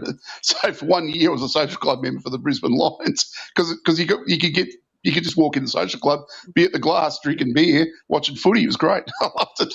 But up North Queensland, like Cairns and that's big AFL territory. That's very big AFL territory up in Cairns.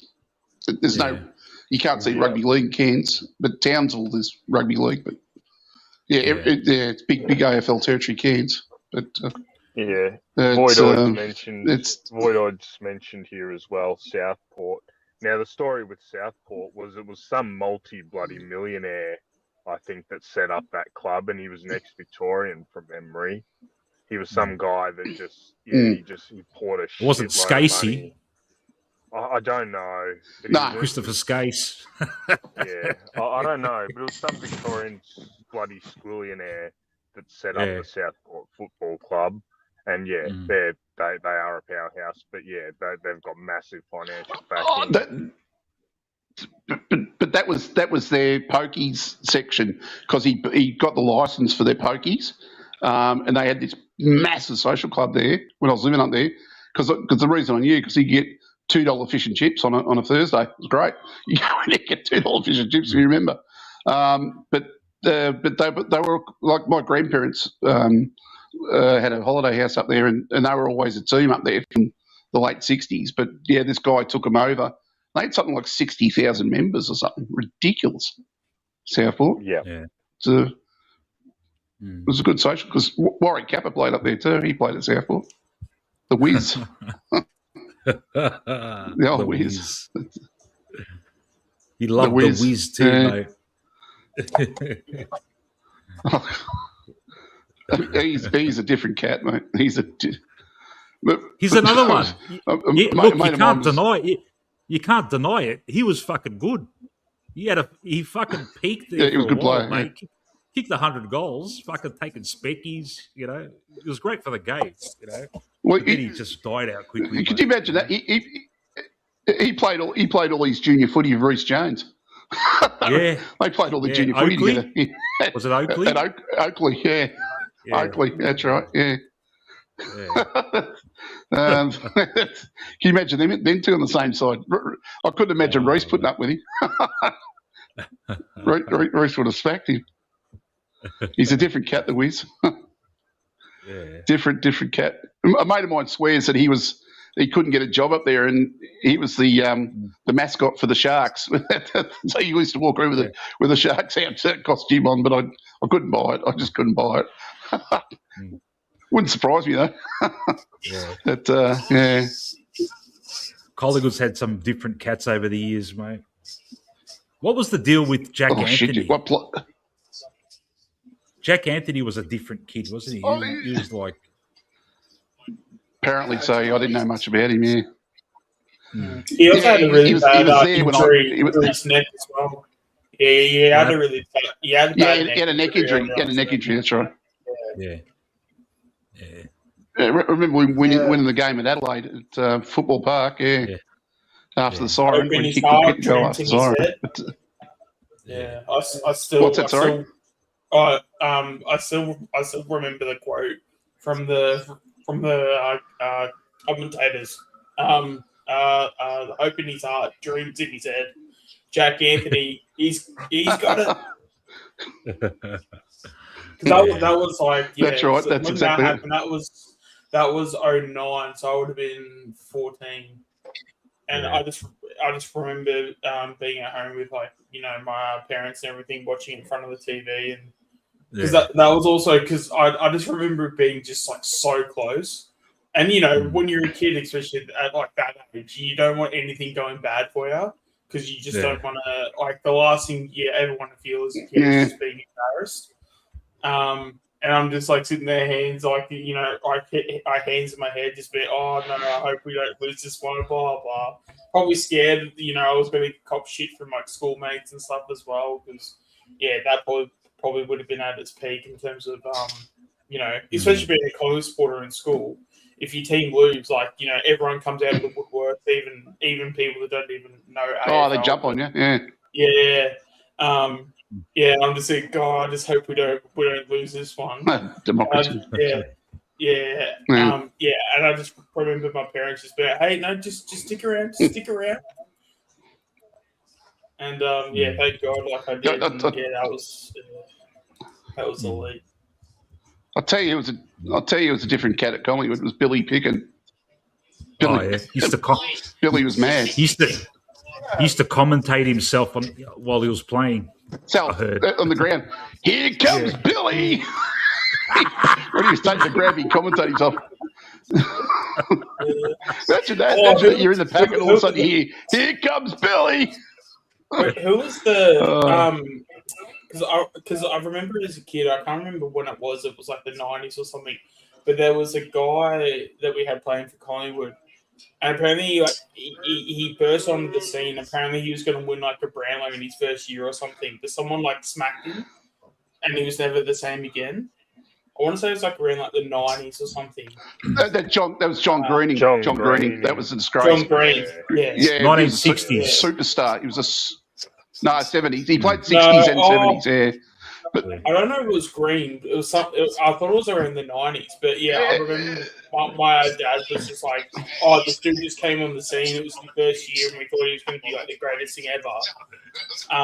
Apparently he was like going to win the Brownlow because he got like 3 votes every week. That's Greening. That's Greening. Okay, so it was John Greening. That was John Greening. Yeah, and I saw him he was that far. Yeah. When that happened, he was 15 votes clear in the Brownlow, and he lost the Brownlow by 4 votes or something. He was a superstar. My old man. I wasn't at that match, but my old man was, and he said that Jim O'Day was the bastard who king hit him. He was a copper, and my old man said if you ever got 5 minutes of Jim O'Day, you'd do him. Yeah, because my man was a pretty tough bloke though. Yeah, because also after that punch, he wasn't the same again. Yeah, because I'm pretty sure when I got told that story, it was like he was this superstar overnight, and then he was just gone just as quick. Was he like was his career? Yeah, it was good. Well, he came back because he missed a year after that, and then he came back, but he was never the same. He was from Tassie originally, and he went back to Tassie. But he became a horse trainer. He became a horse trainer in Tassie. He's still alive and shit. He still comes to Collingwood games. He's a Collingwood supporter. He's spoken to I met him. Yeah, he spoke. He comes to Collingwood games like 3 or 4 times a year. I used to go to all the social club stuff, and he was also captain's member. I haven't been a captain's member for years, but he social club member. But he was a superstar, mate. John Greening was potentially one of the greatest players because we had him, and then when he got injured, this other young bloke came from the Victorian country here called Ricky Barron. So Ricky Barron took his spot basically. That's when Ricky Barron, Renee Kink, 16-year-old Renee Kink came in because of Peter McKenna. Renee Kink was 16 years old when he played in the granny, mate. You're kidding me. Yeah, kicked 4 goals. No, it was a prelim final. Prelim. Oh, was it? Okay. It was a prelim. He played. Yeah, because they dropped Peter McKenna because he wasn't getting the kick, and they brought in Renee Kink, and he kicked 4 goals at 16. Yeah. So also as well, in 1986, the under-19s team. Do you have much info on that team specifically? Because one of my former footy coaches, he actually claims that he was like on that list and he played with a few of the premiership players in the under-19s. What was his name? Because I was there. I was around the group. Tim Bear. Who? Tim Bear. I don't know. Tim Bear. Yeah, Tim Bear. Bear is in like the animal bear, but it's spelled different. Probably, yeah. I don't remember the name, but he probably was. Yeah, because it was a. You got to remember the under-9s was a big list. It was a big list, so a lot of the guys didn't play all the time, so they go back to local clubs and shit. But yeah, sounds. Oh, okay. Tim Bear. I have to look it up, but because they won the premiership under Keith Burns that year. But because that's where all I want the to say Mick it was McGuans. 86. Yeah, because he definitely said that it was all like Tony Shaw was there, like all the. No, Tony Shaw. Oh well, Tony Shaw was in the seniors. Oh, was it? Oh, maybe I'm thinking like Brown or something. Anyway, he was saying that he played with the 1990s. Well, that's true because Gavin Brown, Mick McGuan, Gavin Krasiska, Damien Monkhorst, all those guys played and Jason Kroll and Terry Keys and all those guys played in the under-9s. Yeah. So, yes, that's right. So it could have been. I mean, I just trained there. I was never good, but I don't remember him. But that doesn't mean he didn't play down there. I don't remember half the guys. Ronnie McEwen was down there. Ronnie McEwen. Or was he playing the reserves? I can't remember anyway. Yeah, I knew it was down there, but Ronnie McEwen. Yeah. Mark Orville. Mark Orville. Down there. Mark Orville's that guy who the son plays tricks Angry on him. Dad. Yep. Yeah, Angry Dad. Yeah. From memory, Mark Orville had there were good raps on Mark Orville, but he was injury riddled as a full forward. Yeah, but he was never going to get in because he was down there at the same time as Brian Taylor and all those guys. So it just would have been too hard for him to get in that side. Yeah, but he was injury ridden. That's true. He could play. He definitely had game. He definitely had game. Mark Orville. What happened with Jason Kroll? Because back in the day, I reckon he was all right, but it was too hard to get in. Well, Crowley. You know, this is true, and I love Jason Kroll. I played with him at Bundoora in the juniors, right? And the year that Crowley went to Collingwood, me and my mate, we finished ahead of him, the best and fairest in the under 17. Sorry, Crowley was a very disciplined footballer. He just had injuries. He played 30 games. Crowley played 30 games, but he just had injuries. I always felt sorry for him because I knew he was part of that 86. Boyd's asking me if I knew John Burke. Boyd's asking me, did I know John? I did. I did know John Burke. Yeah, back in the day. Yeah, Johnny. Yeah, I knew him. Yeah. I was there that day when he went to the nuts. I was at the south. Was he just an angry kid? The Johnny Burke story. Yeah. Was he just an angry kid? I never saw that. I never saw that. He just snapped. He just snapped. It's in the Empire. Oh. Yeah, that's right. You can't he's jumped out. You got to get him off. Give that bloke one too. He's done well. That was Slug Jordan. Slug Jordan commentating. He's done well. He's giving him one too. Yeah. I had a good Slugger. He's a legend. Yeah. 2023 grand final when I was at the game and I was watching it and we won the flag and there was this old fella sitting a couple of rows from me and just word got around that, like just around to all the people, oh, see that bloke there? He played in the premiership back in the 50s for Collingwood. And I went up to him. I go, how are you, sir?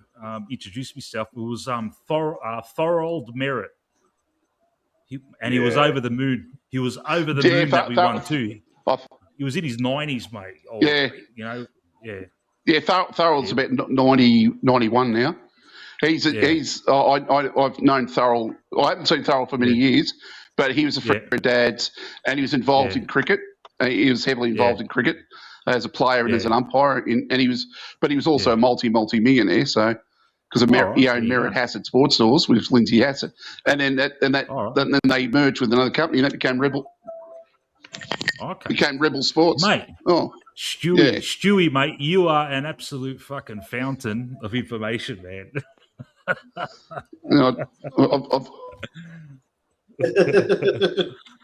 Thorold you're is Zach Merritt's great uncle as well, isn't it? Oh, there you go. Didn't know that. Stewie's still there?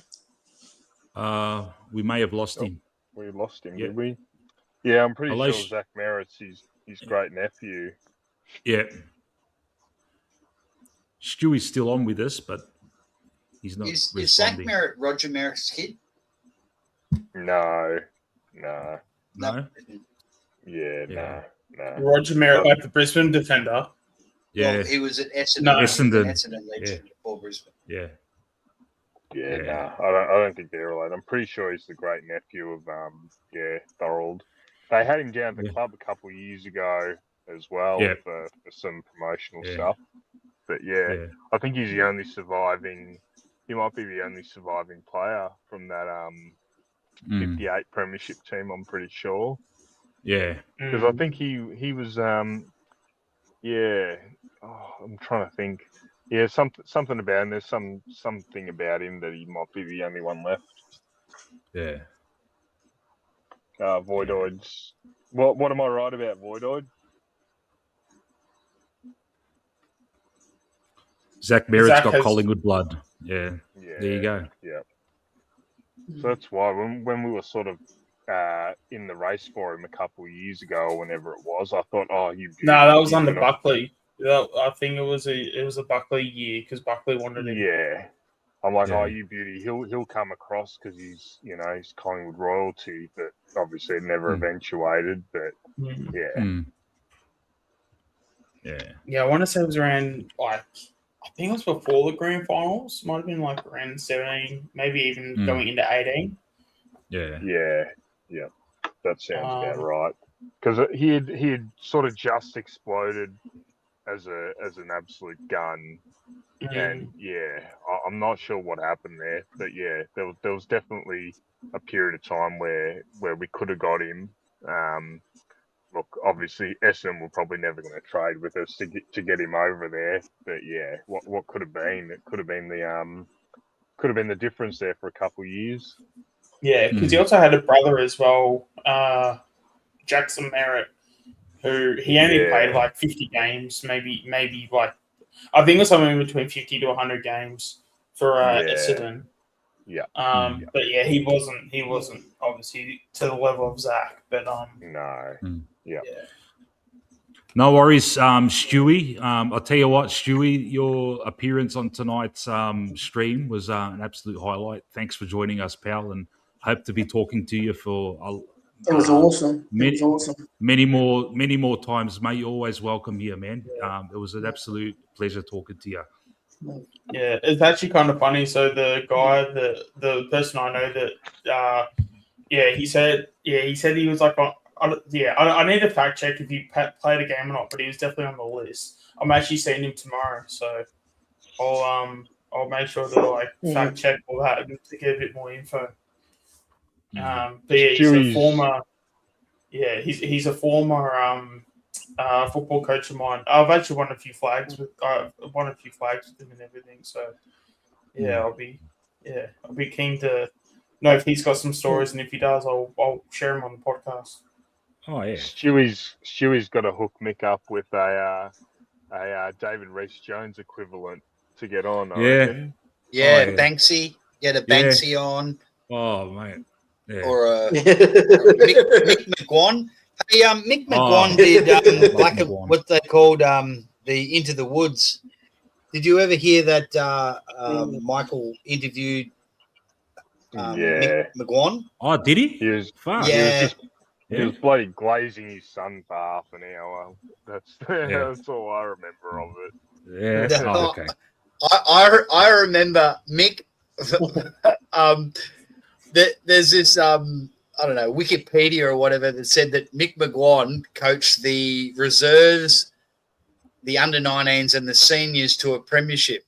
And Mick goes, Mick from Into the Woods. So, Mick, it says here that you coached the under-19s, the reserves and the seniors all in the same year. That's quite an achievement. No, it wasn't all in the same year. Oh, well, I'll have to correct you there, Mick, because in Wikipedia here it says that you coached them. And McGuan said something like, mate, you know, do you want to do this again so you don't sound like so much of a dickhead? It was gold. But it ended up being quite a good interview. I quite enjoyed it. But well, Mick McGuan's my favourite player ever. Like he's always just personal favourite. Just loved him, man.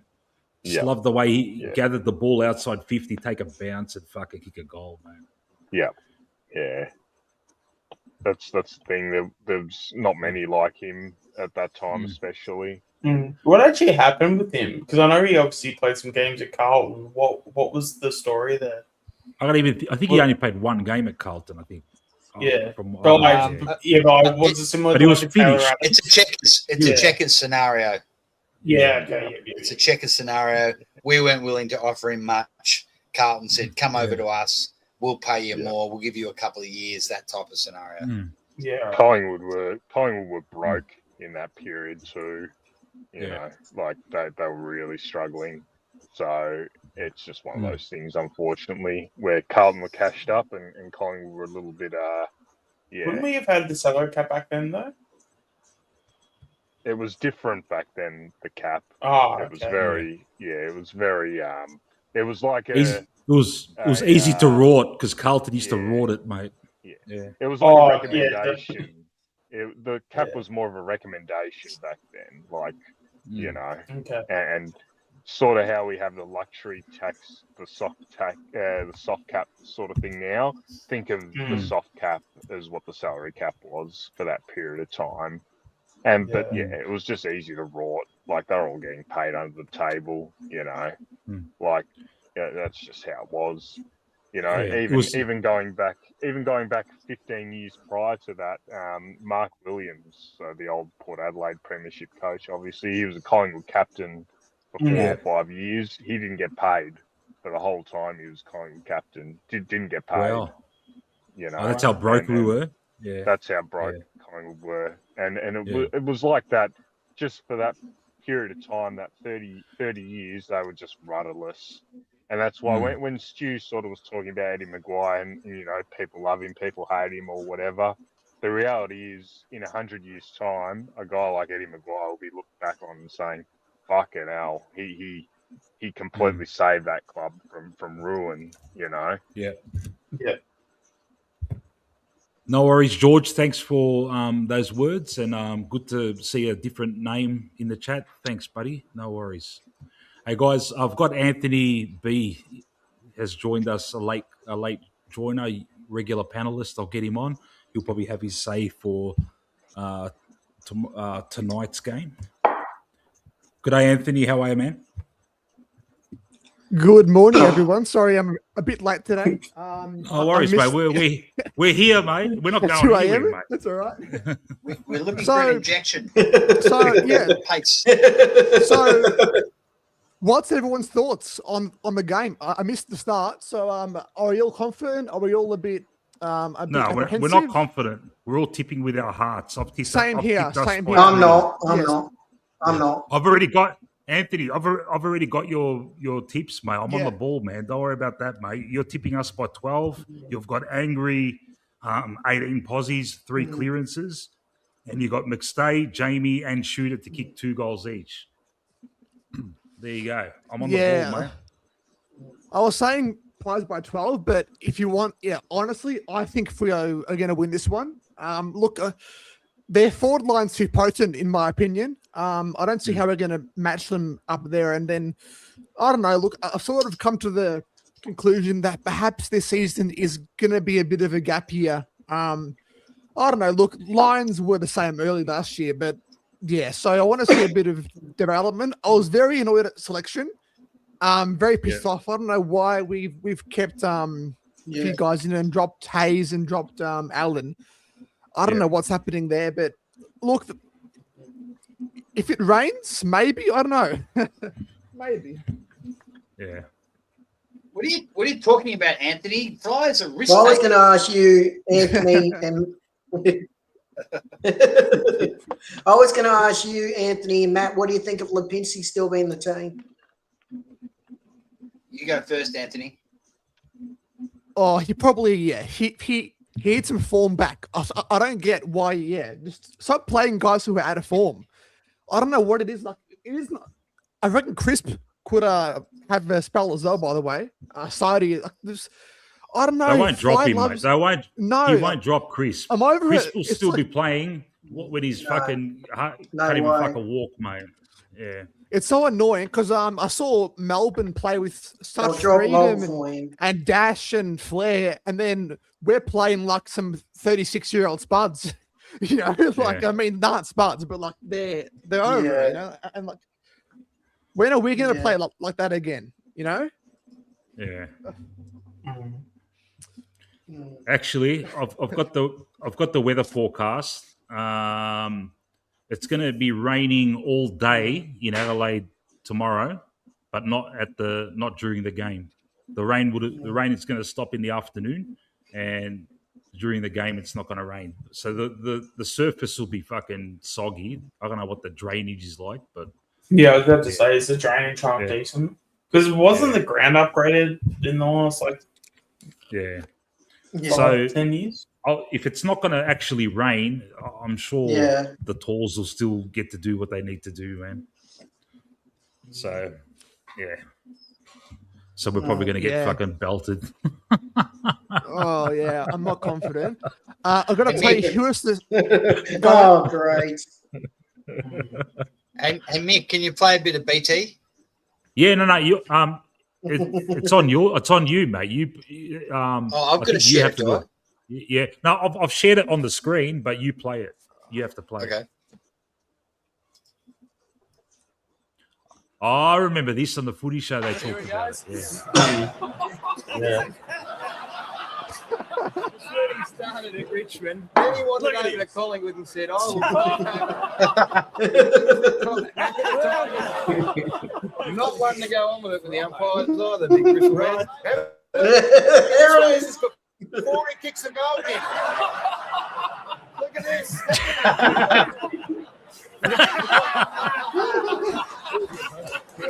Oh, they didn't show the bit where he missed the goal. No, they'll show it. They'll show it. Oh, Billy Duckworth. Just in control. Terry Danaher gets in.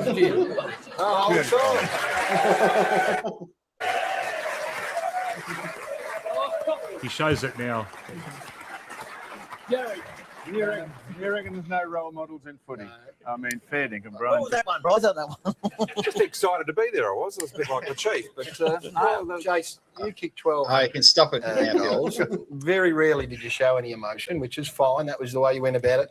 Did you ever celebrate before you've actually taken the kick? Have you ever seen a man pump himself up? Now, what I want you to have a look at this is watch Brian Taylor here before he even kicks the goal. This is against St Kilda. If we have a look at this again, takes the mark on Stephen Turner, I think it is. Now, look, watch this one.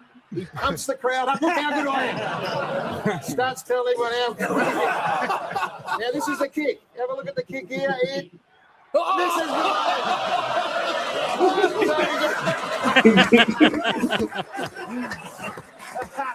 Come on. I rightly pointed out it was all about the team and the score. Not about me. Right. Not about me then, Gary. It's about the team, the scoreboard. Man, you just boiled over, did it, Bristol, man? Did it just get the better of and you had to punch someone? Was that Fair what to it was say, all I had about? a little bit of trouble controlling my emotions of those particular days, but Wow, I improved wench. as time went. Oh, mate. Vic Park, mate. How good. Yeah. How good. Yeah. Yeah.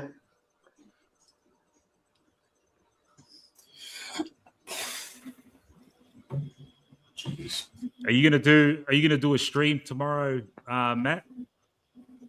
During the game or before the game?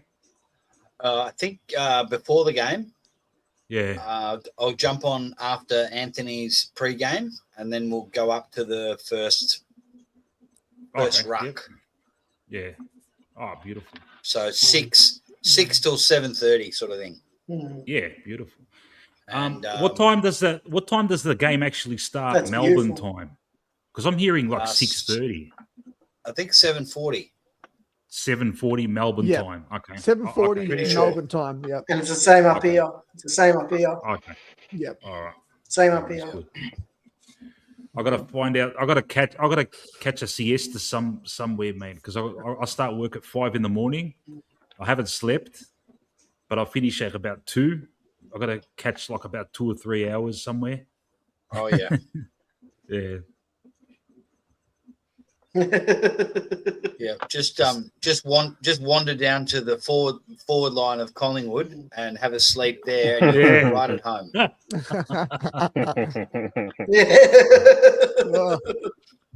I have Voidoid. when you watch Lipinski play tomorrow. Voidoid, if we picked up Lockett in that era, we would have won a flag because we were making finals. 90, I think it was 95 or something. They had a ridiculous fucking final system where you finish fucking third and you're playing in a fucking elimination final, and that's what happened to us. We finished fucking third and got eliminated. That was 92. Oh, was it? Okay, Yeah. I'm getting mine. We were finals 92, just missed out by percentage 93. Back in the finals in 94, effectively played an elimination final against the Eagles. Yeah, who won the flag and we lost, and then we were out for 5 years basically. But in 95, 96, we were still decent. If we'd had Plugger then, it could have been the difference. Like the difference between a 6th place team and a top 2 team was very little. Yeah. We had Sav Rocker, but Lockett's on another fucking plane, mate. It's absolutely. You can't. Lockett's just on another. What do you call it? Spectrum, man. Fuck. Yeah. Well, isn't that partly the reason why they got Dermot? Is that right? Wasn't that the same year? Yeah. Wasn't that the same year they missed on Lockett? They ended up getting bloody Dermot for that 1 year. Yeah, it was in that 95. Yeah. And Dermy was good for Sav. Yes. Yeah. That was always the thing. That was Dermot. Dermot was going to teach Sav the ropes for a couple of years or whatever. It obviously didn't really eventuate, and he went on to did he play for Sydney that last year? Didn't he? Where did he play? Yeah, he did. He played for Sydney. So it didn't really work at the Pies, and he just went to Sydney. But that I'm pretty sure that was that off season where they missed on Lockett, and then they settled for Brereton. So it must have been 95, 94, and going into 95. That rings a bell anyway. But I mean, look, you think of a forward line of Sav Rocker as a young fella and Tony Lockett, you know, it could have been bloody anything. Yeah, Dermy actually, he went to the Swans and then he came to us. Yeah, I remember. Okay. He had a year at the Swans. So 94, he was at the Swans, and then 95 he was with us then. Because I remember he very underrated year. He kicked like 40, not 40 goals, but he averaged about 2 or 3 goals a game in 15 games or something. Yeah, that were the days. Centre half forward. And that's why State of Origin lost its luster, because back in those days, they'd have State of Origin and they had a New South Wales team, and they came up with the typical AFL come up with stupid concept. If you ever played, if you've played for Sydney, you're representing New South Wales. Yeah. So you had players that once played for Sydney 2 years ago. Oh, you're playing for New South Wales in State of Origin, and they actually beat Victoria. That's 1990. Was it 1990? Yeah, what a joke! Fucking hell, man! AFL, mate. They never surprise us with their fucking stupidity with the decision making, man. It's just on and on and on. Now they're gonna throw money at selling the game to India and the subcontinent, which all right. Oh, mate. I know, man. It's gaslighting. It's gaslighting. They do stuff to say, let's see how much we can annoy the football public by doing stupid stuff. Yeah. Let's do opening round again. That'll wind them up. Opening round. I totally missed all that GWS talk. What's going on? Are they fucking going to go bust? Is that what's Yeah, happening? I can give you a bit of background on that. Yeah. So that'd be good. So the numbers sort of came out, the participation numbers at junior levels, right? Yeah. So Greater Western Sydney as a whole, that whole region of Sydney, has 16 AFL junior clubs, right? Yeah. Now, at the under 13 level, so like the first year you sort of move from Auskick into more of a proper club sort of thing. I know they play younger than that, but in terms of like proper junior footy, that under 13 sort of stage, they only had 97 out of those 16 clubs. They had 97 walk-ons, so barely enough to fill. What's that? Maybe 5, 6, 7 teams. So now they said, look, that was the early numbers. So you're going to have some players that come later, closer to the start of the season, whatever. But they only had 97 under 13s come through. So the argument was, how long have Greater Western Sydney been there? Is it 15 years now? When did they come in? 2011, 2012? About 11, 2012. 2012. It was 2012. Okay. So they came in 2012, and they were there as a club for 2 or 3 years prior, and they had the young players. They played a couple of years in the VFL or whatever it was, similar to what Tassie's doing now. So in the space of like all up, 18 years, virtually what they're saying is there's been no growth. Yeah. So now they're at a point, it's at a tipping point.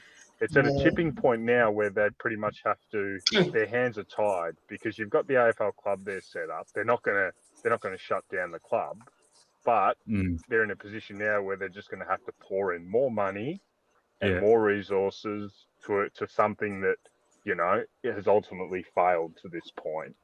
Yeah. Now, and will continue. And the other side of the argument, the people that live in bloody positive land will say, oh, well, the AFL's got plenty of money and it's all about growth and whatnot. But the reality is, who's paying for it? It's Victorians. Yeah. So 100%. You sort of think, okay, now you've got successful teams in Sydney and Brisbane, which is fine. And even Gold Coast have overtaken them in terms of like all the metrics. Gold Coast have overtaken them. And that goes back to the previous argument where, a lot of expat Victorians move up to Queensland. There might just be more of a AFL culture there than there is in Western Sydney specifically. Western Sydney may as well be another country in some aspects. Like it's just, it is a completely different. Like you think of melting pots. That is like the number one melting pot in the country. Exactly. Complete shithole as well. So it is just soccer and rugby and that's it. So it's a wasteland. Ultimately, what ends up going to happen is they're just going to pour more fucking money into it. It'll be another 20 years, and you'll probably end up with the same result as what you've got now. Just imagine all the money they've fucking thrown at it too, man. That's Yep. Yeah. They've still got 17 supporters. And this is the thing. They showed, like, they were talking about the crowds. Their crowds are pathetic. Like, their crowds are pathetic. You may as well, look, if I know they'd never do this, but if I was in charge, I'd say, move them to Canberra. Canberra, yep. Yeah. Just move them there. Yeah. And look, if you want to, they can still play maybe 3 or 4 games out in Western Sydney, and you can have like a long-term goal of maybe developing, more out there or whatever. But Canberra, you've got the appetite for it. You've got a lot of ex-Victorians that live there, and it's but what's Canberra got? 300,000 people or something like that. So it's like a big country town sort of thing. You'll get 20,000, 30,000 to their games most weeks, similar to like a Geelong, Instead of wasting your fucking time and money, which we're all paying for, mind you, paying for, especially Collingwood, for this fucking shambles of a team that's got no growth, no nothing, and instead, they're just quietly, nothing's ever come out about this because obviously the journos don't want to bloody touch it. Of course, it's the first time it's really been spoken about. It's the first time I've ever heard it spoken about, where it's like, hang on, what's actually happening at this shithole? And it's a disaster. You know what they're gonna do? They'll fucking they'll get rid of GWS and they'll just channel all the millions to Tasmania. And I hope this is the best case scenario in this situation for us. The best case scenario. That's what happens. All right, they get rid of GWS, then they throw it all into Tassie. Then Tassie goes balls up and bankrupts the AFL, and all we're left is all the Victorian clubs get together and say, you know what? Let's go back to the old VFL the way it was, man. Fucking 12 teams, bang. Fucking change all the shit that they've come up with, new admin, everything, because they would have lost all their money and shit. And that's the best. I'm probably being a bit utopian here, but I'm actually hoping that happens. Yeah, they just go balls up, and we go back to how it was, and it'll be better, mate. Like an old VFL. Actually, keep West Coast and Adelaide. Of course you will. But not just them. Adelaide, Port, Rio, West Coast, and the Victorian clubs. Yeah, and Brisbane can be in it. Brisbane can be in it, but they have to go back to Fitzroy and they're shit again. Yeah. Fuck off Gold Coast. Look. And fuck off Gold Coast. At a point. It's a very, very simple problem to solve. Very simple problem to solve. You know what you do? You give all the clubs, and this is all 18, 19, whatever the bloody number is, you give them 5 years from this point, right?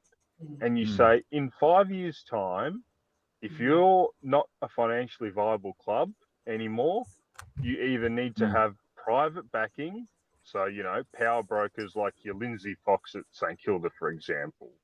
You need to be financially viable and independent on your own, not relying on the AFL to fucking prop you up, or you're gone. And that's it. And that includes your Western Sydney and all this shit. So they've got to figure it out on their own to a point where, okay, it's your fucking club now. You've got the keys. You've got to figure your shit out. And that's it. And then overnight, you'll have these teams like St Kilda, North Melbourne, all these fucking teams that are a drain on all the other big clubs that have to sort their shit out. And I'll promise you, overnight, GWS will shut down. It'll be gone instantly because there's no appetite for it out there. And there's no big power brokers that are fucking interested in that. Yeah. You can put Dogs in Melbourne in that too. They're poor too. Yeah.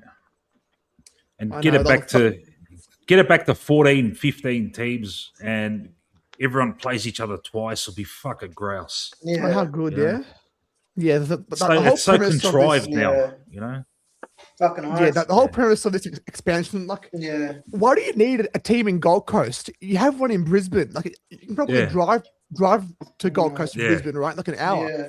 And so what I would honestly, because like knowing the AFL, these teams are probably going to stay here. So I reckon, I know that Giants are a shit club, but they're probably going to stay because I doubt the AFL is going to tear down what they want to what they wanted to achieve for years. So they don't want to admit they're wrong. They'll never admit they're wrong. Exactly that. So what I'll just make the whole Gold Coast Suns thing, just make it like the Northern Suns. Have like Darwin, Alice Springs, Gold Coast, so you get more of the audience that is already more footy involved. Northern Territory around there. So do like a Northern Suns. So have some games in Darwin because there's a big problem. I reckon there's a lot of market cap in Darwin. Like these communities, these First Nations communities love footy. They love footy. So many gun players. And then just the Giants either have them in Canberra have them, or just get rid of them and have Tassie and keep it at 18. But yeah, the whole why do you need a team in Gold Coast for for Christ's sake? Just honestly, just get rid of that and go to markets that actually are gonna represent better footy involvement. Yeah. And Voidoid, what Voidoid? You don't need GWS. You already got a team in Sydney. Yeah. What Voidoid said there, the AFL didn't extend any of that GWS grace to Fitzroy, the bastards, and that's 100% correct. If you imagine if you're an old Roy boy, right? Now you might support Brisbane now, and you sort of found your team or whatever, but you would be sick to the stomach watching GWS just get money poured into it when your club struggled for 10, 15, 20 years there, and they were just left to die, right? Now, it would be absolutely so hurtful to those supporters, and South Melbourne as well, mind you. And, you just think you lost these great Victorian clubs that, would have benefited from, more financial backing, and now you have to watch GWS just get money fucking poured into it for zero results. Absolutely nothing at all. It would be sickening to those supporters, I imagine. You can say the same thing with Gold Coast too. Yeah, that's the thing. A need for while they're winning, while they're winning, they're going to get crowds because there's going to be the theatre goers, and so the issue is not when they're winning; it's when they're shit. Like GWS look like they're going to be fucking shit this year. It's just going to turn into an absolute basket case. Yeah, And how can they prop up like these new markets that they got, Gold Coast, GWS, and Tasmania? How are they going to fucking juggle them so they can keep them competitive all the time? There's no way, man. Us. Yeah, us. Yeah. That's the worst part about it, because it's us. It's us. It's Carlton. Essendon to a certain extent. It's us that have to prop up these clubs that are just not financially viable at all on their own, and everyone suffers as a result.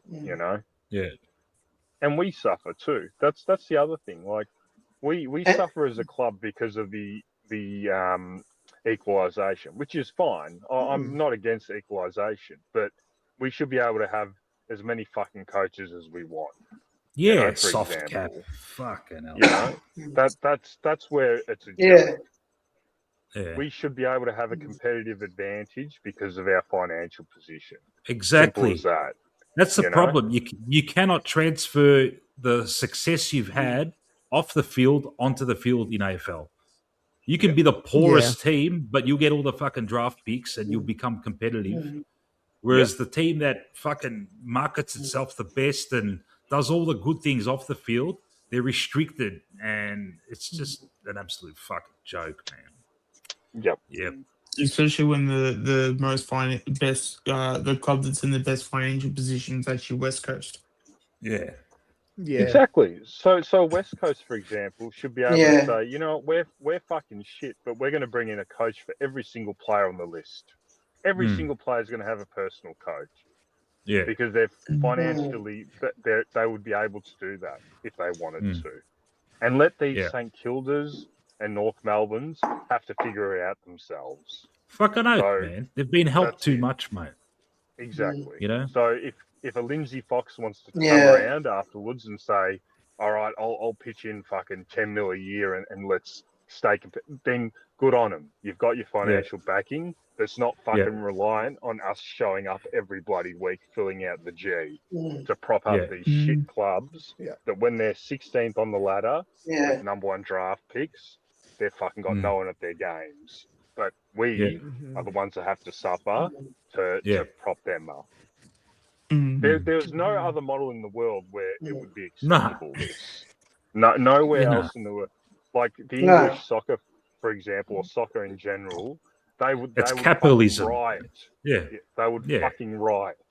We're communism. Everything else is capitalism. That's ridiculous. Like you've seen it out there, game. You've seen it at their games. We're the ones that get the most supporters because you've seen it at Gold Coast and GWS games. It's mostly our supporters that fill out their stadiums. They can't fill out their stadiums at all with their supporters.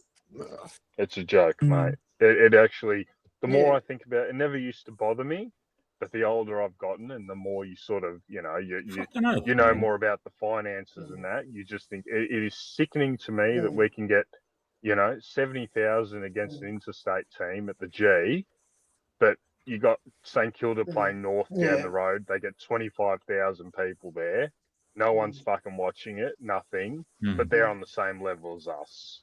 It's just it's sickening when you think about it. Yeah. As well, when it comes to the soft cap, what actually would be the worst thing? Because I reckon it probably should be a thing where down the line we should have no soft cap. Because at the end of the day, obviously I'm sure you get advantages. Like if you get if you go out and get like a whole medical team for millions and millions of dollars and stuff. I mean, obviously there's going to be advantages and stuff, but shouldn't the AFL be like advocating for those things anyway? Because then also the AFL can turn around and go, hey, you can go get a medical department that's top of the line. Like I just don't see again, unless if it's like, well, with each club having like their allocations of money and stuff, so maybe there is a reason to have it all, everyone have the same amount. But or even if the AFL came and said like, hey, West Coast, you're doing absolutely shit, so we're just gonna loosen the soft cap for you guys so you guys can bring in extra people as what was mentioned previously. Like I just sort of really at the end of the day, if we take away the soft cap and we're bringing in better people to do jobs within the AFL environment, struggling to see. I'm sure there are bad things that can come with that, but really at the end of the day, surely the positives outweigh the bad, if that makes any sense. Yeah.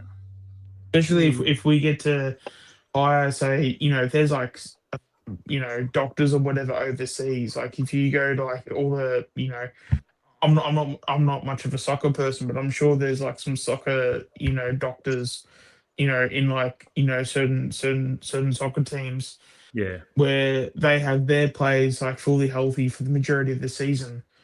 As long as the AFL clubs have that type of money, what like should the AFL really step in for that? But hey, you can't do that because it's like too much money. It's like, but it's literally making AFL a better product at the end of the day. Yeah. It's stupid because so many players go overseas for treatment. So I think Geordie he went to Germany in 2019. So people are going overseas to get treated. So why not just try and nurture talent in your own club? Like have these superior medical doctors or physios, have them in your own walls. Why are we going overseas to have hamstring treatments? It's just the whole club's. Well, it probably shows like how bad like the scene is here. Is that we've got to go to overseas and stuff. When really, that should be a massive red flag, and we should be developing our own. Or we should be, even if it is, you have two medical groups. One's the one group that stays inside the club because those are your doctors or whatever throughout the season. But then have like sort of it sounds strange, but have like a development list of like doctors where it's like, hey, you go off to Germany, you go off to Scotland, Why you not? go off to England and stuff, and just learn your craft. And then come back and hopefully whatever you've learned, like you'll be far better than what you were. Absolutely, It's just a bad model. It punishes you for being financially viable. It punishes you for being an attractive club. It punishes you the fact that you got I think we got 1.2 million supporters. You know, like just casual people that call themselves Collingwood supporters. You know, and that's it. They just we are the ones, and Carlton too. I mean, I don't want to admit it, but they're in the same boat as us. They're not as big, but they're as equally sort of powerful and relevant. These are the clubs that have to prop up these other clubs constantly, and we get punished for having supporters. We get punished for, you know, putting our hard earned in the club. We get punished for watching on TV. That's the reality. And, you know, there'll be people that say, oh, but it swings and roundabouts. You know, one day you'll be struggling financially. And no, because if we're fucking struggling financially, the AFL is struggling financially. Yeah. That's the whole point of it. You think a North or a St Kilda are going to pick up the slack if we drop off the perch? No fucking chance. Everyone's going to be in the shit then. So it's really just it punishes you for being really good at what you do. It punishes you for being successful, and it goes back to Mick with the draft picks too. You know, you finish last, and here you go. Here's the best young player in the country.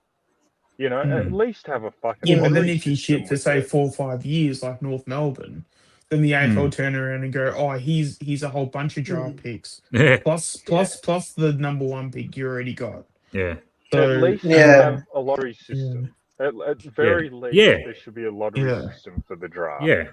You know, at very least. So at least, even if you finish the flag, if you win the flag, you've got a 1% chance that you still might get the number 1 draft pick or something. You know, it is laughable that you send the best young player in the country to the worst fucking team that haven't been able to develop a single player.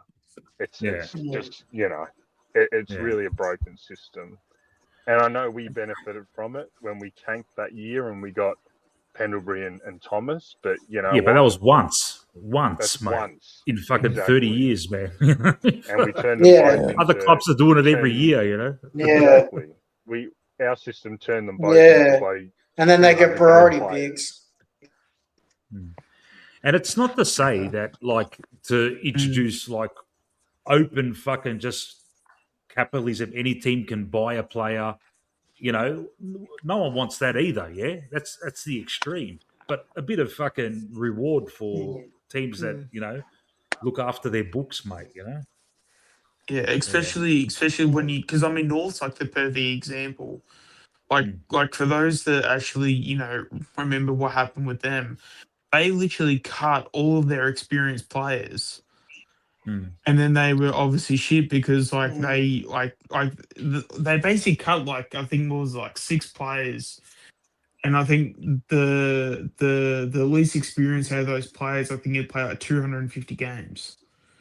Like, no shit, you're not gonna like do well, because it's like who the hell are your leaders and stuff, and who the hell is like driving like standards and all this stuff. Like, it's, you know, because I don't know, like the notion of just like, you know, just having kids and developing and just like going to the drafts, like, but it's all, at the end of the day, it's always been a balance. You know, that's why like Collingwood do so well, was because whenever we do a rebuild, people never call it a rebuild, but like the amount of times that, and I mean, not that we probably do it much recently because we're shit at fucking developing talent, especially if you're, you know, if you're under the age of 24 and not named Bo and Nick. But still, it's, you know, at the end of the day, we're always like sort of reloading the list with, like, you know, free agents, trade targets, and maybe the odd rare like kid here and there and stuff. Yeah. All right. Come on, Andreas. Andreas just woke up and noticed. Is Nick going to be out again? Oh, that's what Andreas. Big Andreas call. said. Big call. Is Nick going to be out again? Look, he's just saying that he didn't look 100% on the captain's run. But what I'm more disappointed with is Andreas tipping fucking Freo. What the fuck is that, bro? Tip with your heart, man. Fucking hell, man. Some nights it's harder if your team's playing shit. Yeah, I just can't see us losing, to be honest. Like when You can't see us losing. Really? No. I wish I had that Wow. optimism, man. Well, it's just it's I also wish I was that confident. Sean. Yeah. it's Me no, too, it's Sean. not. Yeah. It's not that I'm confident. I'm just backing history. It's tailor-made. Since Back when to was the wall. You're right, Sean. Yeah, since like when was the last time we had like a back-to-back losses, but also like really like bad losses that we probably should have won. Like I'm struggling to think of, I mean, maybe it's like maybe in 2021, but I feel especially with our group, like I don't know, I always sort of find that whenever we do lose, and mind you, this might come back as like a shit take, and I'm sure there's exceptions to the rule, but the majority of the losses we have, it's always us being shit rather than the opposition being good. Even if you look back to the Adelaide game, that's like a perfect example. We should have won that game. We should have won that game by at least 5 goals, but we didn't because we sort of spent all of our petrol tickets mentally and emotionally through the St Kilda game, because St Kilda were talking shit, being like, oh, we're now the kings of the AFL. Look at us. We've got all of our prize recruits. And we just sort of sat there in the corner, but, okay, all right, cool. And then obviously the game started and we were completely, switched on, ready to go, and St Kilda weren't. But I think we took the wrong lessons out of that, went to the Adelaide game and then became cocky. And then we just got smacked around, and we sort of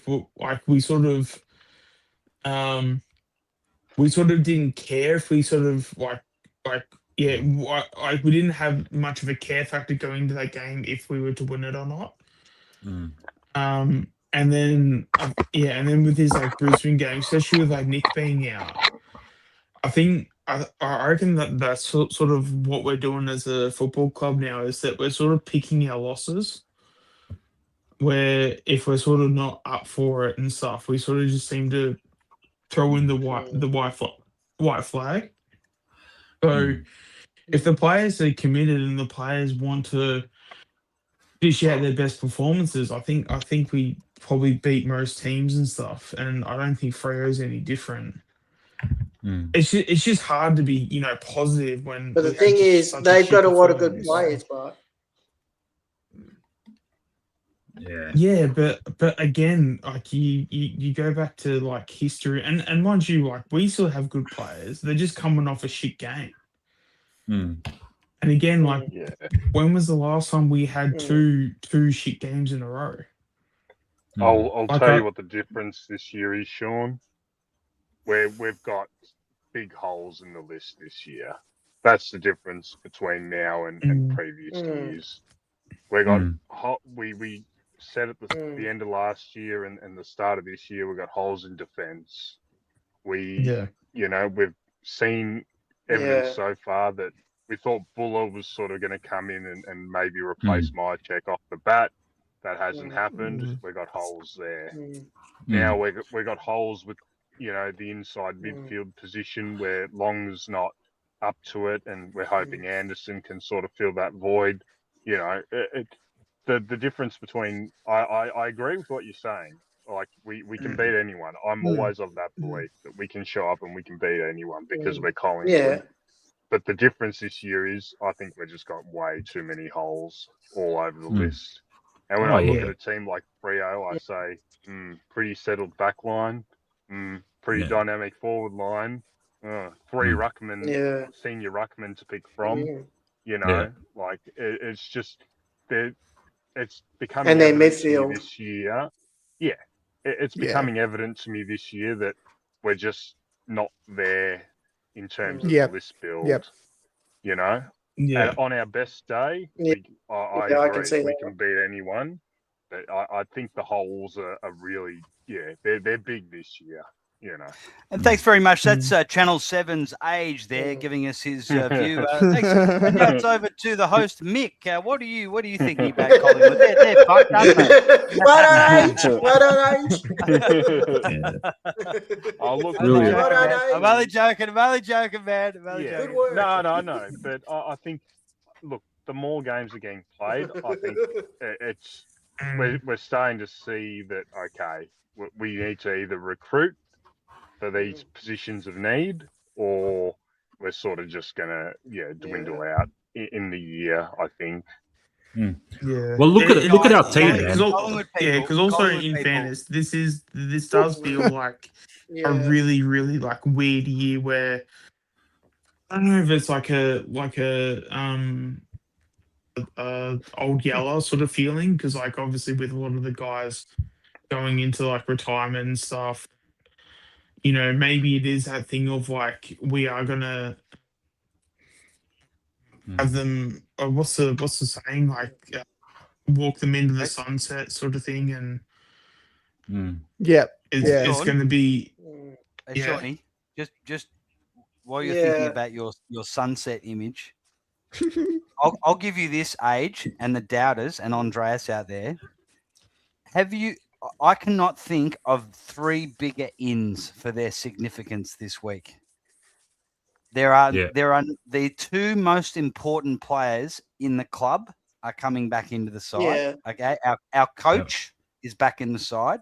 All right, he's our coach. Don't let anyone tell you he's not. He's our coach, Pendles, and our best player by a country mile, Nick Dacos. Let's assume he's fit. And I'm telling you, Angry Anderson will be our best first-time player in 5 years.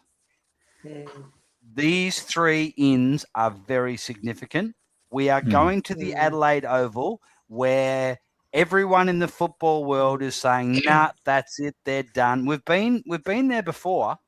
We've been there before, and this is a typical backs to the walls. Collingwood can't do it, but this time, instead of a Buckley or a Pendlebury being out, they're back in. They're back into the side. So normally when we're going over there and we're backs to the wall, Buckley's out, or Pendlebury's out, or whatever, and we just or Moore's out. We just can't get it done. Yeah, Moore's out this time. But these are 3 huge ins. I would have liked to have seen Buller or West come in for Membry.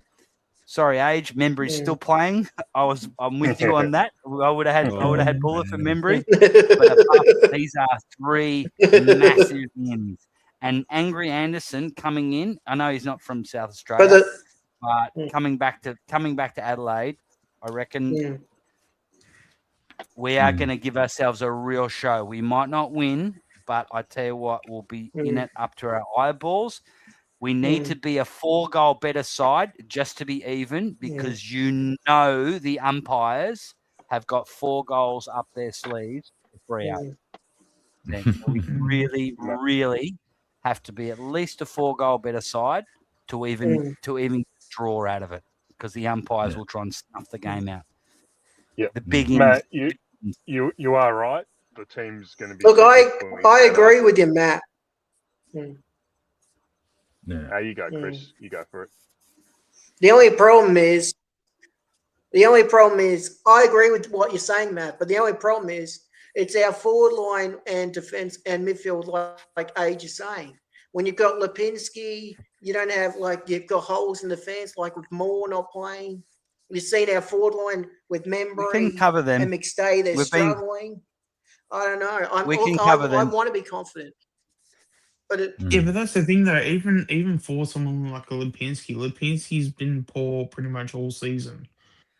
All so 3 for years. him to have another poor game, like we've I know, but I'm just saying, like we have had we have won games.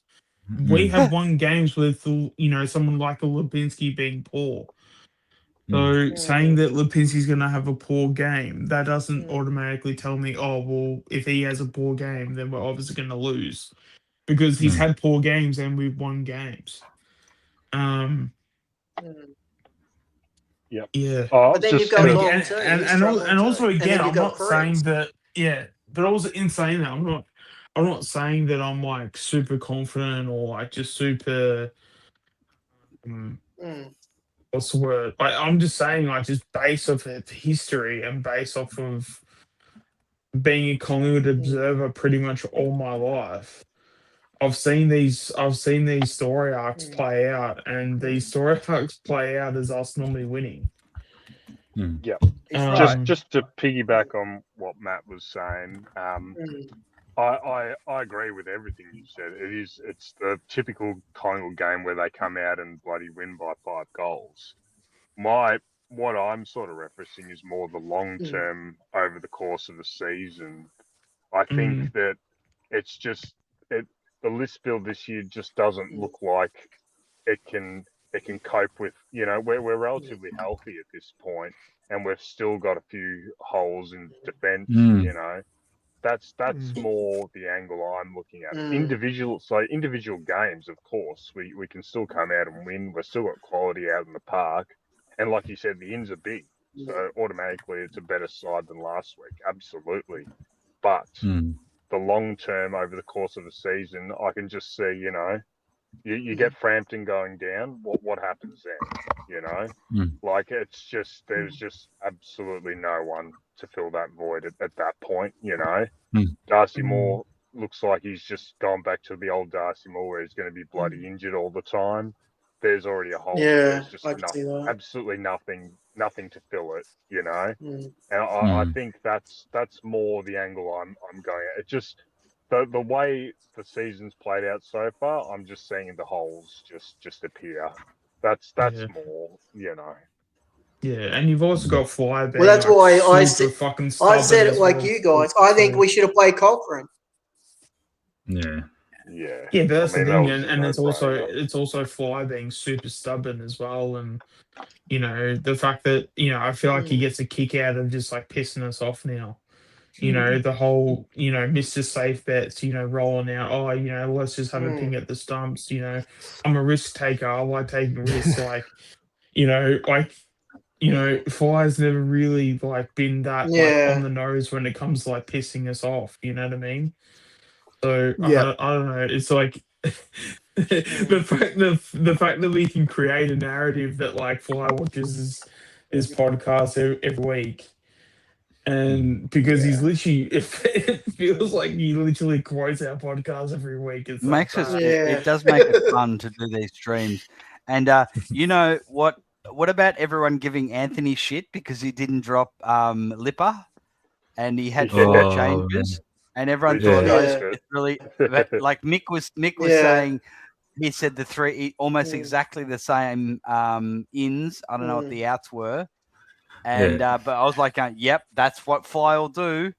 But we all we live in this world where this is what should happen, but this is what Fly is actually going to do.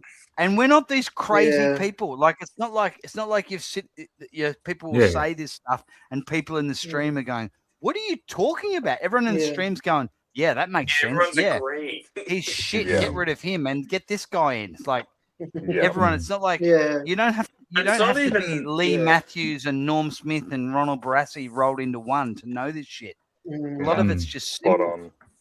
Yeah, but even the player, even the Lipinski, I know we've had comments about saying he's shit and stuff, but it's like, for me, it's not even necessarily more to the point of him being shit, but it's like, just play VFL for 6 weeks and get some form going. Because if he does that, then he can come in, and instead of just at best being a 5 out of 10 or 6 out of 10, he plays 6 weeks in the VFL. He comes back and he's probably averaging an 8 out of 10 for the rest of the season. Because he's got that confidence back. He's got that. Oh damn, I'm back now.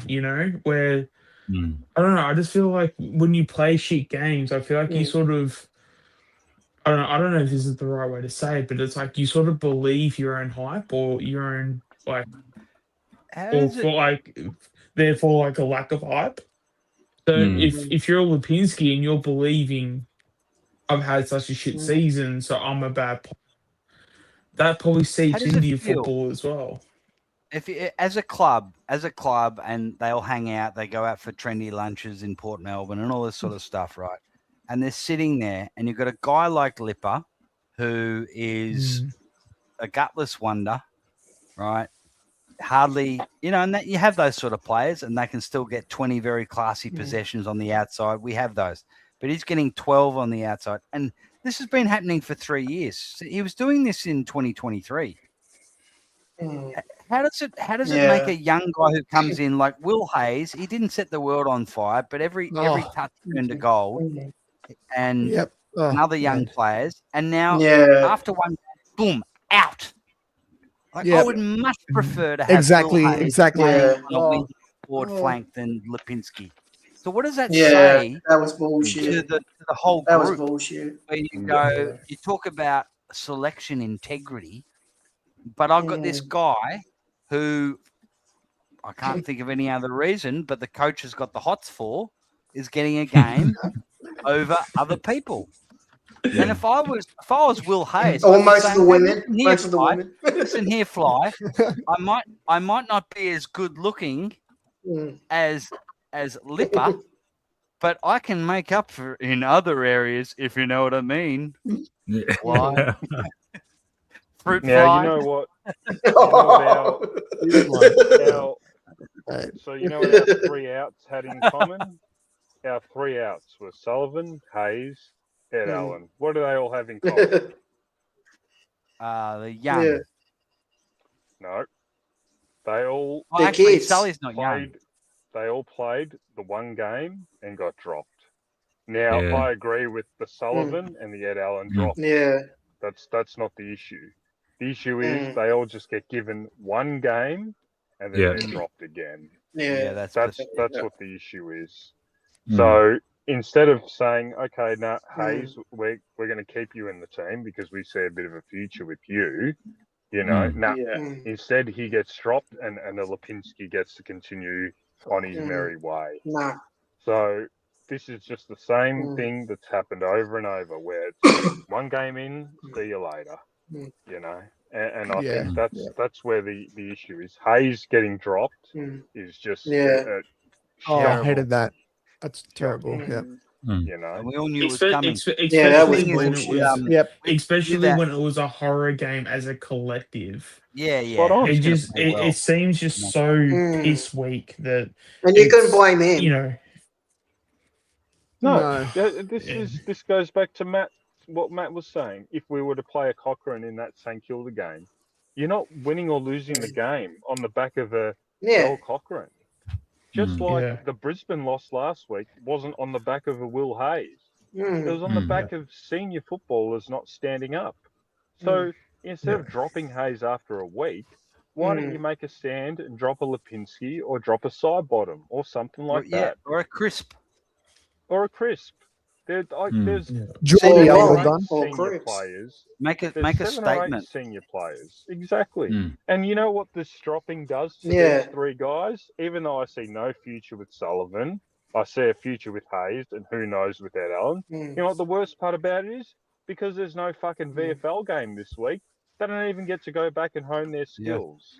So Will Hayes just plays a game where we get slaughtered, and he does a couple nice things. And he was in our bottom 6 players or whatever, but he's a young fella. He's not there yet, but he doesn't even get a game in the 2s this week to hone his craft.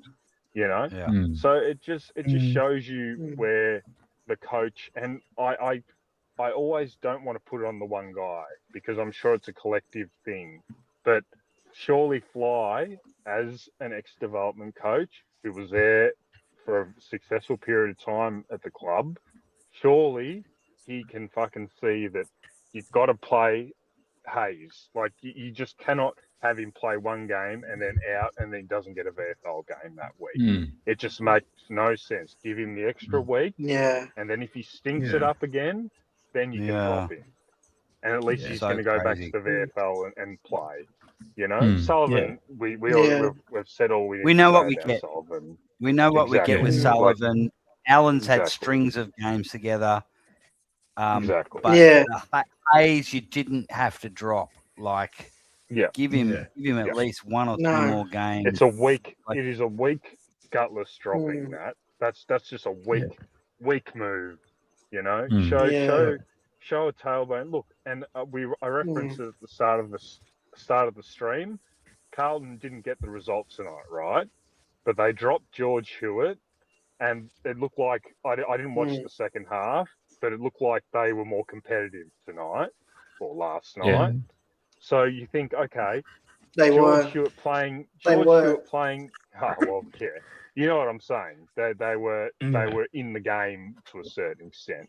But what I'm saying was George Stewart playing tonight going to be the difference between them winning and losing? No. But the club made a stand and said, no, George, you're not doing this, you're not doing that, you're too slow, whatever. We'll put a bloody kid in your place, right? Yeah. We could have done the same bloody thing with a Lipinski, you know? You know what's going to happen? Carlton could beat us because that's something I didn't want to say, but you've said it. And, no, it was on. Just because. No, but I think he's right. I think he's right. As much as I hate Voss, I think Voss has got more integrity than Fly. Ooh. In a football sense. I don't think he's smarter than Fly. Like Fly is sly and he's, he's a good politician. Yeah. But I just got a feeling that the right will be in his ear and he'll say, this is how you beat Fly. Fly will be clever, but this is what you need to do. And things like that, selection integrity is so crucial to getting the team. It's like Cox is saying. I don't know how much force you give what Cox is saying, that he's at Fremantle and there's this whole different feeling around the club. I don't think we've had a good feeling around the club for 2 or 3 years because when you don't have selection integrity, it flows through the whole group. It's like going, okay, this guy here, he gets a game, not sure why. I busted my gut. It's my first game. I'm dropped the next week. So Carlton would be looking at themselves and they're looking at Collingwood and they're saying, okay, this is one area we can beat them in. Integrity. Like getting a game on merit. That is a simple thing. What we're gonna do now for the rest of the year, no one plays in this side if it's not on meritocracy. You're getting a game based on merit. This is what we can have over Collingwood. They don't have that. They're not Hawthorn. Okay, then they're not Geelong. This is their weakness. We can beat them at that. Look what they did. They've got this guy Lipinski playing. Shouldn't be playing. Crisp is playing because he's playing this record games without loss. We can beat them at that. One sentiment. If I was Carlton, that's what I'd be saying. Look at this mob. Absolutely. Got this guy. He's a politician. This guy McRae. He's a politician in press conferences. Yeah, I agree. Beat them at that. Voss, stop saying stupid stuff in press conferences. Let's play the right team. Maybe we can beat them. Yeah. This is the thing. The crisp one was the one that was always going to. The crisp one was the one that was always going to blow up in our face because you're just holding him on because of this record. I'm convinced of it because even when it was around that the game where he was going to break the record, and there was chat about was he ever close to missing, and Fly was like, he wouldn't. He would make sure he would never miss. He made sure. No, if he he was a sub one game. Push through. Against Brisbane, 2024, they made him. He was out of form, and Fly made him the sub. Yeah, he was the sub, sub, and he came back and got 8 possessions in the last quarter. Yeah, he won us the game. In other words, So. Yeah, I want to say it was the 23 season. He literally had a back injury. Yeah. I don't know if that's come out publicly or not, but he actually had a back injury, which was why I want to say he had about 2 months of football where he was just utterly shocking. That's because he was carrying a back injury. Yeah. And when you start playing players for the wrong reasons, that's when the percentages are so small. They're all the 1%ers. But it just feels like we're in that stage now where we're, Pendlebury's fine, no dramas there. But a guy like Steele, a guy like Crisp, it just becomes too bloody hard to drop him after a while. And, he leans on the experience, which is fine. But it's probably at the detriment of giving the young fellas a go now, What about Fly's press conference the other day? A journo said to him, he said, you've rested Pendles. It looks like it's going to be the Geelong game when he breaks the record. And instead of Fly saying, hey, look, this is a team game. Hey, we're really looking forward to him breaking the record, but that could be in round 10. It could be in round 20. We're putting the team first. He just went, well, you know, we're working. We've got our, you know, we're working around that. And da, da, da, da. You fucking working around what? One guy? Yeah. He's going to just go, no. Yeah. If he's good enough to be in the team, he's going to break the record this year sometime. If it's in Sydney or fucking VFL Park, it doesn't matter. You know? Exactly right. Exactly Like, right. stop being a politician. Yeah, that's right. I understand you want it to be at the G. Yeah. I get it. I 100% get it. But at the end of the day, you're putting the individual in front of the team. It's as clear as day. That's what they're doing. Yeah. The fact that they had already sort of spoken to Geelong about, you know, all the crap. It just reeks of not. It reeks of not prioritizing. Yeah. Prioritize bloody just getting the best team on the park every week, and doing what you need to do to get the wins instead of worrying about Pendlebury's, you know, record-breaking game. Like you said, this would be the question. This would be the question. If I was one of those journos, when it comes in the next 3 or 4 rounds, this is the question I'm asking. Yeah, so Fly, I understand the players are going to be wearing gold numbers for Pendlebury's record-breaking game. Pendles doesn't strike me to be arrogant. Do you think that's a bit arrogant not that. Doing that? Bang, go for it. And it'll be all on the club. Oh no, not the gold number. That strikes me a bit as because they will. They're going to. How cringe is that, by the way? How cringy is having a golden number? Like, seriously, we're all part of a team here, mate. Like, Pendlebury wouldn't even do it. Like, I doubt that he will approve that, by the way. I don't know. I don't know. He probably it's the team. It's up above. They're saying for him to do it. Yeah, I reckon it's the club pushing it on him, and he's probably like, "Oh, well, it's probably not that big of a deal." Yeah. But I reckon if he had the choice and he could say no, he'd probably say no. But yeah, I just don't. He's being forced into it. Yeah, I reckon it's him being forced into it. Told him. It was something like a Dangerfield. I could see Dangerfield pushing that. But Dangerfield would have rainbow-coloured numbers. Good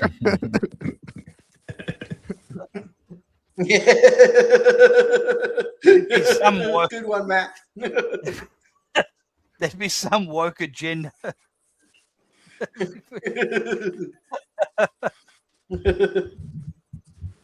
Danger flock. Yeah. How the fuck is that guy the fucking president? He was the president of the fucking AFL players, wasn't he? Before Darcy Moore. Yeah. Oh, what a team! They should be the joint. They should be the joint captains of that. They're just perfect for each other. They should get married. Yeah. Danger and Darcy. What a combination! Total flogs. Hey, gents, I've got to get ready. I'm going to make a prediction for tomorrow. Go on, Chris. My prediction is this. It doesn't matter if we win or lose. I'm going to tell Anthony if we want to lose and Lipinski does shit, to drop him. And if he says no, I'm going to tell him, drop him, or else I'm going to be pissed off and I'm going to tell you every week, drop him. Oh, mate, he must be terrified. Yeah.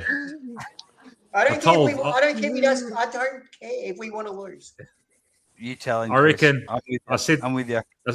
I said to Anthony, mate, I'm going to get together with Ultimate Greatness and Matt and Benny Zero and Manny, and we're going to go up to visit Anthony. And Chris. And Chris, all of us. We're going to hold him down, all right? And we're going to just try and force him to say Lipper out, you know? And he'll still refuse, mate. Open up his mouth and everything. I'll fucking oath you. It's one of his favourite players. Money will. No, it's his love child. Actually, his love child. Hey, gentlemen, I've got to get ready for work soon. Yeah, we've done 5.5, mate. We've done it. It's been a good shift. It's been a good shift. It's man. 3 o'clock in the morning. It's 3 o'clock in the morning. Yeah, mate. No sleep for me, mate. I'll be sleeping tomorrow, Arvo. Yep. I'm going to bed straight after the stream. I'm going to bed after the stream. Yep. Gentlemen, as usual, thank you so much for helping out, sticking around. And people in the chat, thank you so much. Unbelievable that people hang out with us all this time, and it's been wonderful. And hopefully the Pies get up tomorrow. I've got everyone's tips and predictions down, and let's hope we get the chocolates tomorrow night. And everyone, Matt will do a stream tomorrow after